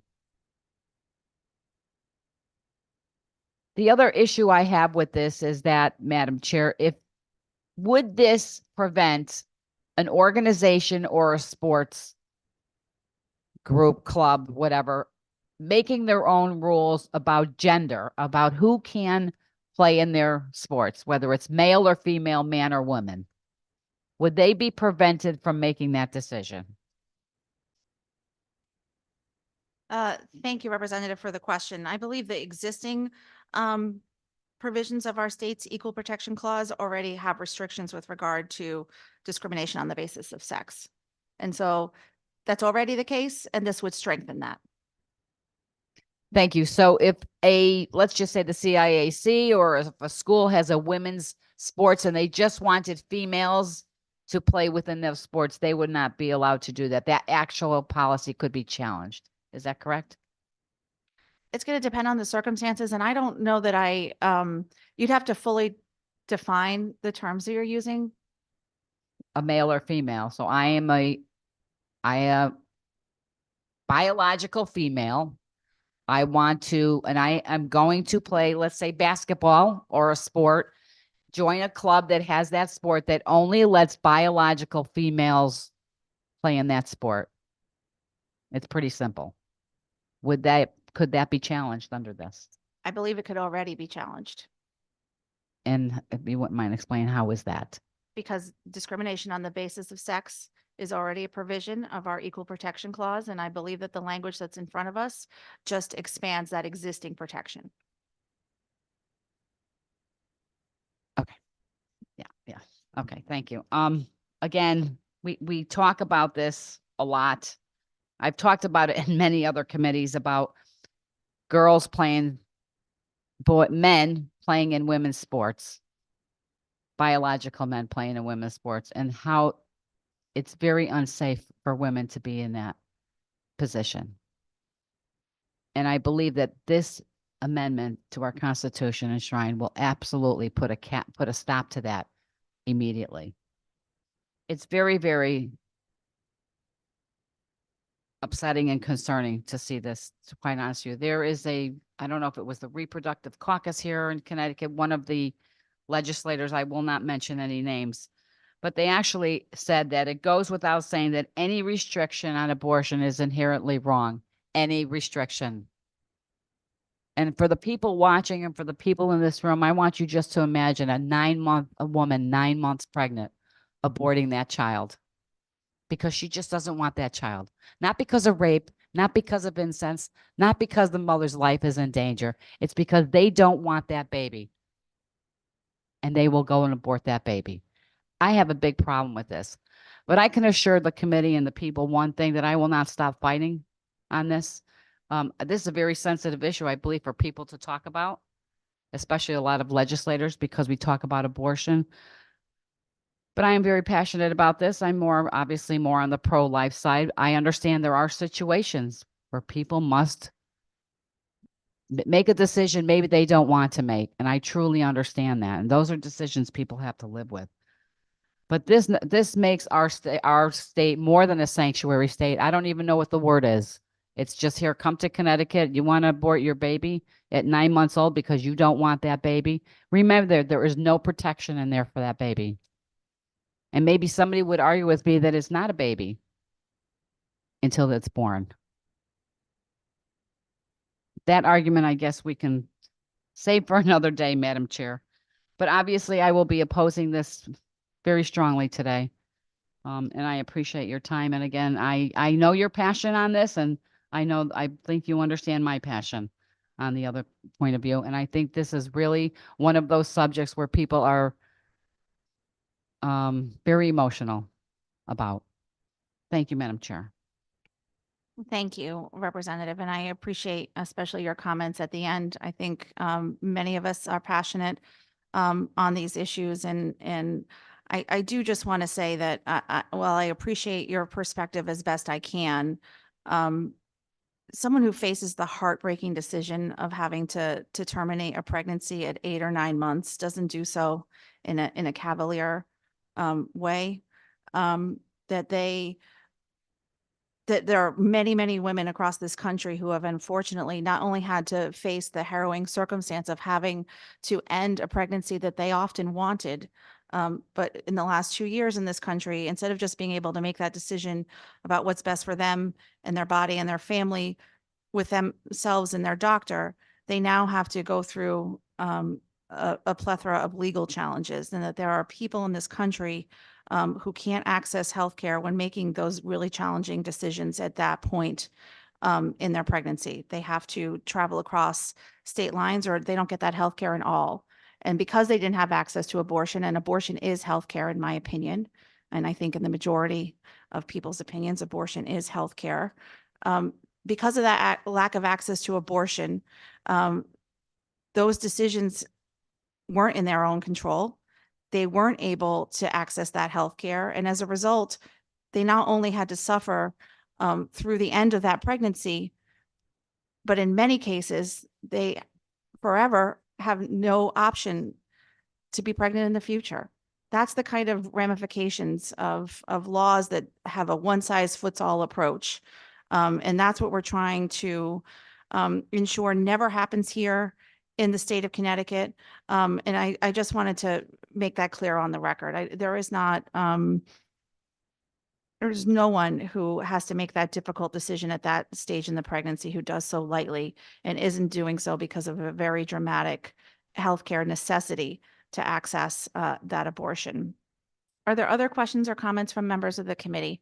Representative Berger Gravalo. Thank you so much, Madam Chair. I appreciate the opportunity to share some of the points that I've been circling back to as we're having this conversation, and a conversation that we're having very respectfully. And I appreciate that as well, because it is a very emotional and can become heated in some places. And every one of us is every one of us is vulnerable to the feelings, the emotions that we have around this. I do want to talk a little bit about why, from my perspective, this is here in front of us today. People have to have the freedom to make decisions about their own health care and specifically about pregnancy, because every single person's circumstance is different. Every single pregnancy is unique. These personal decisions should be respected. They should be valued. People should be responsible for their own medical decisions throughout their pregnancy, full stop. To say that there isn't an attack and a very real threat to block that, even if it isn't necessarily the same kind of threat here in Connecticut that it is in other states, to say that is just patently untrue. And I think about my daughter, who is in her 20s, and she just went on her very first business trip, and she traveled to Texas.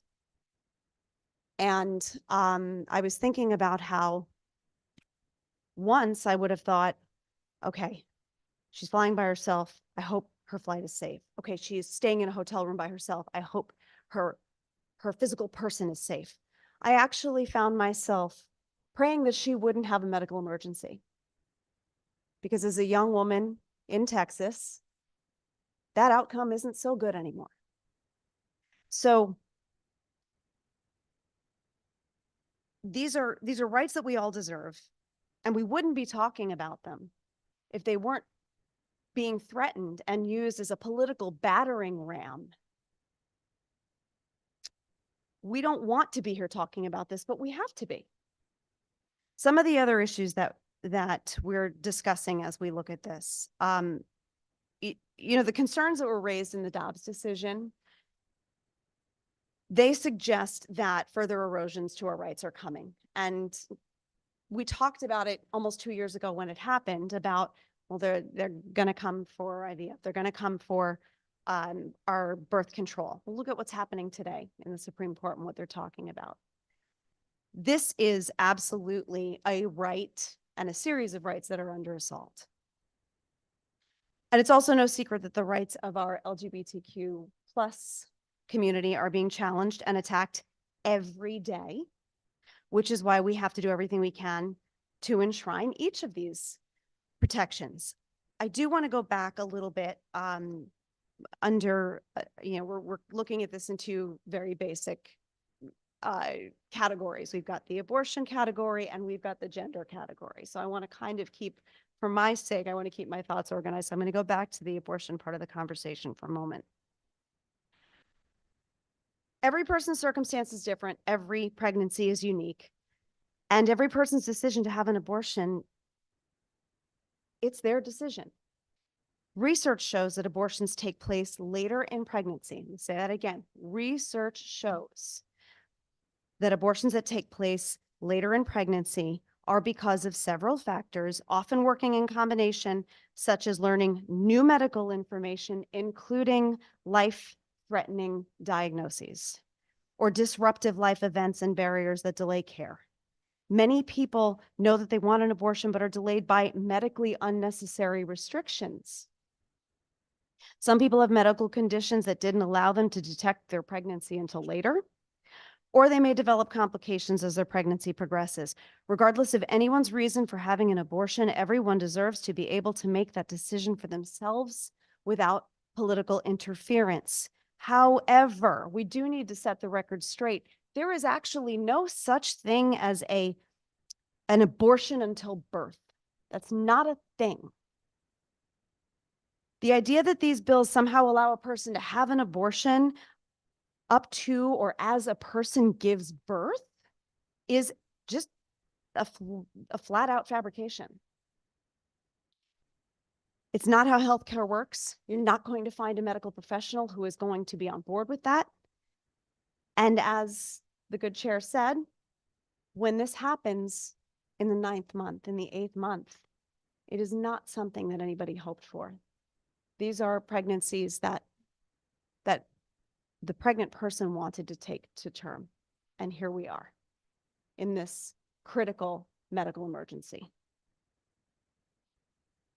So the vast majority of abortions occur very early in pregnancy. When they do occur later, once again, it's because someone's life is at risk. The pregnant person's life is at risk, or the pregnancy cannot survive. Anti-abortion groups are using this inflammatory, made-up rhetoric. Once again, abortion until birth is just not a thing.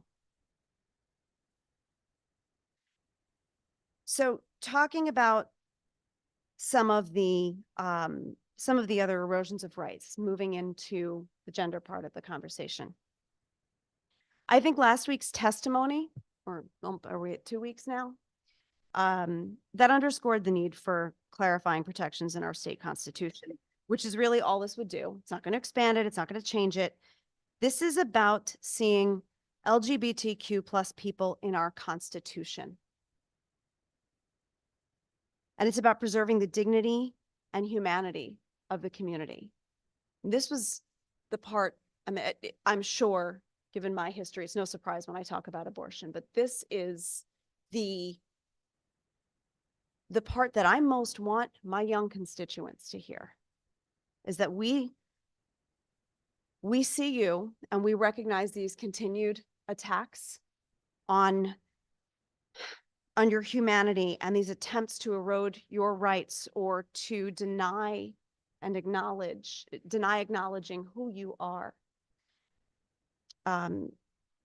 You preserve to be enshrined in our Constitution, just as the rest of us are.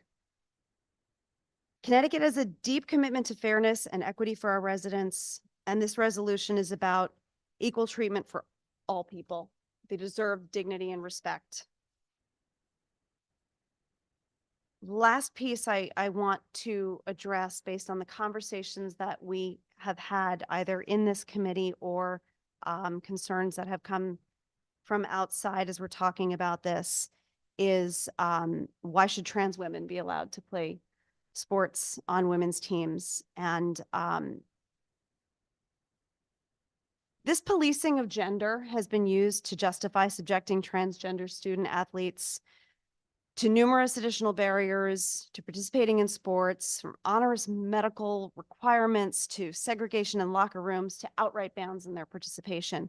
And the truth is, transgender women and girls have been competing in sports at all levels for years. And there is no research supporting the claim that they maintain a competitive advantage. All athletes, cis and trans, compete with different advantages, but only this one seems to be questioned right now.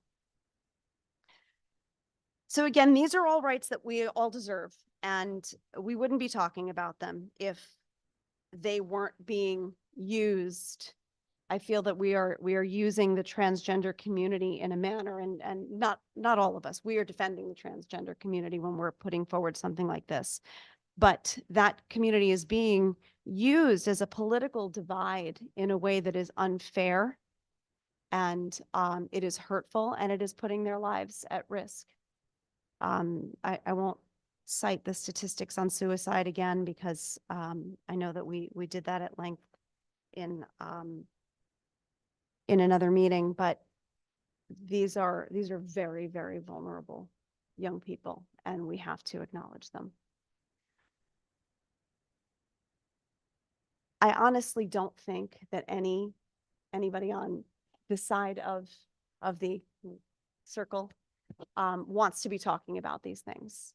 I don't think we want to be having this conversation again and again. And I can tell you from my own experience, my life as an advocate, as a person who has stood up for the rights of women and for children and for the LGBTQ community since I was very young, we kind of thought that these conversations would be over by now.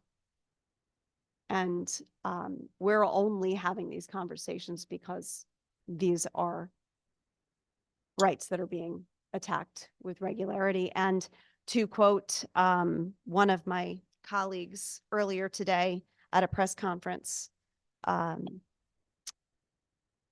we're no longer going to be on defense. We're being forced to be offensive here. And that's what we're doing. Thank you, Madam Chair. Thank you, Representative. Are there other questions or comments from members of the committee?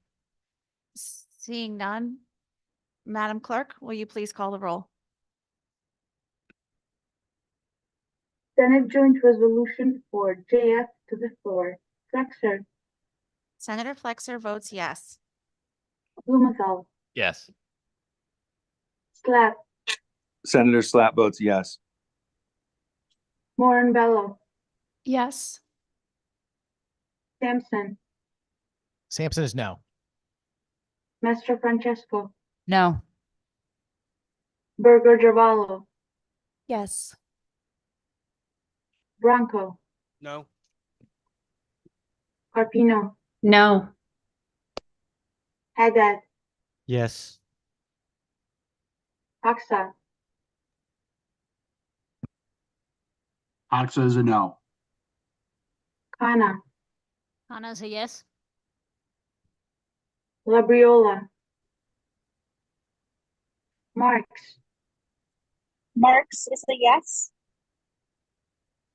McCarthy Vehi,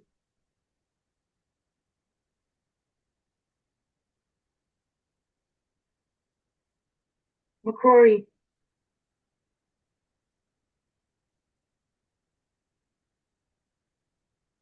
Parker, Rosario,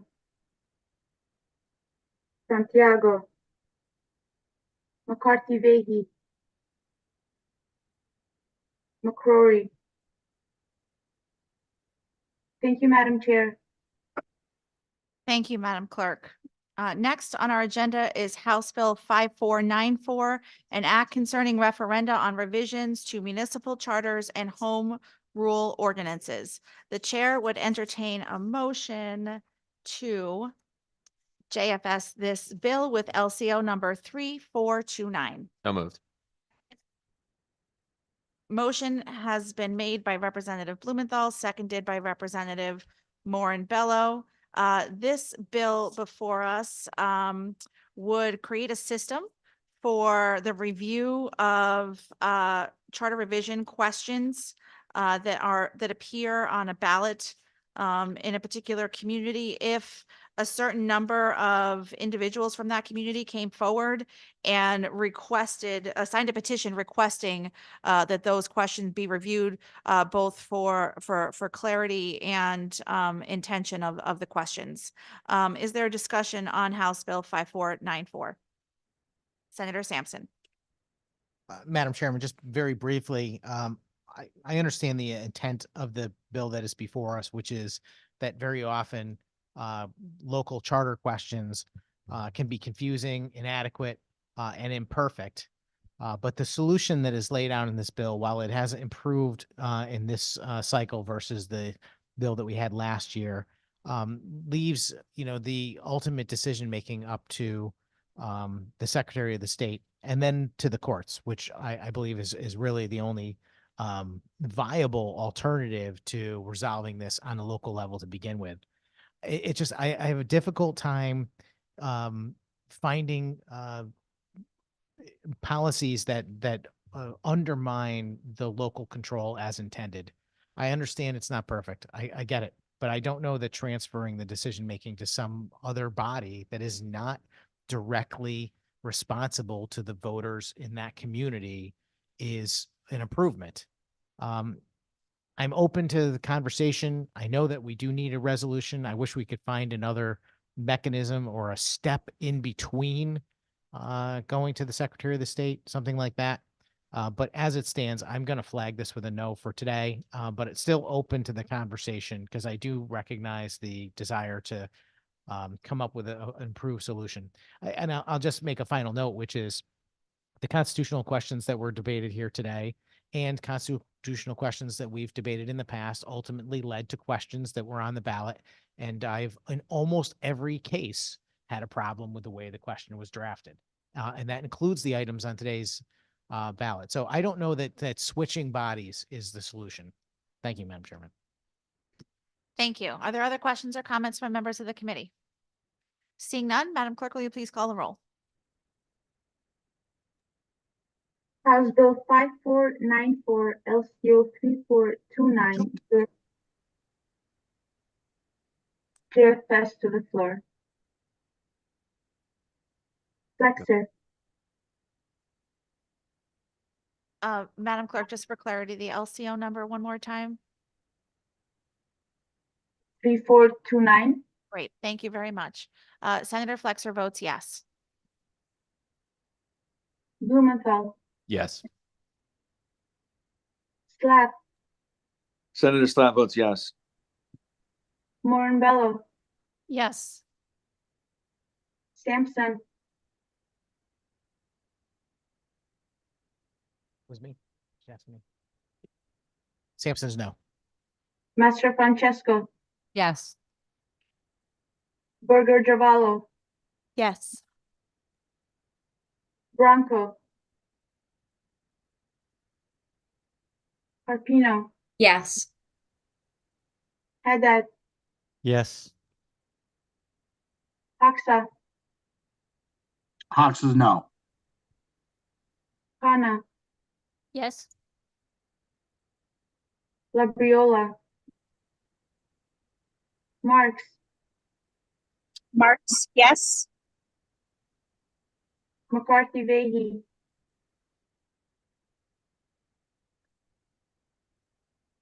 McCrory.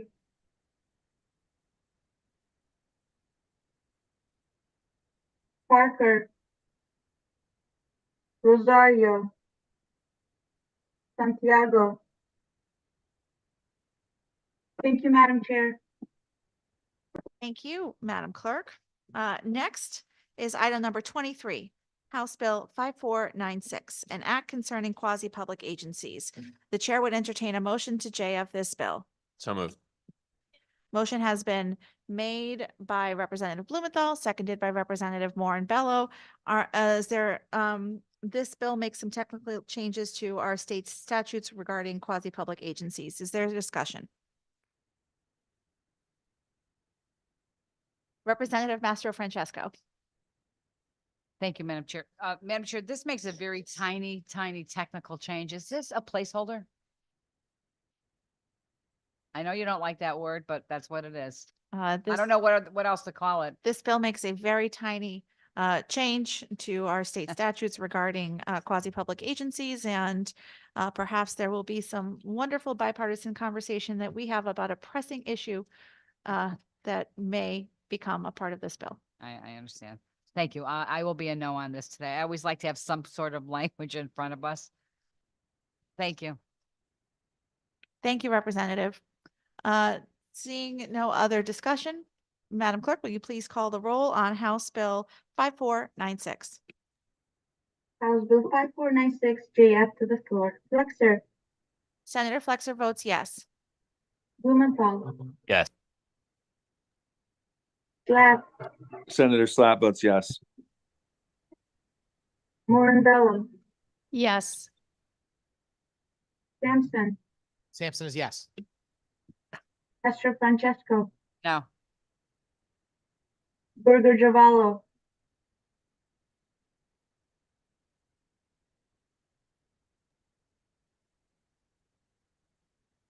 Bronco.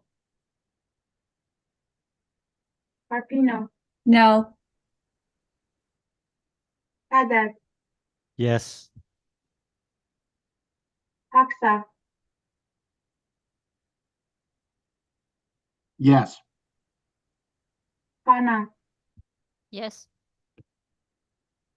Labriola. Marks. Marks votes yes. McCarthy Vehi.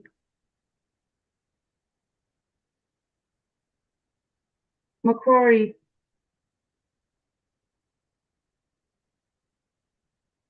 Parker. Rosario. Santiago. Thank you, Madam Chair. Thank you, Madam Clerk.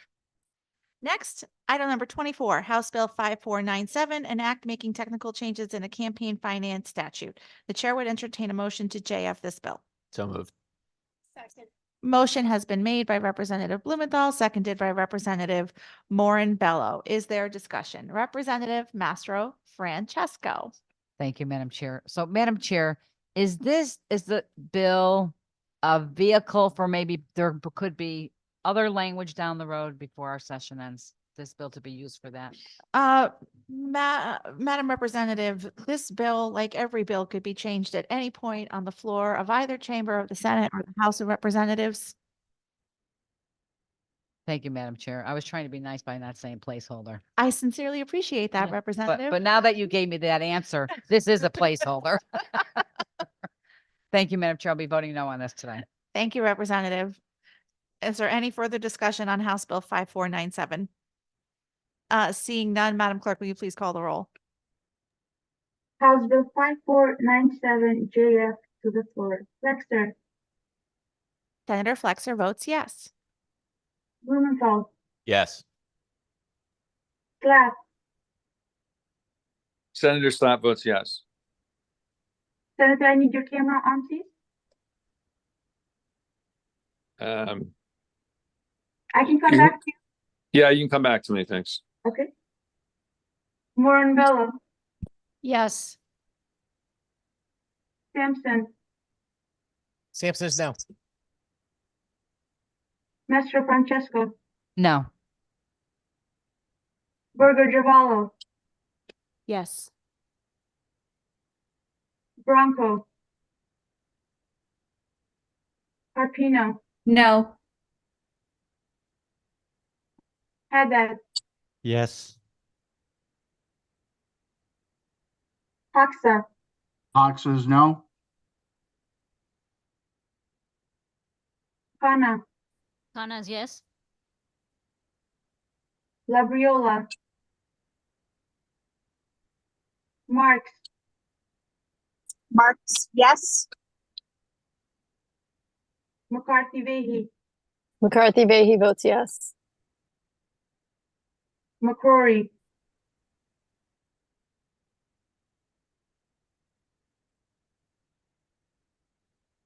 Parker, Rosario, Rosario votes yes. Santiago,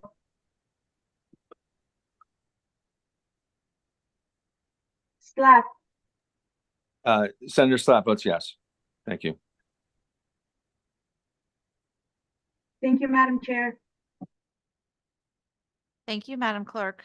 Next on our agenda is House Bill 5498, an act concerning election security and transparency and various other revisions related to election administration. The chair would entertain a motion to JFS this bill with LCO number 3481. So moved. Motion has been made by Representative Blumenthal, seconded by Representative Moran Bello. This measure before us makes a number of changes to our state's election law, and I will try to detail them all briefly so that the committee has understanding of what is in this JFS language. It requires video recording of ballot boxes and ensures that those recordings are publicly available. It requires clerks to mark how absentee ballots are received on the outer envelope and that a report on the receipt mechanism for absentee ballots is reported to the Secretary of the State's office. It limits the additional absentee ballot applications a person can apply for after they've applied for that initial absentee ballot themselves. It specifies that using force, threat, intimidation, or other methods to discourage a voter from voting includes all methods of votings, not just in person, but in person, mail, drop box, and absentee. It specifies that those charged with returning votes or ballots for early voting, same-day registration voting in a drop box or in person may be guilty of a Class C felony if they willfully and fraudulently suppress or destroy a vote. It requires absentee ballots to be marked with the year to be used, and requires that the Secretary of State deliver absentee ballots designated for use at a specific election or primary. So right now, existing absentee ballot applications and absentee ballots can be the same year to year. This would change that. It limits how many absentee ballot applications an individual can check out at a time, and it also limits the window in which they're available. It prohibits clerks from providing or accepting absentee ballot applications or individuals from distributing or using absentee ballots not authorized for that particular year. It requires all data be confidential if shared by other states or by the federal government for the state's voter registration system. It requires that town clerks use the central voting registration system for checking absentee ballots and applications. It limits use of the voter's birthday information, specifies who may be in the early voting area, specifies who may be in a same-day registration voting area, and specifies candidates may not be in central counting areas or absentee ballot counting areas. It removes a requirement for a circulator to be a state resident, requires non-state resident circulator to submit to the state's jurisdiction. Keep going. Okay, I will. It eliminates failure to return notice of permanent absentee ballot status as grounds for removal from such status as a permanent absentee ballot recipient. It allows the canvass of votes for 10 days after a federal election and 5 days, a federal or state election and 5 days after a municipal election instead of the existing 15 days. It allows obscuring candidate names in an opaque manner instead of using blank stickers. So using a marker instead of a sticker. Requires that the Secretary of State evaluate its forms to clarify any confusion or ambiguity regarding party registration, and requires that a referral by the State Elections Enforcement Commission of certain complaints be delivered to the Chief State's Attorney and the State's Attorney to report on such referrals. Are there questions or comments on House Bill 5498 with LCO number 3481? Senator Sampson. Thank you, Madam Chairman. I just thought I would start by confirming if there are any substantive changes in the most recent substitute language versus the bill we had the hearing on. It makes a few changes based on the public hearing. Some of that is technical in nature and some of it I just laid out, although didn't explicitly detail that it was a change from the initial bill. I'd say the biggest change is the language with regard to the independent party. This bill, unlike the bill we heard in public hearing, changes that language and requires the Secretary of State to evaluate voter registration cards to find a way to avoid confusion and ambiguity that some voters may experience when making a party designation. Great, thank you. Any other questions or No, no. comment? Oh, sorry, I Senator was just Sampson. waiting for you to recognize. Oh, I me, thought you were Madam telling me you Chairman. were all done. I thought you were giving me the thumbs up. Sorry. Yes, Senator Sampson. Unfortunately, it will not be a brief conversation. Although I have no intention of dragging this out. And generally speaking, I mean, I am in support of the legislation that is before us. This is a very long bill, as was evidenced by the chairman's, reading through the various sections.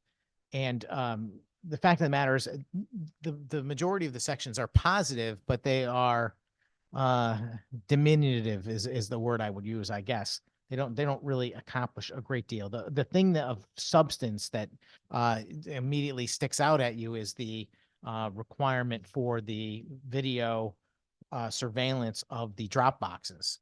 And I've got mixed feelings about that, even though I have myself advocated for this videoing of the drop boxes in the past.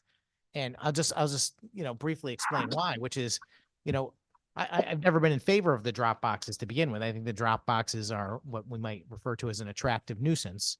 And they are just a small, very small part of the equation when it comes to the concern over election integrity.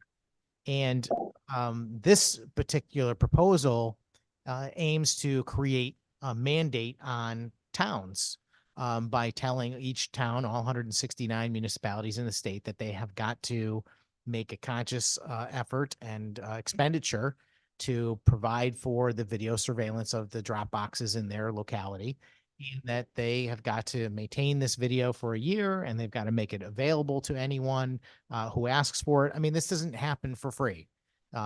It's a drag, probably, and these towns are going to be unhappy, particularly small towns, with having to accommodate that situation. And the big thing for me is that while it seems like a positive idea, and I don't see any negative drawback other than the mandate on the towns, I'll say very clearly and very plainly, it's not going to solve the problem that we have witnessed when it comes to the Bridgeport election or any integrity issues having to do with absentee ballots. It's just not.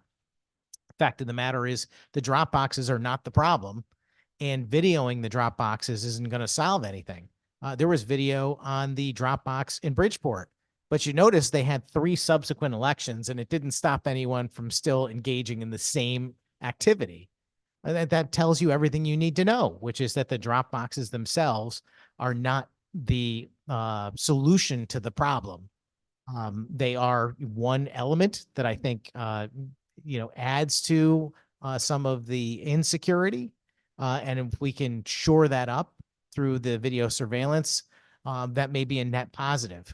But we would have been better off not to have them to begin with, if you ask me. What needs to happen are the things that I've been pounding away at for years now. I began my service on this committee, I think 6, maybe 8 years ago. I don't even know at this point. And many things have changed in the world of election law since then.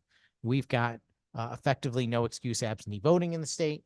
We have election day registration. We have policy that says if you're standing in line at the time that the polls close, that you're eligible to vote. We have the unsolicited mailing of absentee ballots that's occurred by virtue of the Secretary of State mailing out all of the ballot applications during the pandemic era. And then subsequent to that, we enabled, campaigns, third parties to mail out ballot applications as well by effectively making everyone eligible for absentee or mail-in voting by modifying the way we define what a sickness is. So all of those things together, I think, have led to a very troubling situation, which is the lack of confidence in the voting public in the integrity of our elections. And I share that. And I can say that with some authority as the ranking member on this committee and someone who has taken a very significant and detailed analysis of our election laws and have watched the changes occur over time and have watched as the security issues have mounted. I predicted what was going to happen in Bridgeport before it happened. And I will tell you right now that unless we actually make significant changes, this bill, while it may have some positive elements, is not going to change a thing. It's not going to change a single thing.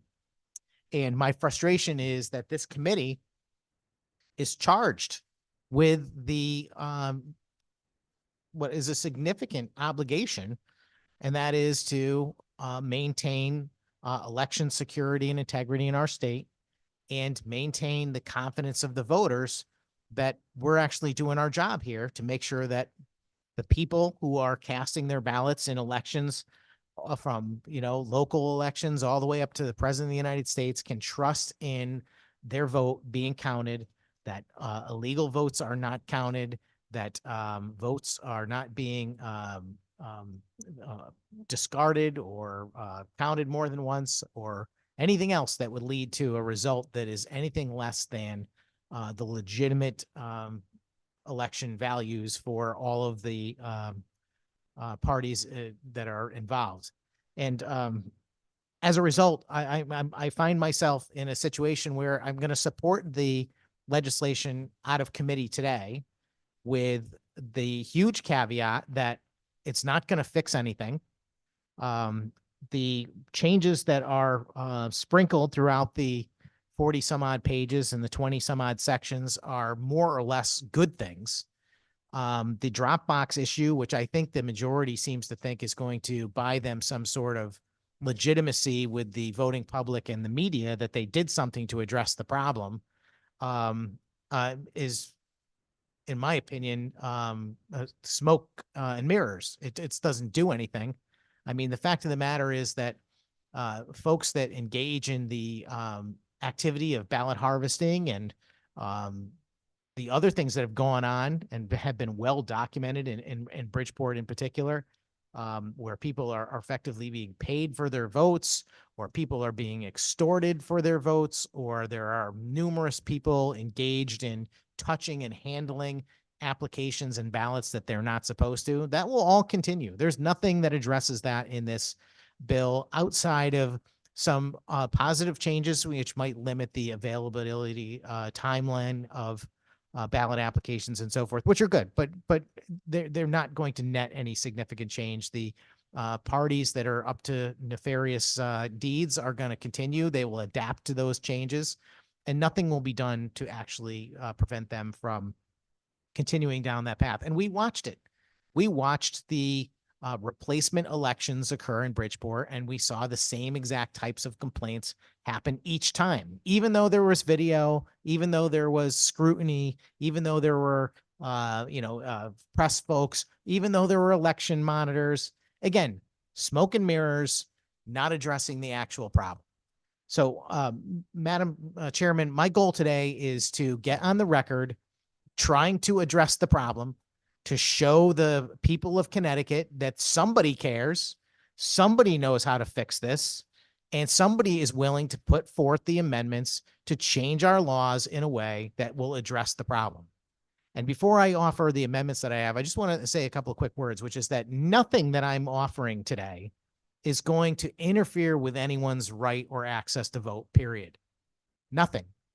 You know, the argument that I hear every time we try and address the subject of voter integrity and election security is voter suppression. You're trying to block people from being able to vote. You're trying to limit access to voting.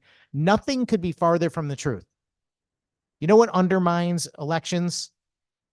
People that are voting who should not be, or people casting votes for people that are not themselves. That's what undermines elections.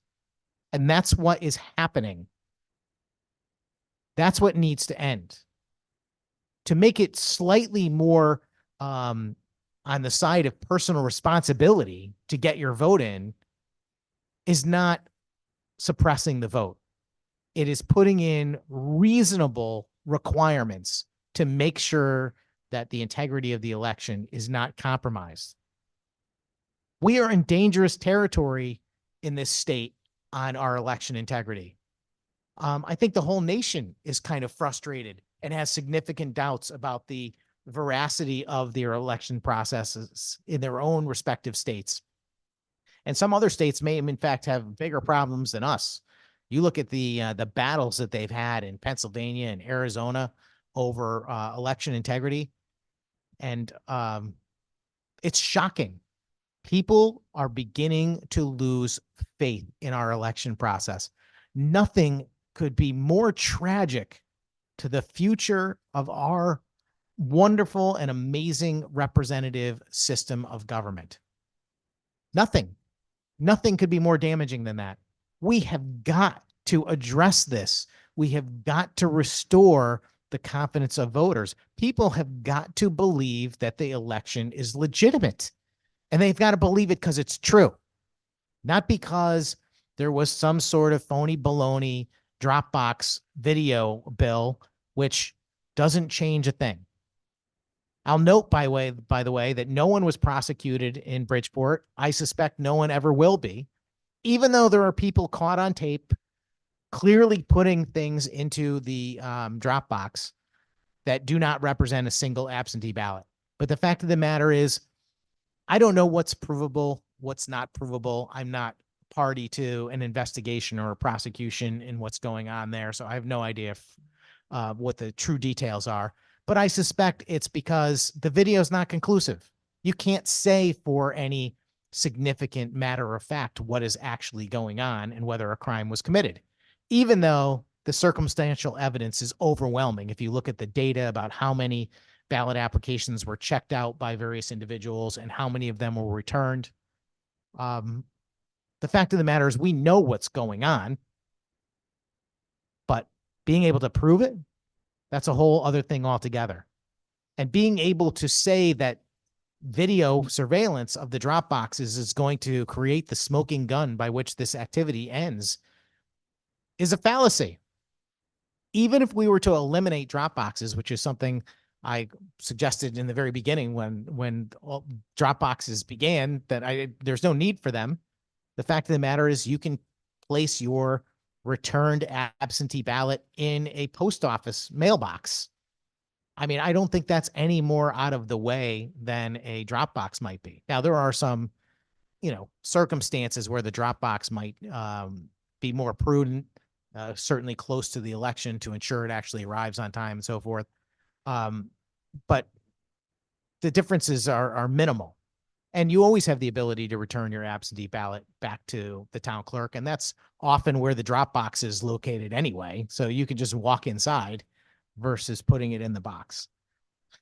So with that, Madam Chairman, I'm going to try and do this as quickly as possible. My goal is not to prolong this meeting. It's not to do anything other than to get these amendments on the record to make sure that the people of Connecticut and the press understands who's voting for what. And I'm going to just lay out in simple terms, the solution to this problem is to resolve the gaping holes in our absentee ballot mail-in voting process in Connecticut. That is how we're going to fix this, if we're going to fix it at all. And we can do that starting today. If we pass these amendments out of this committee and bring them to the floor for a vote, we can start the process today for fixing our elections. And until we do these amendments and until we make these changes, we are not actively fixing it. And it concerns me that this committee has seen these amendments many, many times before. I have offered them on the floor of the Senate in the past. I've offered them in this committee. I put them forward as bills every year, and yet they are never raised even for a hearing, let alone for a vote.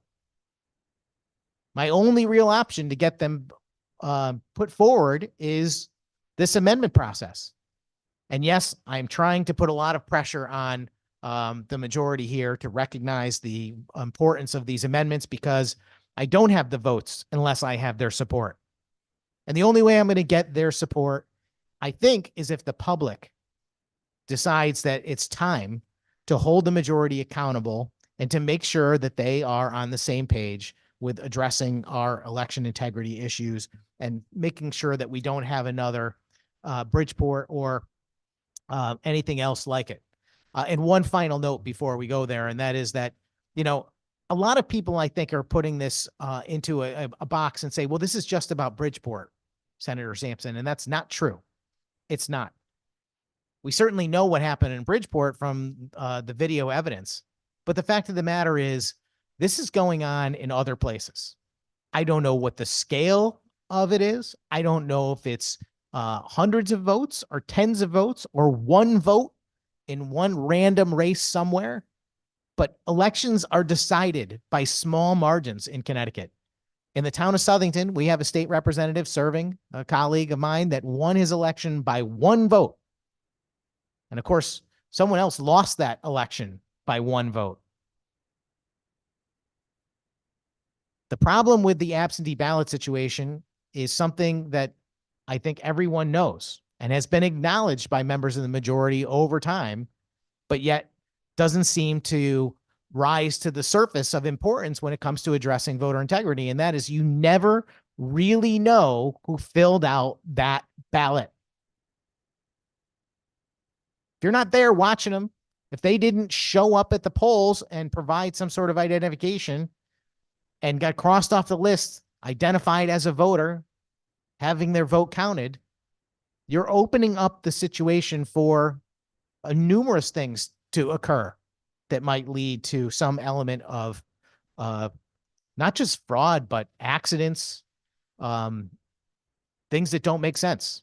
I sat in on the recount for that election in Southington that I just referred to. And I will tell you, there were numerous things that showed up during that recount that shocked me. The first thing that happened was when they opened up the machines and looked inside, just to prepare them for, running our ballots over again. They were going to take them out of the sealed bags and run the ballots through the machines again. Well, there were ballots left over in the bottom of the machine.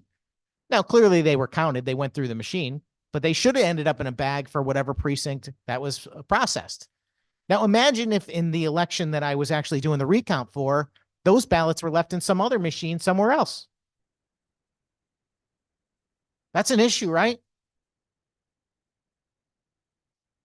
At the end of the day, I mean, there's a lot more things happened at that recount. For one thing, we finished the recount, and the result went from on election day a difference of 8 votes, and we ultimately ended up with a difference of 1 vote. And then after we all, packed up and left the facility and started heading home, I got a phone call from one of the town committee chairs saying, "Oh, by the way, they found an envelope that had 6 ballots in it." And I went back over there, but it turns out there were 3 for one person and 3 for the other, so it didn't mean anything. But by right, that should have warranted an entirely new recount, or at least they should not have done anything with that envelope without bringing all of the parties back to make sure that it was, witnessed properly by all the folks that were involved. And the other thing, and the final thing that happened, and I don't remember the exact numbers, but the final thing that happened in that recount was that the total number of ballots counted in that election was different on election day versus what it was on the recount. How can you have a total number of ballots that's different?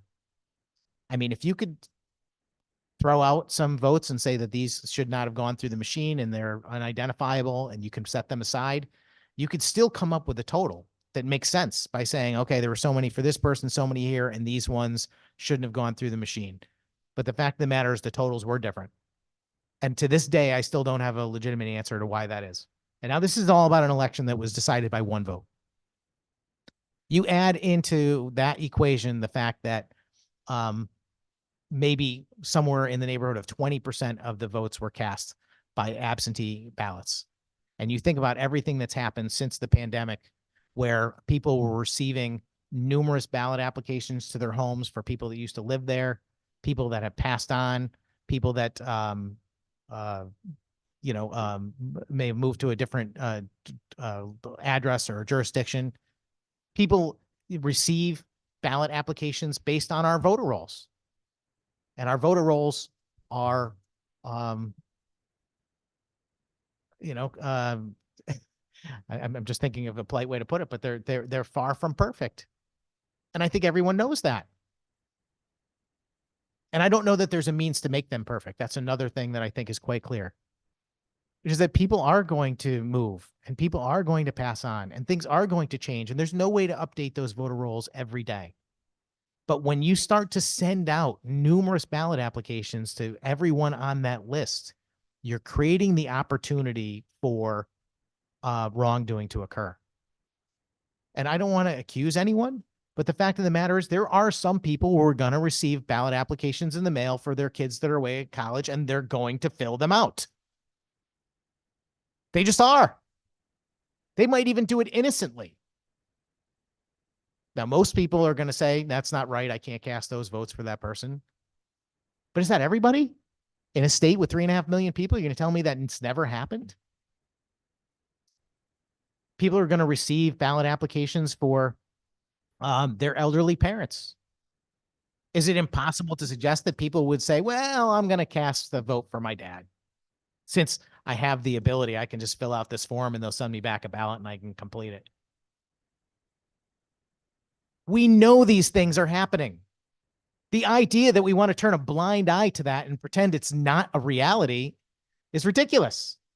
And what we ought to do is address that issue by diminishing or minimizing, rather, the opportunity for that type of thing to occur. So all of my amendments, which I'm going to list off very briefly with a short explanation, go to these core solutions, which is fix the voter rolls, make sure they're as up to date as possible, prevent the unsolicited mailing of applications by any party, not the state, not the town, not the candidates, not anybody else. You still have the same reasons to cast the an absentee ballot that you always had, not diminishing that in one way, shape, or form. The only difference is that you have to ask. Instead of having it just magically appear because somebody sent it to you, you have to actually ask for the ballot application, which is done in many, many easy ways.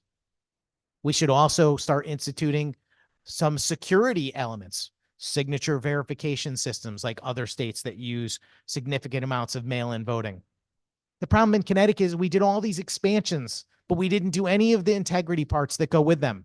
In other states where they have significant amounts of mail-in voting, they actually have a system in place. They do a more thorough job of voter registration to keep track of the voter, to have a legitimate signature on file that they can compare to versus a ballot when it comes back. They use an actual system for the maintaining the integrity of the vote. We don't have any of that. None of it's been used in Connecticut. Other states require photo identification, not just at the polls, but also with an absentee ballot. We actually had photo ID required in the last election for people that I think registered online. Why was that okay? You know, I'm told all the time, Rob, you know, you want your photo ID, you know, that's racist. You're suppressing the vote, but it was okay in that case. Somebody must have recognized that that's a good idea to make sure that we're getting the right people. The fact of the matter is there's nothing racist or suppressing the vote about voter ID, especially when you open the door like I have in all of the amendments I've offered over the years to say that we're willing to grant a free ID to people that need it financially. It's actually obnoxious, in my opinion, to suggest that some people can't afford a voter ID or they don't have access to one. Look, you need a photo ID to do almost anything in our society, to cash a check, you know, to get on an airplane. You need ID if you ever interact with law enforcement or with the government, to buy cigarettes, to buy alcohol, to buy prescription drugs. To suggest that, you know, oh, photo ID is just a way for those Republicans to suppress the vote is an absurdity. And it's a false argument that is used to deny a legitimate and logical step towards security and maintaining a legitimate election. And then finally, making sure that we have the proper audits of people that register to vote and vote by absentee to make sure that the voter rolls are updated so that when people register to vote and then they receive the voter registration in the mail, they actually get it. Because if it's returned in the mail, that should be an indication that that person may not have been really living that address or that's not a legitimate voter to begin with. But we have no such system in place. Those things all need to be taken care of. And then finally, the one thing that we need to do is we need to set up legitimate and significant penalties for people who are actually going to engage in voter fraud, because to me, it is a significant and serious offense, because it is not just cheating in an election. It is also denying someone else the value of their vote. If someone tried to take my vote away from me, they said, Sampson, we're going to hold you down today and you're not going to the polls, I would fight them to the death over that. And there's nothing different between that and suggesting that it's okay for people that shouldn't be voting to vote. It's the same thing, in my opinion. So with that, Madam Chairman, I'd like to call my first amendment, and it's LCO 3502. I think the clerk is in possession of these amendments, and I don't know if you want to pause for a moment while they're distributed. Yes, we will give time for the amendment to be distributed to the members. Yeah, we should just distribute all of them, incidentally, if possible, since I'm going to call them. Madam Chair, I am not in possession of the amendment. Thank you, Madam Clerk. But they need to be electronically delivered to the clerk so that they can be distributed to the members who are participating in the meeting.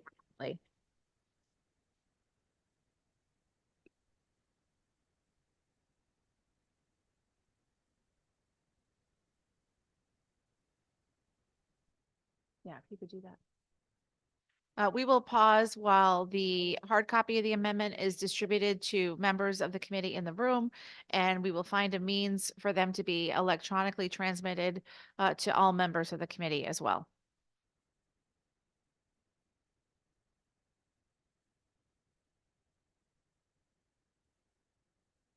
And Madam Clerk, just advise us when you have both received the electronic copy of the amendment and when you have been able to distribute it to the full membership of the committee electronically. Thank you, Madam Clerk. We will stand at ease until then.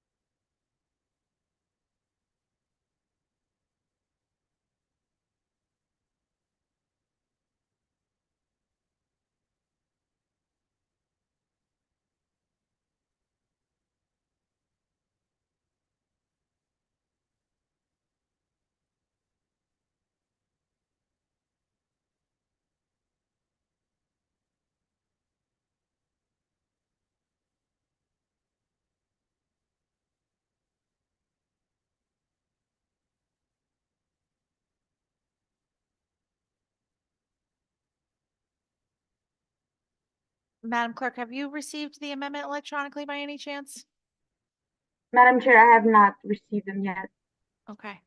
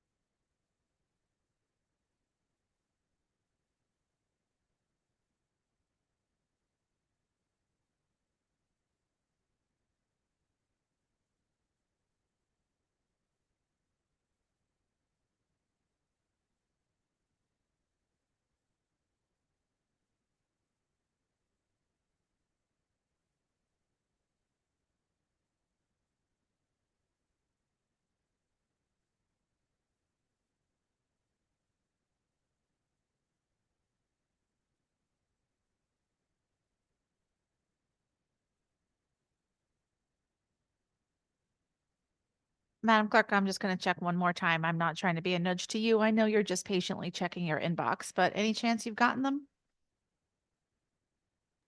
Madam Chair, I'm checking right now. I did receive multiple emails. Just want to make sure they all came at once. Just want to make sure I'm sending the right one. Take your time. I think you may be receiving them from LCO, if that's helpful. Thank you, Madam Clerk. Take your time, but I just wanted to give you that guidance that it may be in your inbox from LCO. Yes. I will forward. I will send those immediately.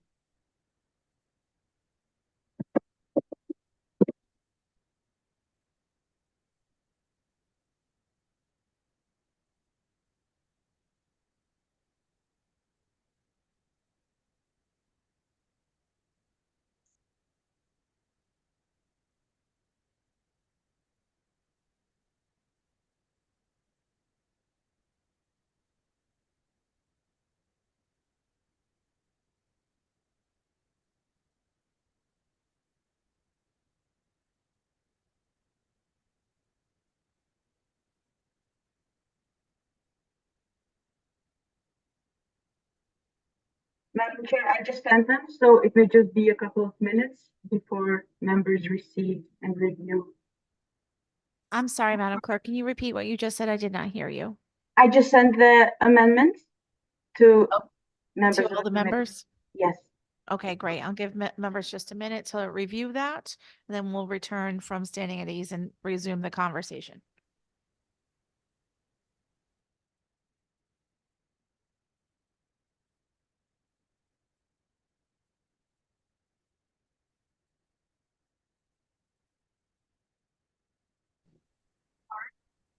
This is Senator Marks. I've received all of them.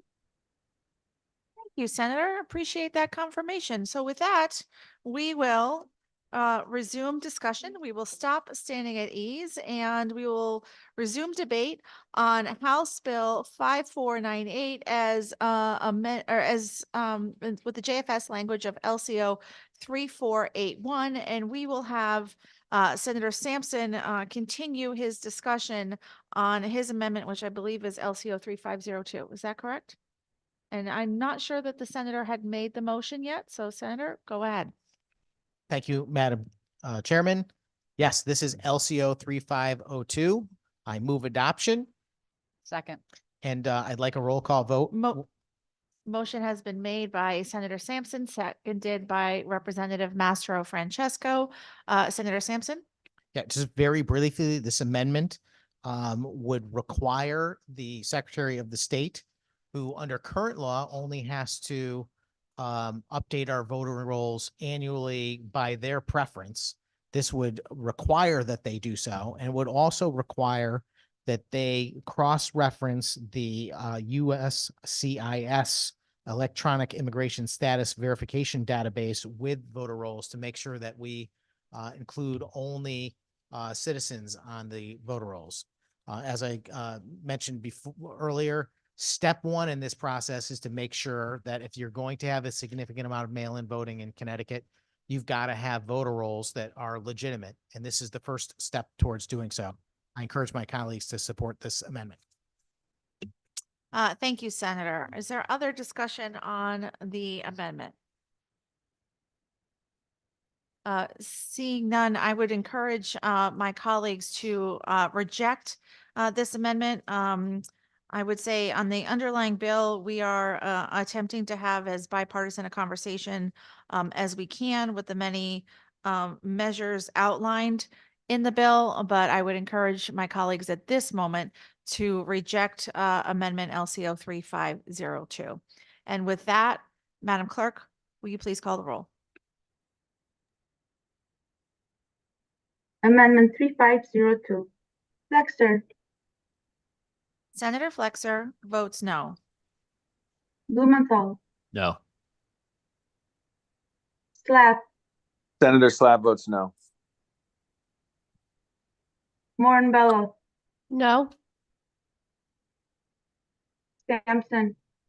Sampson is yes. Mastro Francesco. Yes. Burger Gervalo, Burger Gervalo votes no. Bronco, Yes. Carpino, Yes.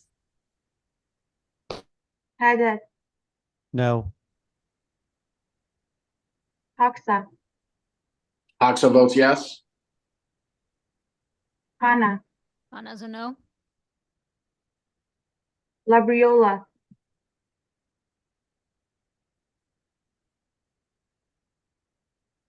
Marks,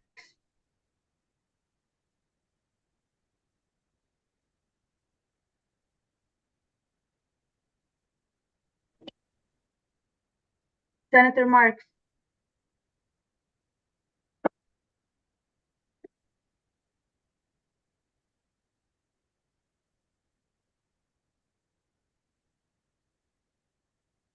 McCarthy Vehi,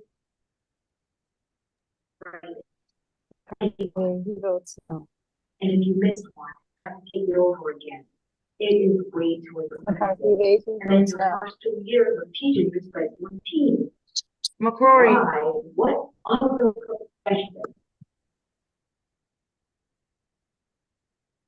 McCrory,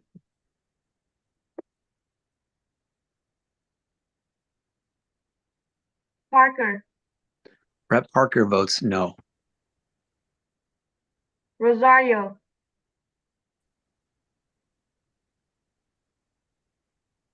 Rosario, Rosario votes no. Santiago, Santiago votes no. McCrory, Marks, McCoy's a no. McCoy's a no. Labriola,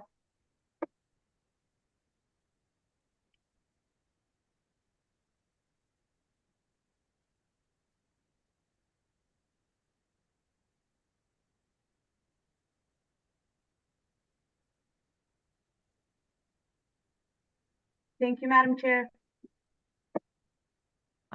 Thank you, Madam Clerk. Madam Clerk, when you are ready, can you please announce the tally on the amendment vote? 5 yea, 12 nay, 2 absent. Thank you, Madam Clerk. The amendment fails. Senator Sampson. Thank you very much, Madam Chairman. I'm clearly disappointed that what I think is a common sense amendment to annually audit our voter rolls, to make that a requirement for the Secretary of State. Disappointed to see that fail on a party line vote, but I have more amendments, and I will continue to try to put through this legislation that I think is the answer to our voter integrity issues in the state. The second amendment that I have today is LCO 3504. I believe that everyone should be in possession of it. I will move adoption and ask for a roll call vote, and then I'd like a moment just to talk about it. Thank you. Motion for an amendment LCO 3504 has been made by Senator Sampson, seconded by Representative Mastro Francesco, and I'm just going to pause for one moment to confirm with the clerk that 3504 has been sent out to all of the members. Is that accurate, Madam Clerk? That is accurate, Madam Chair. Thank you very much. Senator Sampson, the floor is yours again. Yeah, thank you again, Madam Chairman. This is another amendment that folks on this committee have seen before, and I've also proposed on the Senate floor and as a bill each year, and that is that currently we do not have a mechanism to audit same-day voter registration, which will become election day registration in the with the advent of early voting. But effectively, people that vote on the same day and register at the same time, what happens is they're allowed to vote, and then after the fact, the registrar of voters will confirm their registration and send them a letter saying, welcome to, becoming a voter in this district or whatever. And if that letter is returned, that should send a signal to the registrar that there's an issue there, that person either doesn't live at that address or they're not a legitimate voter. But yet in Connecticut, we have no provision to audit those election day registrations. No one seems to be concerned about whether or not those things are legitimate or people are simply election day registering and voting and whether or not they were legitimate voters to begin with. This would solve that problem. As I mentioned earlier, I hope that folks adopt this amendment, and I'll leave it right there and encourage a positive vote. Thank you. Thank you, Senator. Is there further comment or question on the amendment? Similar to the last debate on the amendment, I would encourage my colleagues to reject this amendment today, although I do hope that bipartisan conversations on the underlying measure can continue. And with that, Madam Clerk, please call the roll. Amendment LCO 3504. Flexer, Senator Flexer votes no. Blumenthal, No. Slack, Senator Slav votes no. Morinbello, No. Sampson, Sampson is yes. Mastro Francesco, Yes. Burger Givallo,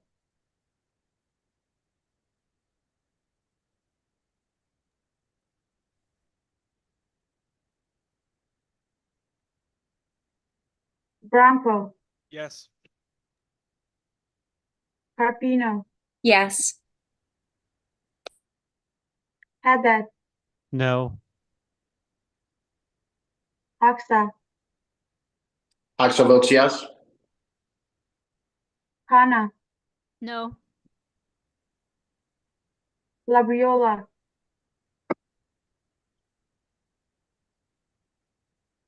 Marks, Marks votes no. McCarthy Vehi, McCarthy Davy votes no. McCrory, McCory votes no. Parker, Rep Parker votes no. Rosario, Rosario votes no. Santiago, Santiago votes no. Burger Givallo, Labriola,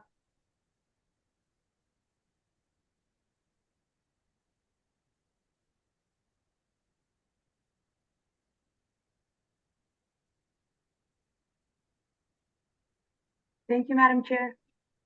Thank you, Madam Clerk. Madam Clerk, when you are ready, if you could please announce the tally. 5 yea, 12 nay, 2 absent. Thank you, Madam Clerk. The amendment fails. Senator Sampson. Thank you again, Madam Chairman. I know this seems like an exercise in futility to anyone watching, but I hope that they are also wondering why the effort that I am making to make sure that our voter rolls are up to snuff and that only legitimate eligible voters are actually being allowed to register and participate in our elections. Why those amendments that would ensure that that's the case are being voted down by the majority. I have a third amendment that has directly to do with maintaining voter rolls, and that is LCO 3513. The clerk and all the members should be in possession of that by now. This one would simply require an audit of absentee ballot applications so that if you requested an absentee ballot and you were sent an application, and if that was returned back to the registrar, there would be an audit of the ones that were returned to verify whether or not those folks are legitimate voters or not. And the same would apply to absentee ballots themselves, because sometimes absentee ballots are actually sent to people based on applications received, and the absentee ballot is returned, which means that it was never requested by a legitimate source to begin with. I move adoption, and I'd ask for a roll call vote. Thank you, Senator. Is there any comment or question on the amendment before us, LCO number 3513? Second. I didn't. Oh, I apologize. Yes, Senator Sampson made motion and Representative Mastro Francesco seconded. Is there any additional discussion? Okay, seeing none, I will just say I would I appreciate the sentiment that this is proposed with. I think we would, I speaking just for myself, I would be happy to look at the content of this moving forward, but unfortunately today I would encourage my colleagues to reject this amendment, but I look forward to the continued bipartisan discussion on the underlying measure. And with that, Madam Clerk, can you please call the roll on the amendment? Amendment LCO 3513. Flexer, Senator Flexer votes no. Blumenthal, No. Slav, Senator Slav votes no. Moran Bello, No. Sampson, Sampson is yes. Mastro Francesco, Yes. Burger Giovanni,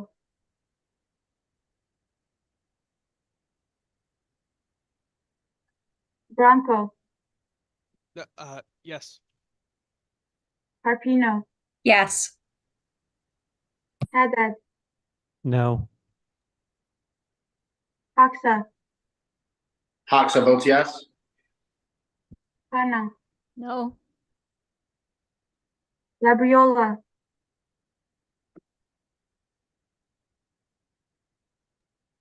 Marks, Marks votes no.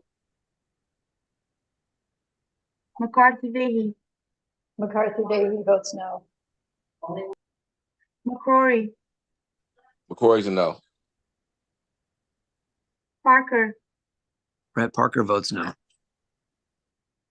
Rosario, Rep Rosario votes no. Santiago, Santiago votes no. Burger Giovanni, Labriola,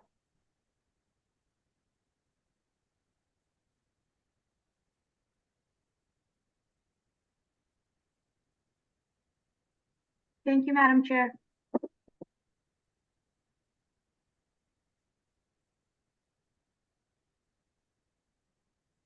Thank you, Madam Clerk. Madam Clerk, when you are ready, if you can please announce the tally on the amendment. 5 yea, 12 nay, 2 absent. Thank you, Madam Clerk. The amendment fails. Senator Sampson, the floor is yours again.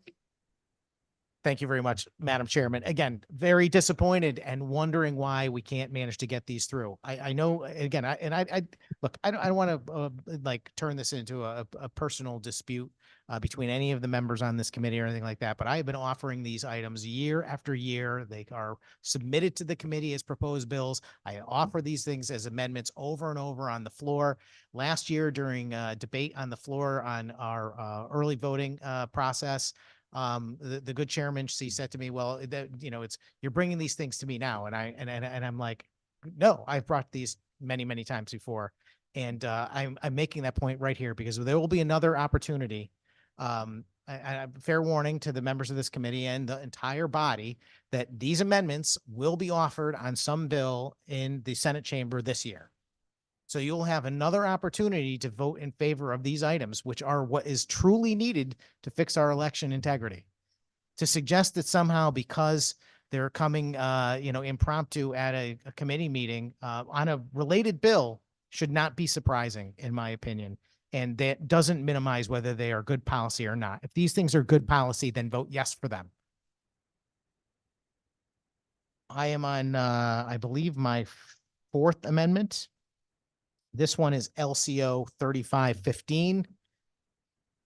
This one would require the Secretary of State to develop and implement a signature verification system for the purpose of matching voter signatures to absentee ballot applications and absentee ballots. This is what they have in other states where they have significant amounts of mail-in or absentee voting. They actually develop a process to have a detailed voter registration that actually captures a signature, which they capture digitally, which they can compare through an automated process in a system. And they basically set it up so that when they're running the ballots through, they can say, oh, this one matches 72% or 81%. And then they can set a threshold. And then if it falls below that, then it is viewed by a person who makes a determination to follow up on what happens. But there is a process to verify that the absentee ballot is actually coming from the person that it's supposed to, and not somebody with a name that starts with the W. I move adoption, and I'd like a roll call vote. Is there a second? Second, motion for the amendment on LCL 3515 made by Senator Sampson, seconded by Representative Mastro Francesco. I would encourage my colleagues to reject this amendment. Madam Clerk, will you please call the roll? We're getting it. Amendment LCO 3515, Flexer, Flexer votes no. Blumenthal, No. Slap, Senator Slap votes no. Morambello, No. Sampson, Sampson is yes. Mastro Francesco, Yes. Burger Javallo, Bronco, Yes. Carpino, Yes. Haddad, No. Hoxa,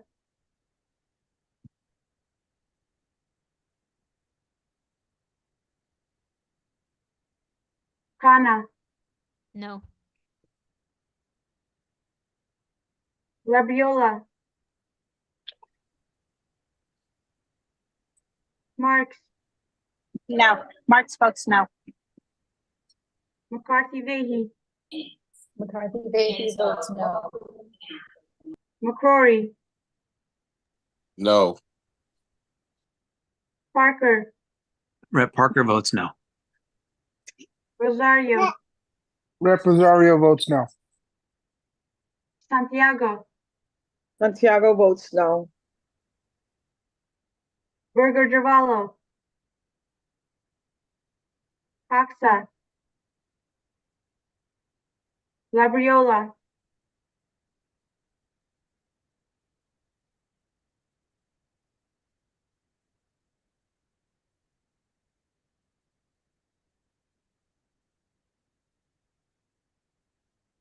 Thank you, Madam Chair. Thank you, Madam Clerk. And when you are ready, if you could please announce the tally on the amendment. 4 yea, 12 nay, 3 absent. The amendment fails. Thank you, Madam Clerk. Senator Sampson. Thank you very much, Madam Chairman. Again, I won't say every time, but again, disappointed. These things I think are very straightforward policy. They should not be partisan items. They are just mechanisms by which we can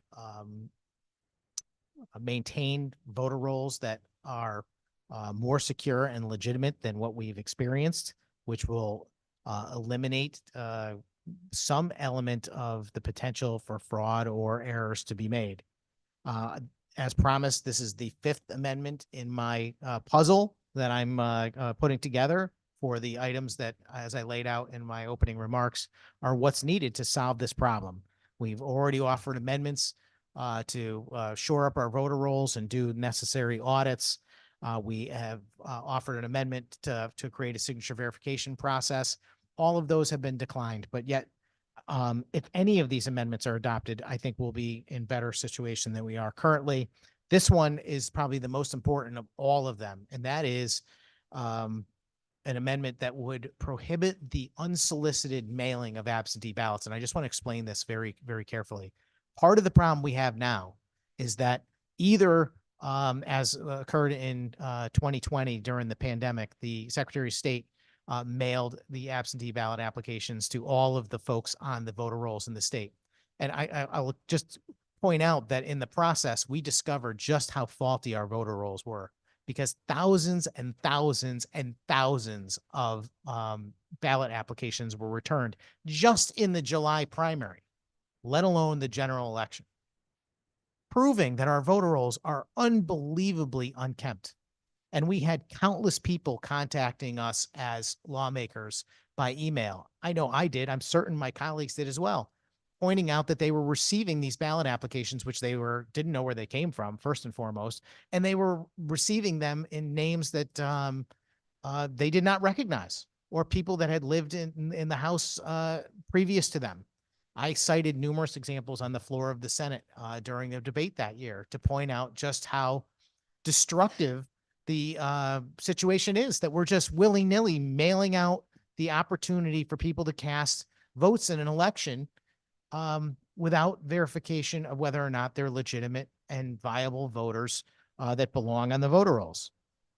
the one solution you have to that, if you can't clean up the voter rolls, as it appears we're not going to based on the defeat of my previous amendments on party lines, is to at least prohibit the practice of mailing out those ballot applications. I mentioned that the Secretary of State did it in 2020, but since then it's been the candidates. The candidates send out the ballot applications to people that they target. Now, in previous years, before we ventured into the realm of expanding absentee voting to every person in the state, that activity existed, but it was limited just to people that would qualify under our absentee ballot requirements, which were people that were legitimately out of town, which a campaign could not know, so they didn't bother to mail them.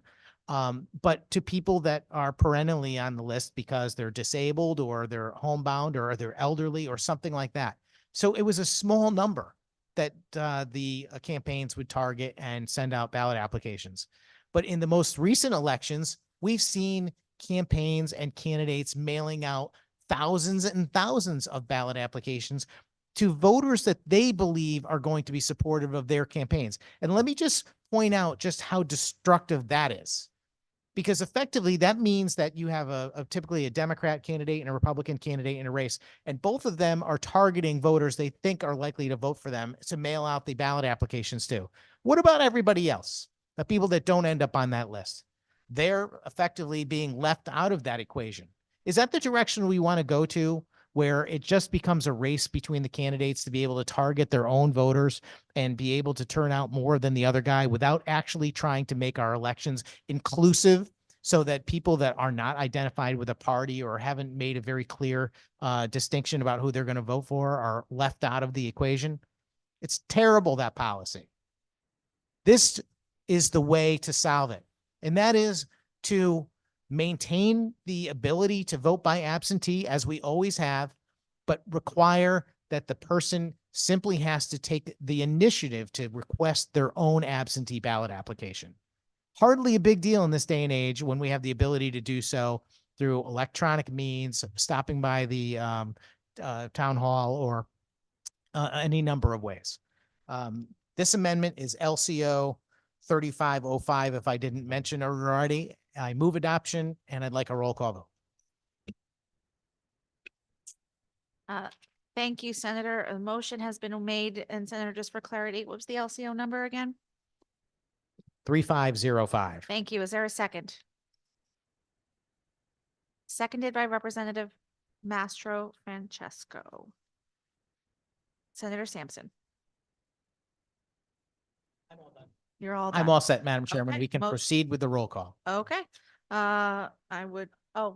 Representative Mastro Francesco. I just wanted to just mention that the solicitation of the applications for the ballots is really the heart of the problem when it comes to potential voter fraud. This is a really good amendment. This amendment will actually solve a big problem in Connecticut. It really gets to the heart of what's going on here. So I certainly urge my colleagues to support it.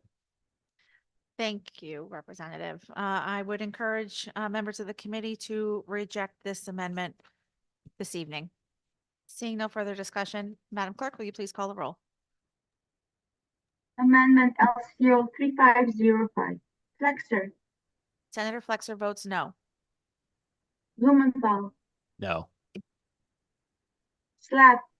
Senator Slatt votes no. Moran-Bello. No. Sampson. Sampson is yes. Mastro Francesco. Yes.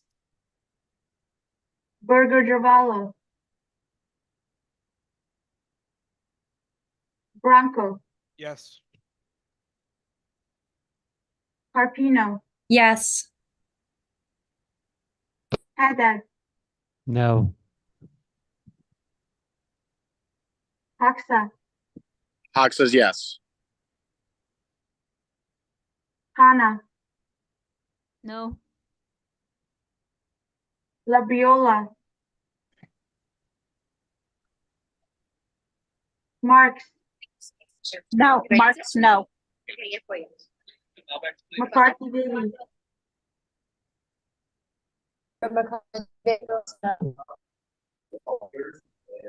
McCrory,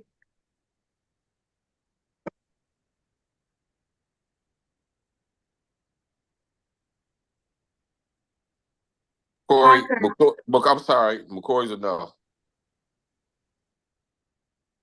Parker, Rep Parker votes no. Rosario, Rep Rosario votes no. Santiago, Santiago votes no. Burger Gervalo, Labriola,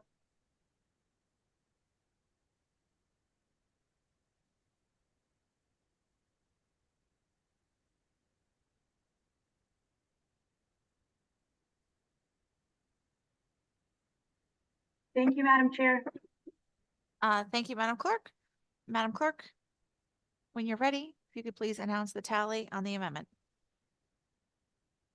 5 yeas, 12 nays, 2 absent. Thank you, Madam Clerk. The amendment fails. Senator Sampson. Thank you, Madam Chairman. Again, disappointed. Another item that I think would have gone a long way to resolving not just Bridgeport, but other concerns about the integrity of our election process.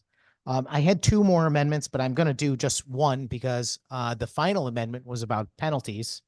And I have a commitment from the chairs to actually put the up for a vote the item number 26 from our agenda, which would have been similar to my amendment. And that is an act concerning penalties for certain election crimes. So I'm very pleased that I may get at least a favorable vote on one of these items. But in the meantime, my final amendment on this bill is regarding photo identification. This amendment would require photo identification for in-person voting and also for voting by absentee, which is a very common practice in other states. As I mentioned earlier, we did actually use this practice to a limited degree in the most recent election. The Secretary of State made a decision that it was necessary, I think, for online registrations. And I just want to push back on this notion that that somehow this is suppressing the vote.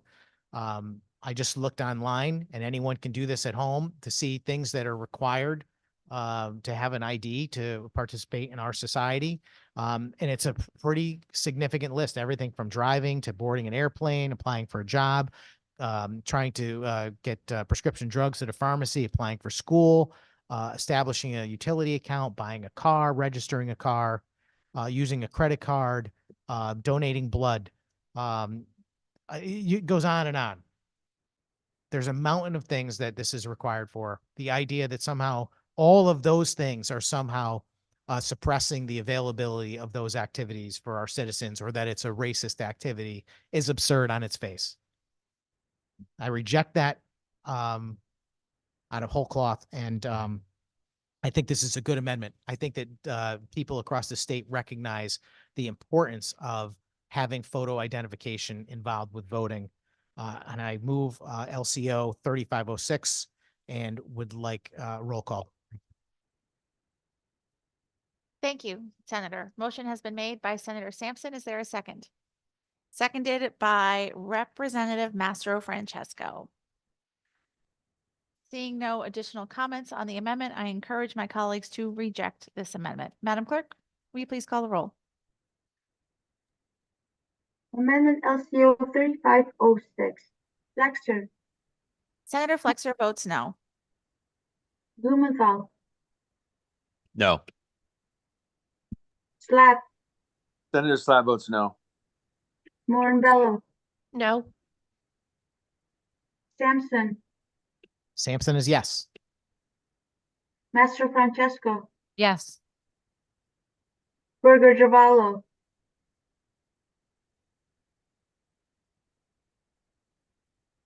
Bronco, Yes. Carpino, Yes. Haddad, No. Hoxa,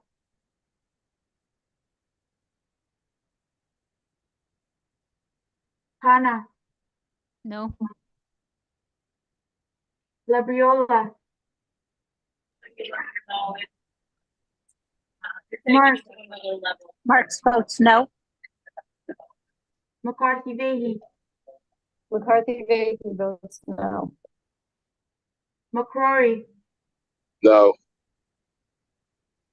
Parker, Brett Parker votes no. Rosario, Rosario votes no. Santiago, Santiago votes no. Burger Giovanni, Hoxa, Labriola,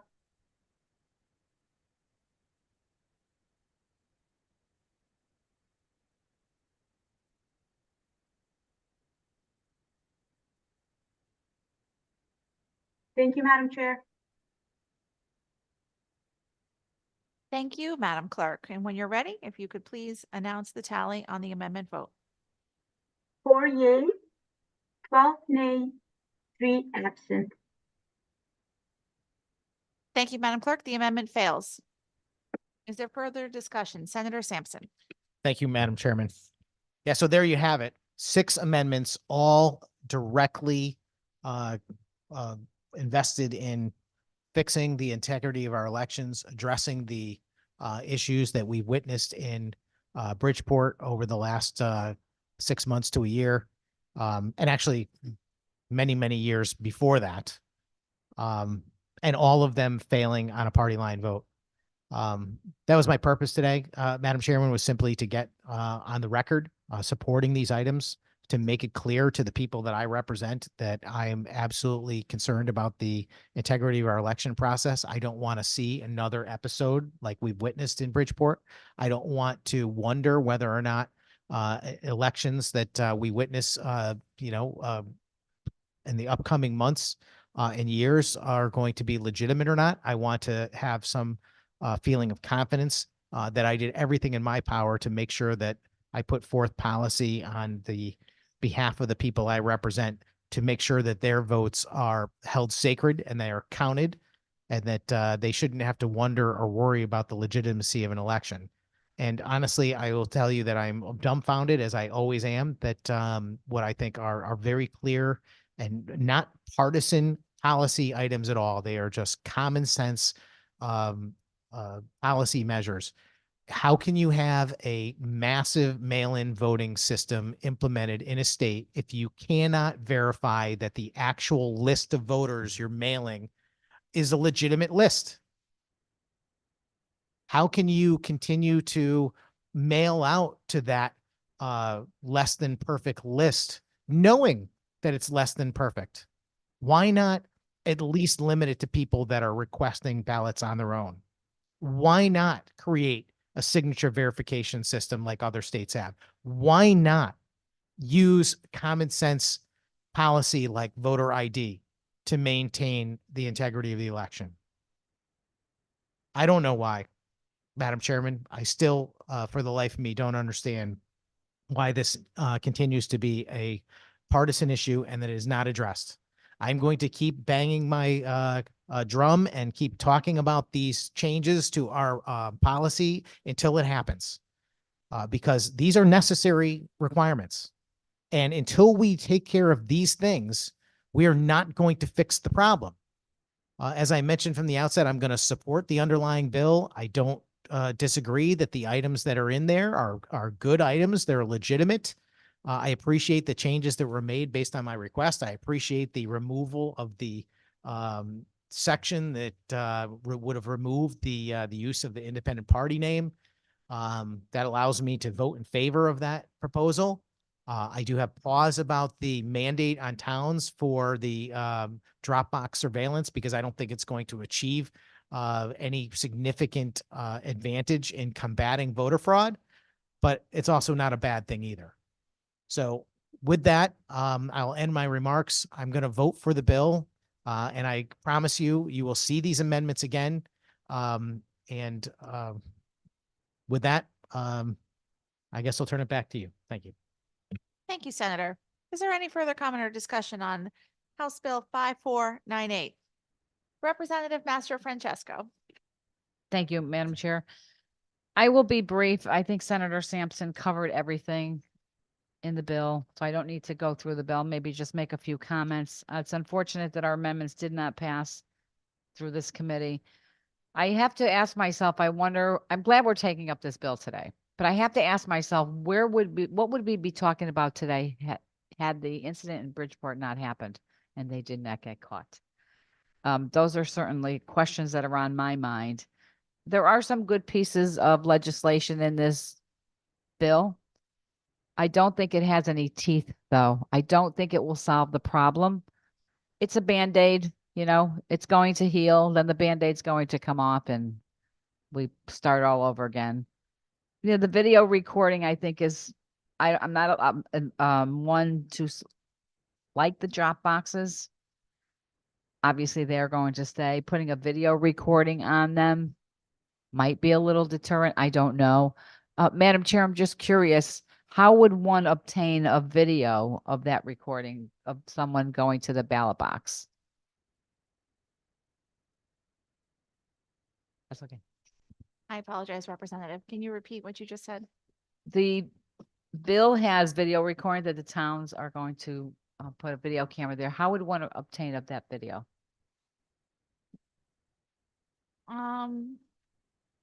Because it would be a public document, a public record that would be maintained. I believe someone could request a copy of it through the Freedom of Information Act and the provisions of that. But the key thing is here that it is a change that recording would definitively be publicly available and that it would be retained. Understood. Yes. And then when the Secretary of State was here, I thought she mentioned that she wasn't sure how that was going to work, but possibly someone could log into the computer and they can view it from home. I guess we'll wait and see how that's going to work, or it can maybe go through Freedom of Information. Yeah, and I think it's a little bit of a bureaucratic process, and that her office would have to develop regulations in terms of exactly how those records are to be maintained once the provisions of this bill were in place. Thank you. And like I said, I think there are some good pieces in this bill. I don't think it really is going to do anything to deter bad actors, stop the possibility of absentee ballot fraud or election fraud, or necessarily put the confidence back into the voter. Obviously, I'm going to support it today because there are some decent things, some good things in here that I like. And I don't even, it may be a step in the right direction. I may be pushing that too far to say it's a step in the right direction. I think if some of our amendments passed and went through, that certainly would be a step in the right direction. But I don't think this bill, as it's written, is going to deter bad actors. But again, there are some good policies in here that I certainly will be supporting. Thank you, Madam Chair. Thank you, Representative. Are there other questions or comments from members of the committee? Seeing none, Madam Clerk, will you please call the vote on House Bill 5498 with JFS language LCO 3481? House Bill 5498, LCO 3481, JFS to the floor. Flexer. Senator Flexer votes yes. Blumenthal. Yes. Slack.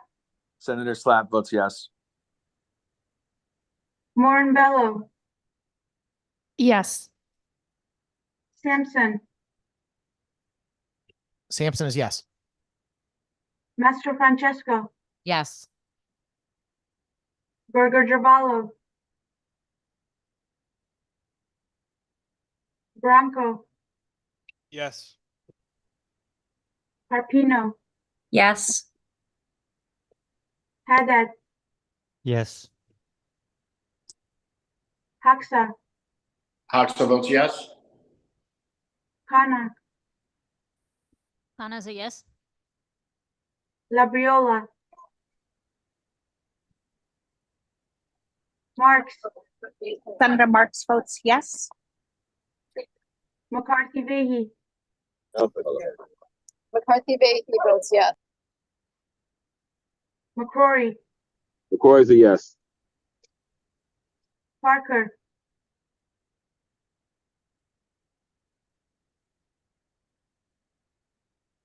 Rosario, Rosario votes yes. Santiago, Santiago votes yes. Burger Giovanni, Labriola, What's this on? House Bill 5498. Item 25 on the agenda.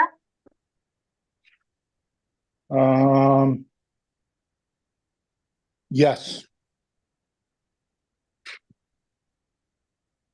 Rosario. Thank you, Madam Chair. Actually, Rosario. Rosario votes yes. Thank you. All set. Thank you, Madam Chair. Thank you, Madam Clerk. Let's see. Now we will move on to item number 26, an act concerning penalties for certain election crimes, Senate Bill 390. Chair will entertain a motion to JF this bill. So moved. Motion has been made by Representative Mastro Francesco, seconded by Senator Sampson. Thank you. Is there the bill? Well, Senator Sampson, why don't you explain the bill? Thank you very much, Madam Chairman. Senate Bill 390 that's before us is an act concerning penalties for certain election crimes.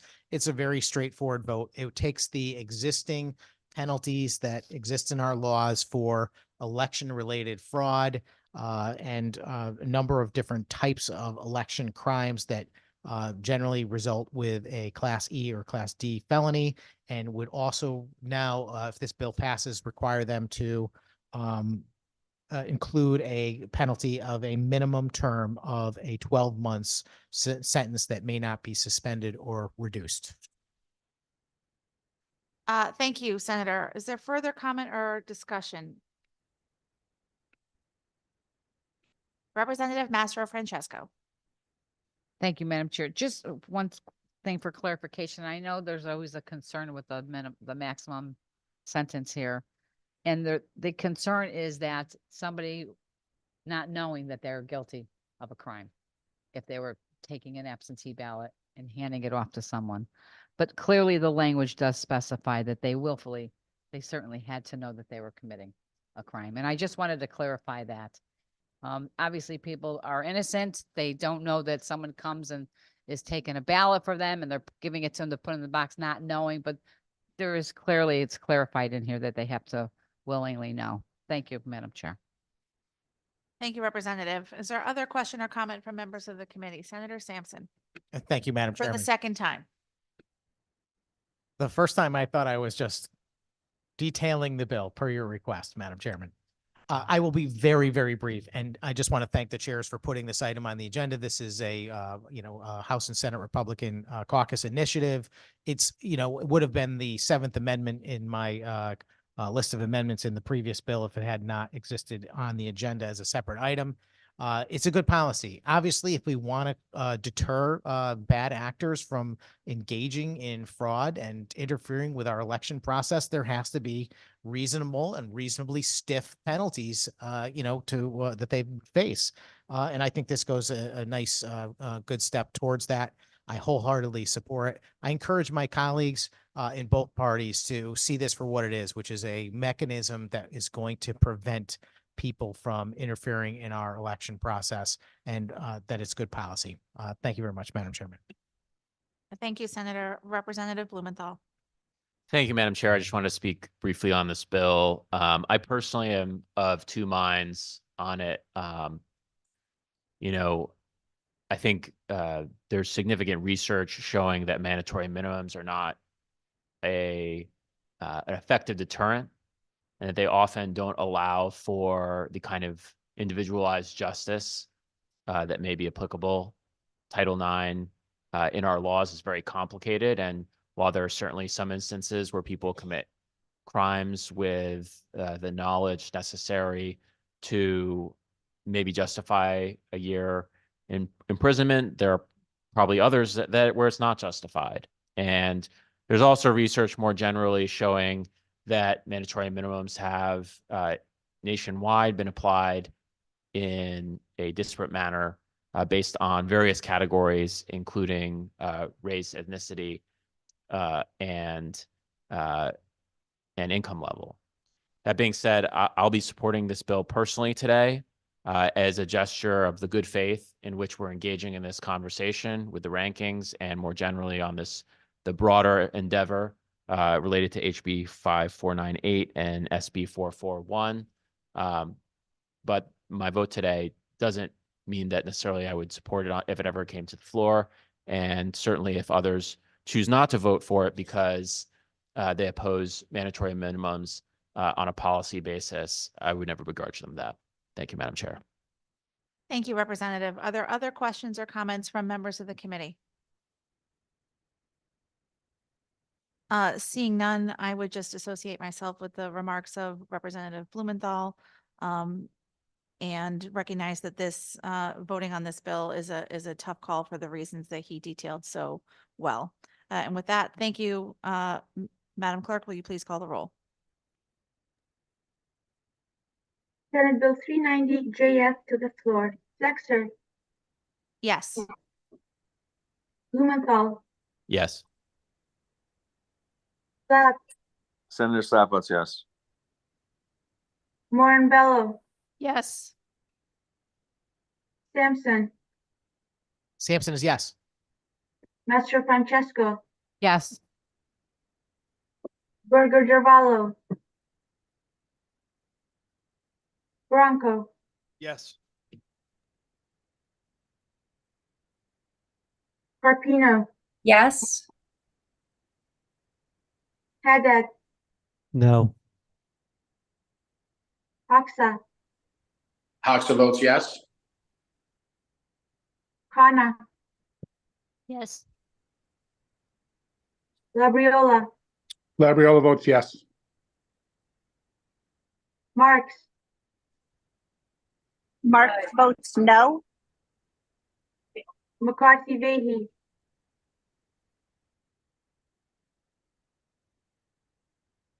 McCrory,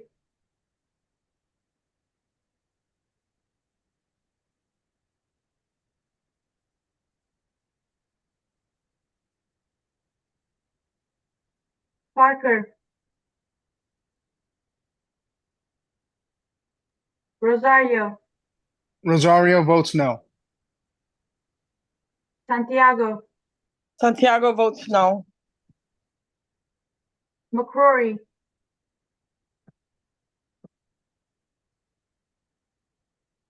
Berger Gervalo, McCarthy Vehi, Parker. Thank you, Madam Chair. Thank you, Madam Clerk.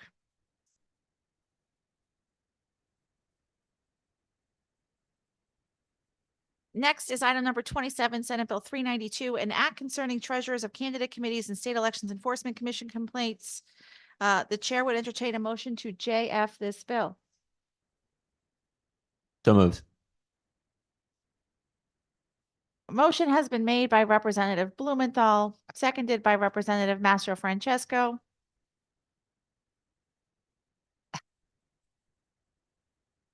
Is there discussion? There's no objection. Madam Chair, we can put this item on the consent. There's been a motion made to place Senate Bill 392 on our consent calendar. Is there objection?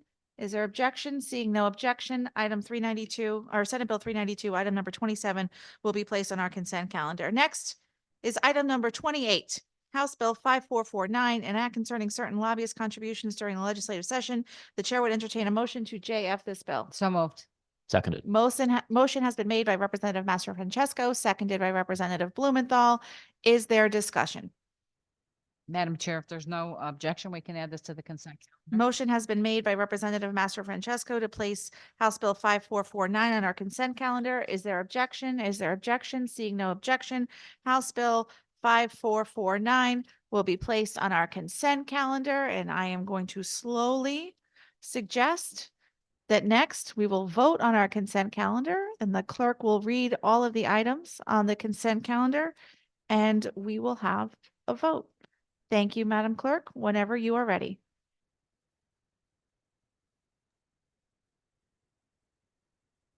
Consent calendar includes Senate Bill 252, LCO 3424, Senate Bill 263, LCO 3417, Senate Bill 355, Senate Bill 393, Senate Bill 434, LCO 3511, House Bill 5307, LCO 3497, House Bill 5311, LCO 3407, House Bill 5410, LCO 3405, Senate Bill 392, House Bill 5449.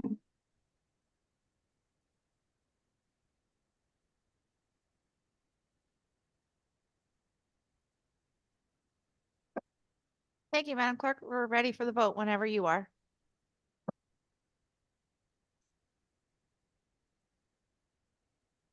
Flexer, Senator Flexer votes yes. Blumenthal, Yes. Slack, Senator Slav votes yes. Morinbello, Yes. Sampson, Sampson votes yes. Mastro Francesco, Yes. Burger Gerballo, Bronco, Yes. Carpino, Yes. Haddad, Yes.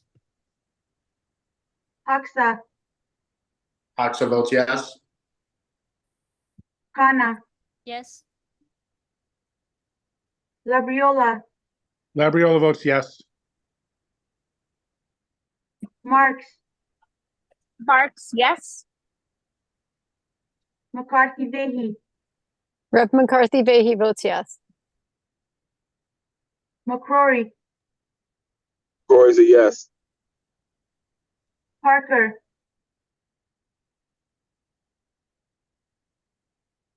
Rosario, Rep. Rosario is a yes.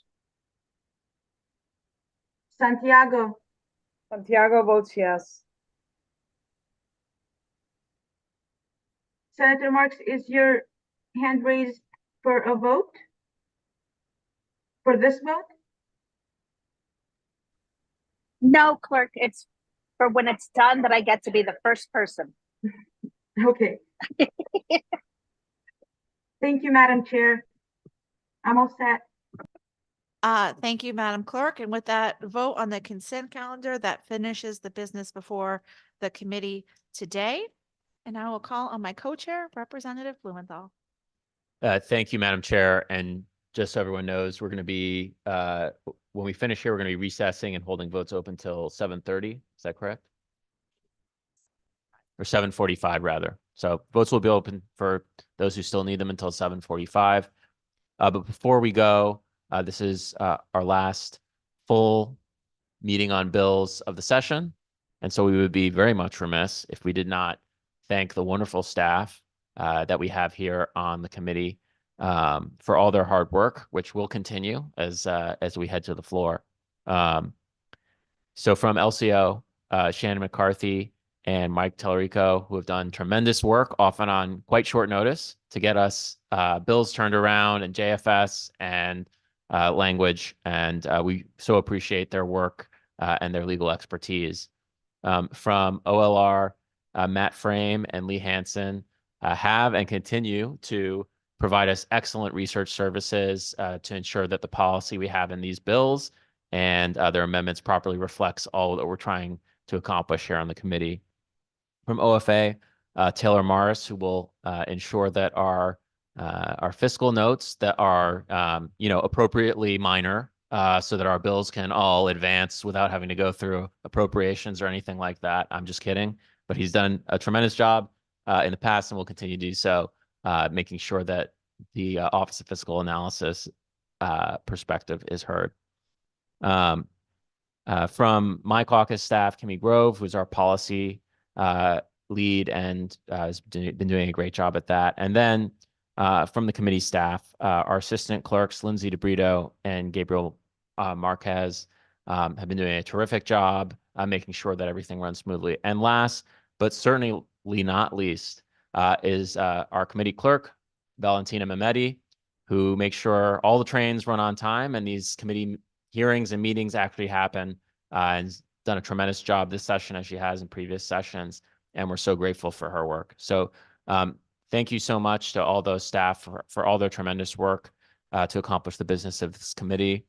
Thank you on my behalf to all the members of the committee, to my co-chair, to our rankings for their collaborative work. We disagree often on this committee along partisan lines, but certainly not always. And we look forward always to expressing those disagreements in a way that is fully accordant with the passion that we feel about the issues, but also while being respectful to each other as individuals. And so I appreciate all the members doing that this session. So with that, back to my co-chair. Thank you, Representative. Senator Sampson. Thank you, Madam Chair. I think I've said enough today, so I'll be extremely brief and just, thank the members of. I'd agree. Really? So I want to just, thank the members of the committee. And yeah, I know we do dust it up in here a little bit on some issues, but again, it's a joy to work with the folks around the table. And I just really relish the opportunity to be here and participate in our process. And of course, I want to also thank all the staff, the nonpartisan staff and the partisan staff. And also, I want to mention our House and Senate Republican attorneys, Greg Hannon from the House and Nick Presto from the Senate, who also chip in and do a tremendous job for us to make sure that we're fully armed with plenty of amendments and things to talk about when we come to this meeting. And I look forward to our future endeavors together as a GAE committee. Thank you. Thank you, Senator. Representative Master Francesco. Thank you, Madam Chair. Yes, I want to just echo the words of Senator Sampson, just to thank the staff. They do a really good job, put up with us, and our House Republican attorneys, Nick and Greg. They did a great job, obviously, putting up with us as well. But you know who I really want to thank today is the public, and for their engagement in this committee, and for the people watching and the people that signed up to testify on bills, whether we agreed with you or not. Your engagement, I believe the public, is very, very important to this committee and to the future of our state and our country as well. So I want to thank you. So good job. And I guess we will be back here probably doing conveyances soon. Thanks. Thank you, Madam Chair. Thank you, Representative. And in a rare moment, I want to echo the comments of both my co-chair and the ranking members. Really grateful for everyone who puts in the work to make this committee work the way it does. Really grateful to all of the members of our committee for the robust conversation that we have here, and to the staff. It's hard to understate how much work happens behind the scenes to make all of this in the debates that we have here, both in the committee meetings and then the public hearing, and then ultimately on the floor of the House and the Senate. The work that they do goes on unnoticed and unseen sometimes, but we wouldn't be able to do the work that we get to do on this committee without them. And we're just really, really grateful that we get to work with such talented professional staff in this committee. And I hope that the people who choose to assign people to committees hear that, because we are very lucky, and we'd like them to stay here as long as possible, because we're very lucky to have people of such caliber and get to work with these professionals. And I especially want to thank our clerk, Valentina Mehmeti, for all of the work that she does behind the scenes. There's a lot of information that is flying around on this committee, and she's the one person who's charged with keeping it all straight and making sure nothing falls through the cracks. And it doesn't in this committee because of her. So thank you all very much. And with that, we will recess this meeting until 7:45. And I will just tell the members that we will meet again soon, as Representative Master Francesco said, on conveyances before April 12th. Thank you.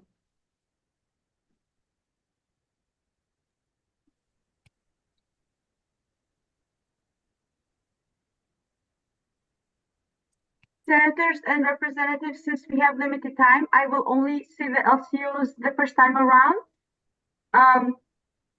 for those that were JFS. But if you need me to repeat it when it's your turn, please let me know and I will.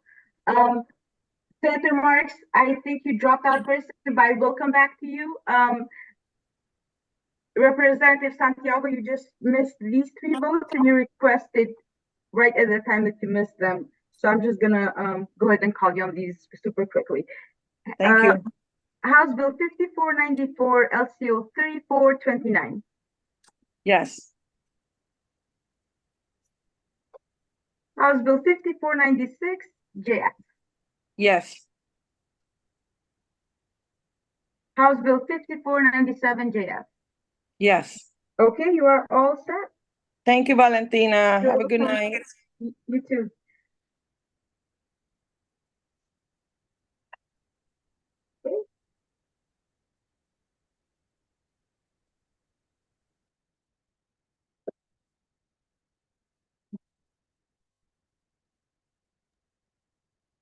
Senator Marks.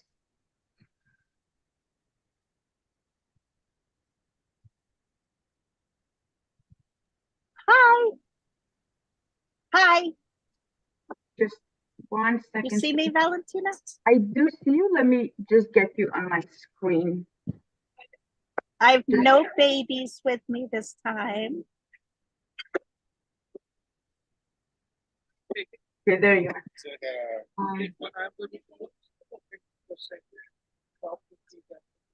I think I might have got all of them. Okay. Let me just go through them very quickly to make sure I'm not missing anything. Either the microphones are off sometimes or, oh, here we go. Senate Bill 441, LCO 3501. Yes.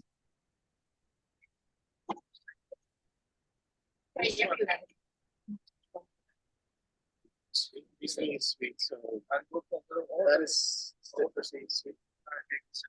What about you? I haven't bought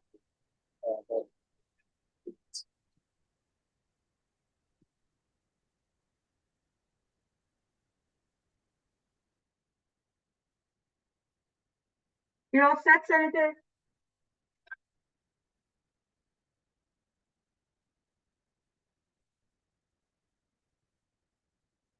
Senator Marks, you're all set.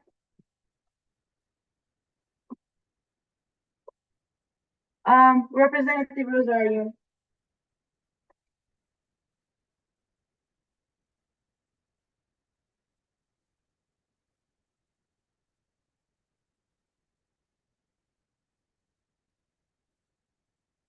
Senate Bill 387, LCO 3477.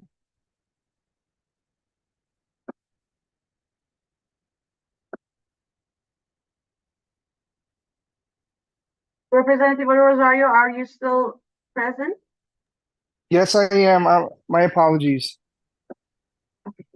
There you are. Senate Bill 387. Yes.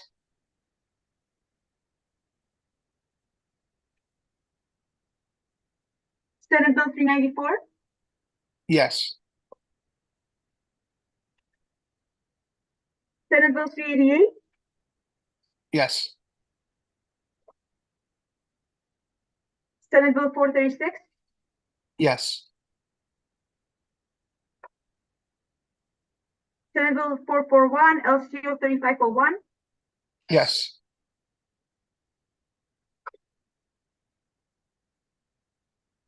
Senate Joint Resolution 193, LCO 3430. Yes.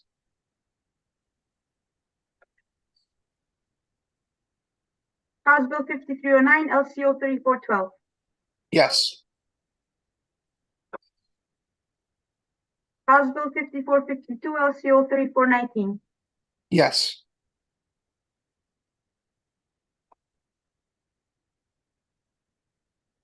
Senate Joint Resolution 4. Yes.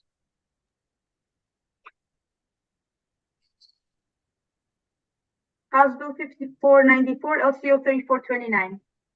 Yes. House Bill 5497. Yes. Oh, I'm sorry. I just went on a roll. I already had it. Oh, okay. Yeah. House Bill 5496. I vote yes. And I have this one. And this one. And I have this one. You are all set. Thank you. Have a good night. You're welcome. You too. Take care. Representative Carpino, let me know please if you need me to repeat any of the LCOs. I think I got through most of them with Representative Rosario. I think I got them. Thank you, ma'am. Okay, great. Let's see, Carpino, 387, Senate Bill 387. No.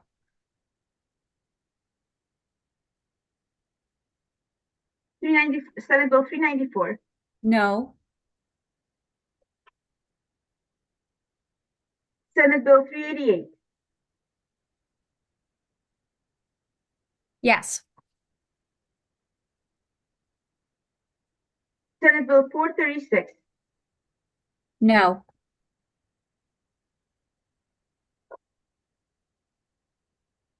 Senate Bill 441. Yes.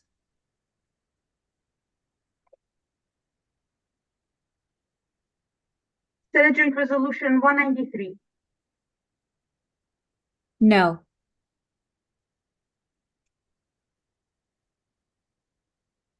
House Bill 5309. Yes.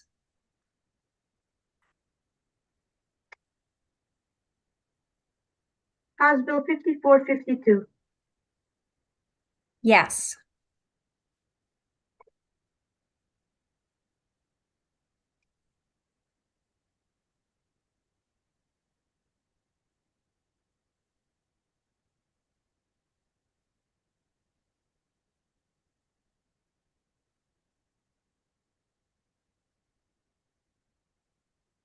You're all set, Representative? Thank you. Representative McCarthy. Thank you, Madam Clerk.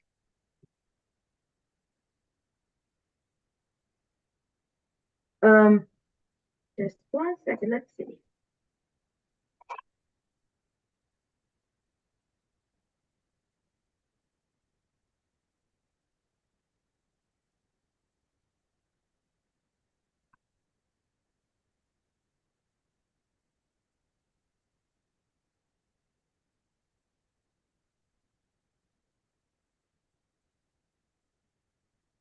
Senate Joint Resolution 4. Yes.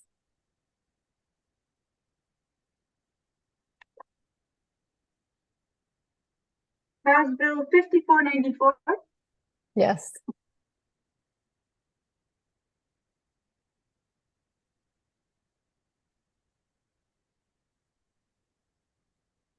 House Bill 5496. Yes.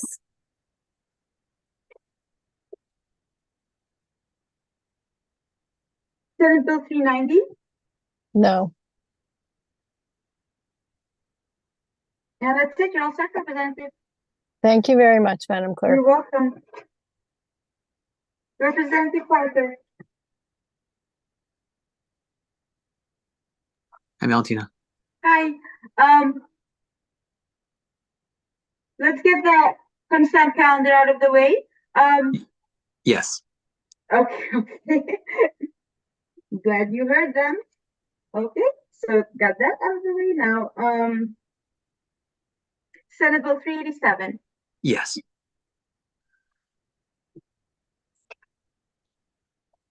Senate Bill 394. Yes. Senate Bill 388. Yes. Senate Bill 436. Yes.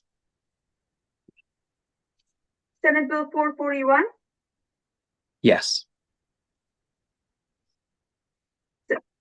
Senate Joint Resolution 193. Yes.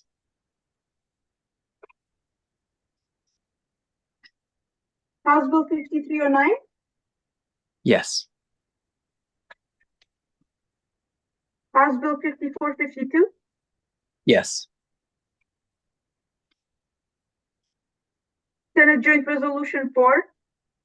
Yes. House Bill 5494. Yes.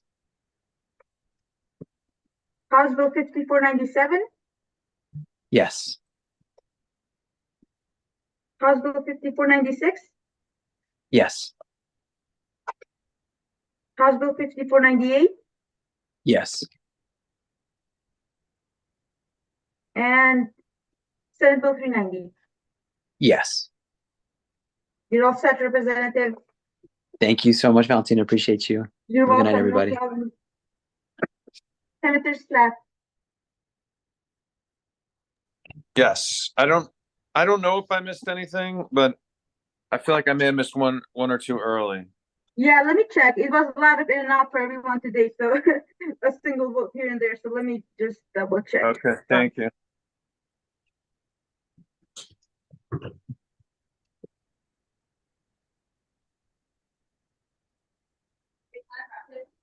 I got one. House Bill 5309, Yes. House Bill 5452, Yes.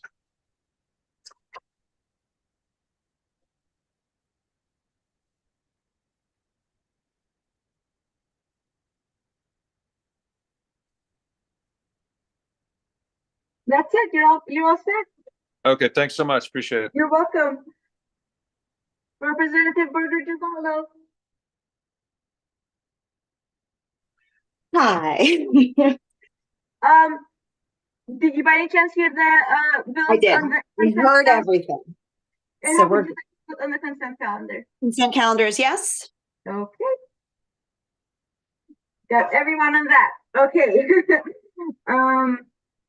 Let me look through the rest.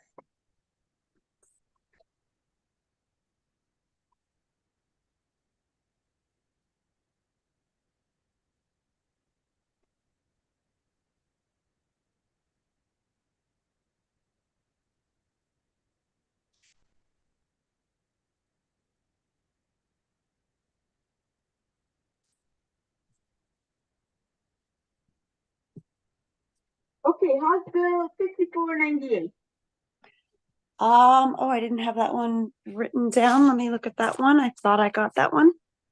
5498. Oh, that one didn't go on consent. No, Okay. no, not Okay. I had it written down that it had or was going to. Okay. That one is yes.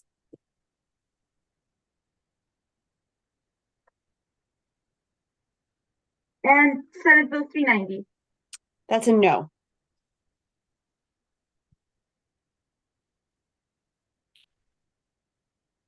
And that's it. You're all set.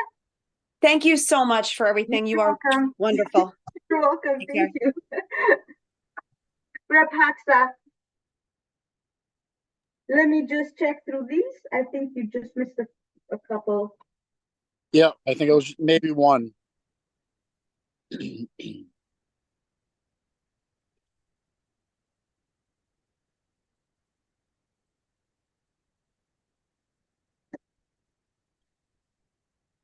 Here it is. Senate Bill 441. 441? Yes. No.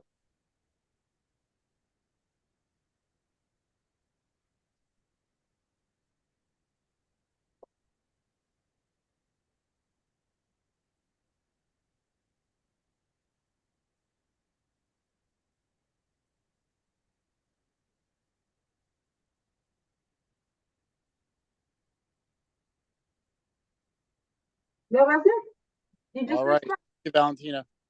You're Have a good welcome. night. You too. Thank you. Representative Labriola. Yes. Okay. Senate Bill 387. No.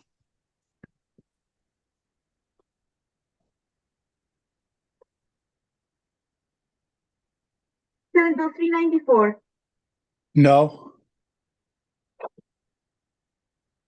Senate Bill 388.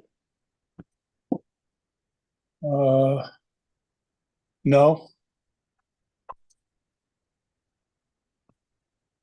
Senate Bill 436. No. Senate Bill 441. No. Senate Joint Resolution 193. No. House Bill 5309. No. House Bill 5452.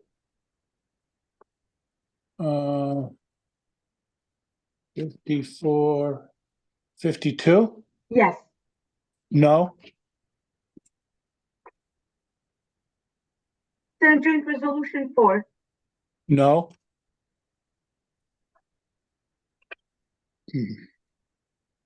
House Bill 5494. No.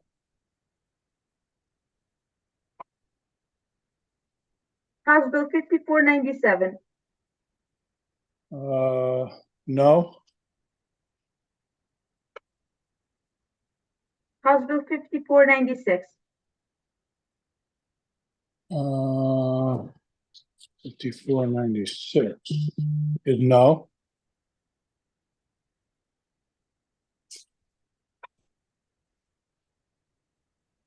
And you were here for the rest, you're also Representative. What's that?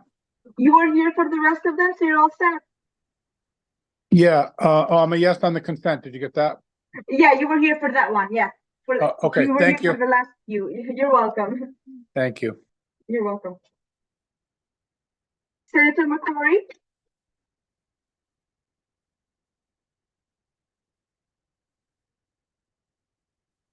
Senator McCrory, are you present? I'm here. I'm here. Senate Bill 387. Yes. Senate Bill 394. Yes.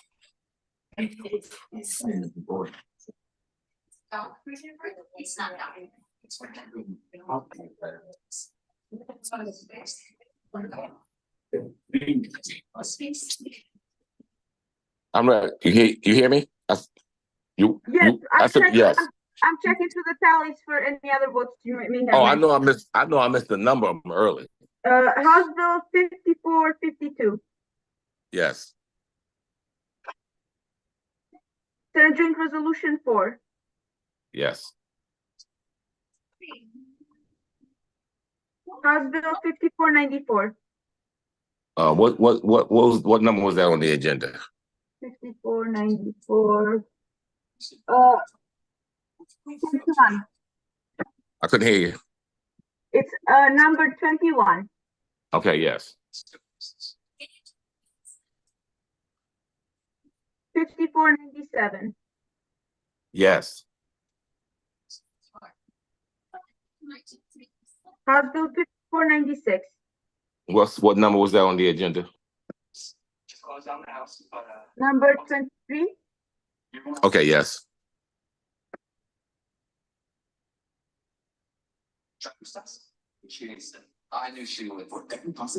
I'm all set.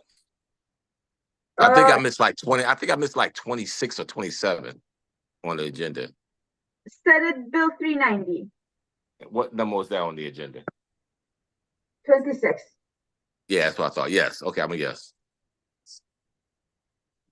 And I got you for the consent calendar, so you're all set. All right, thank you. You're welcome.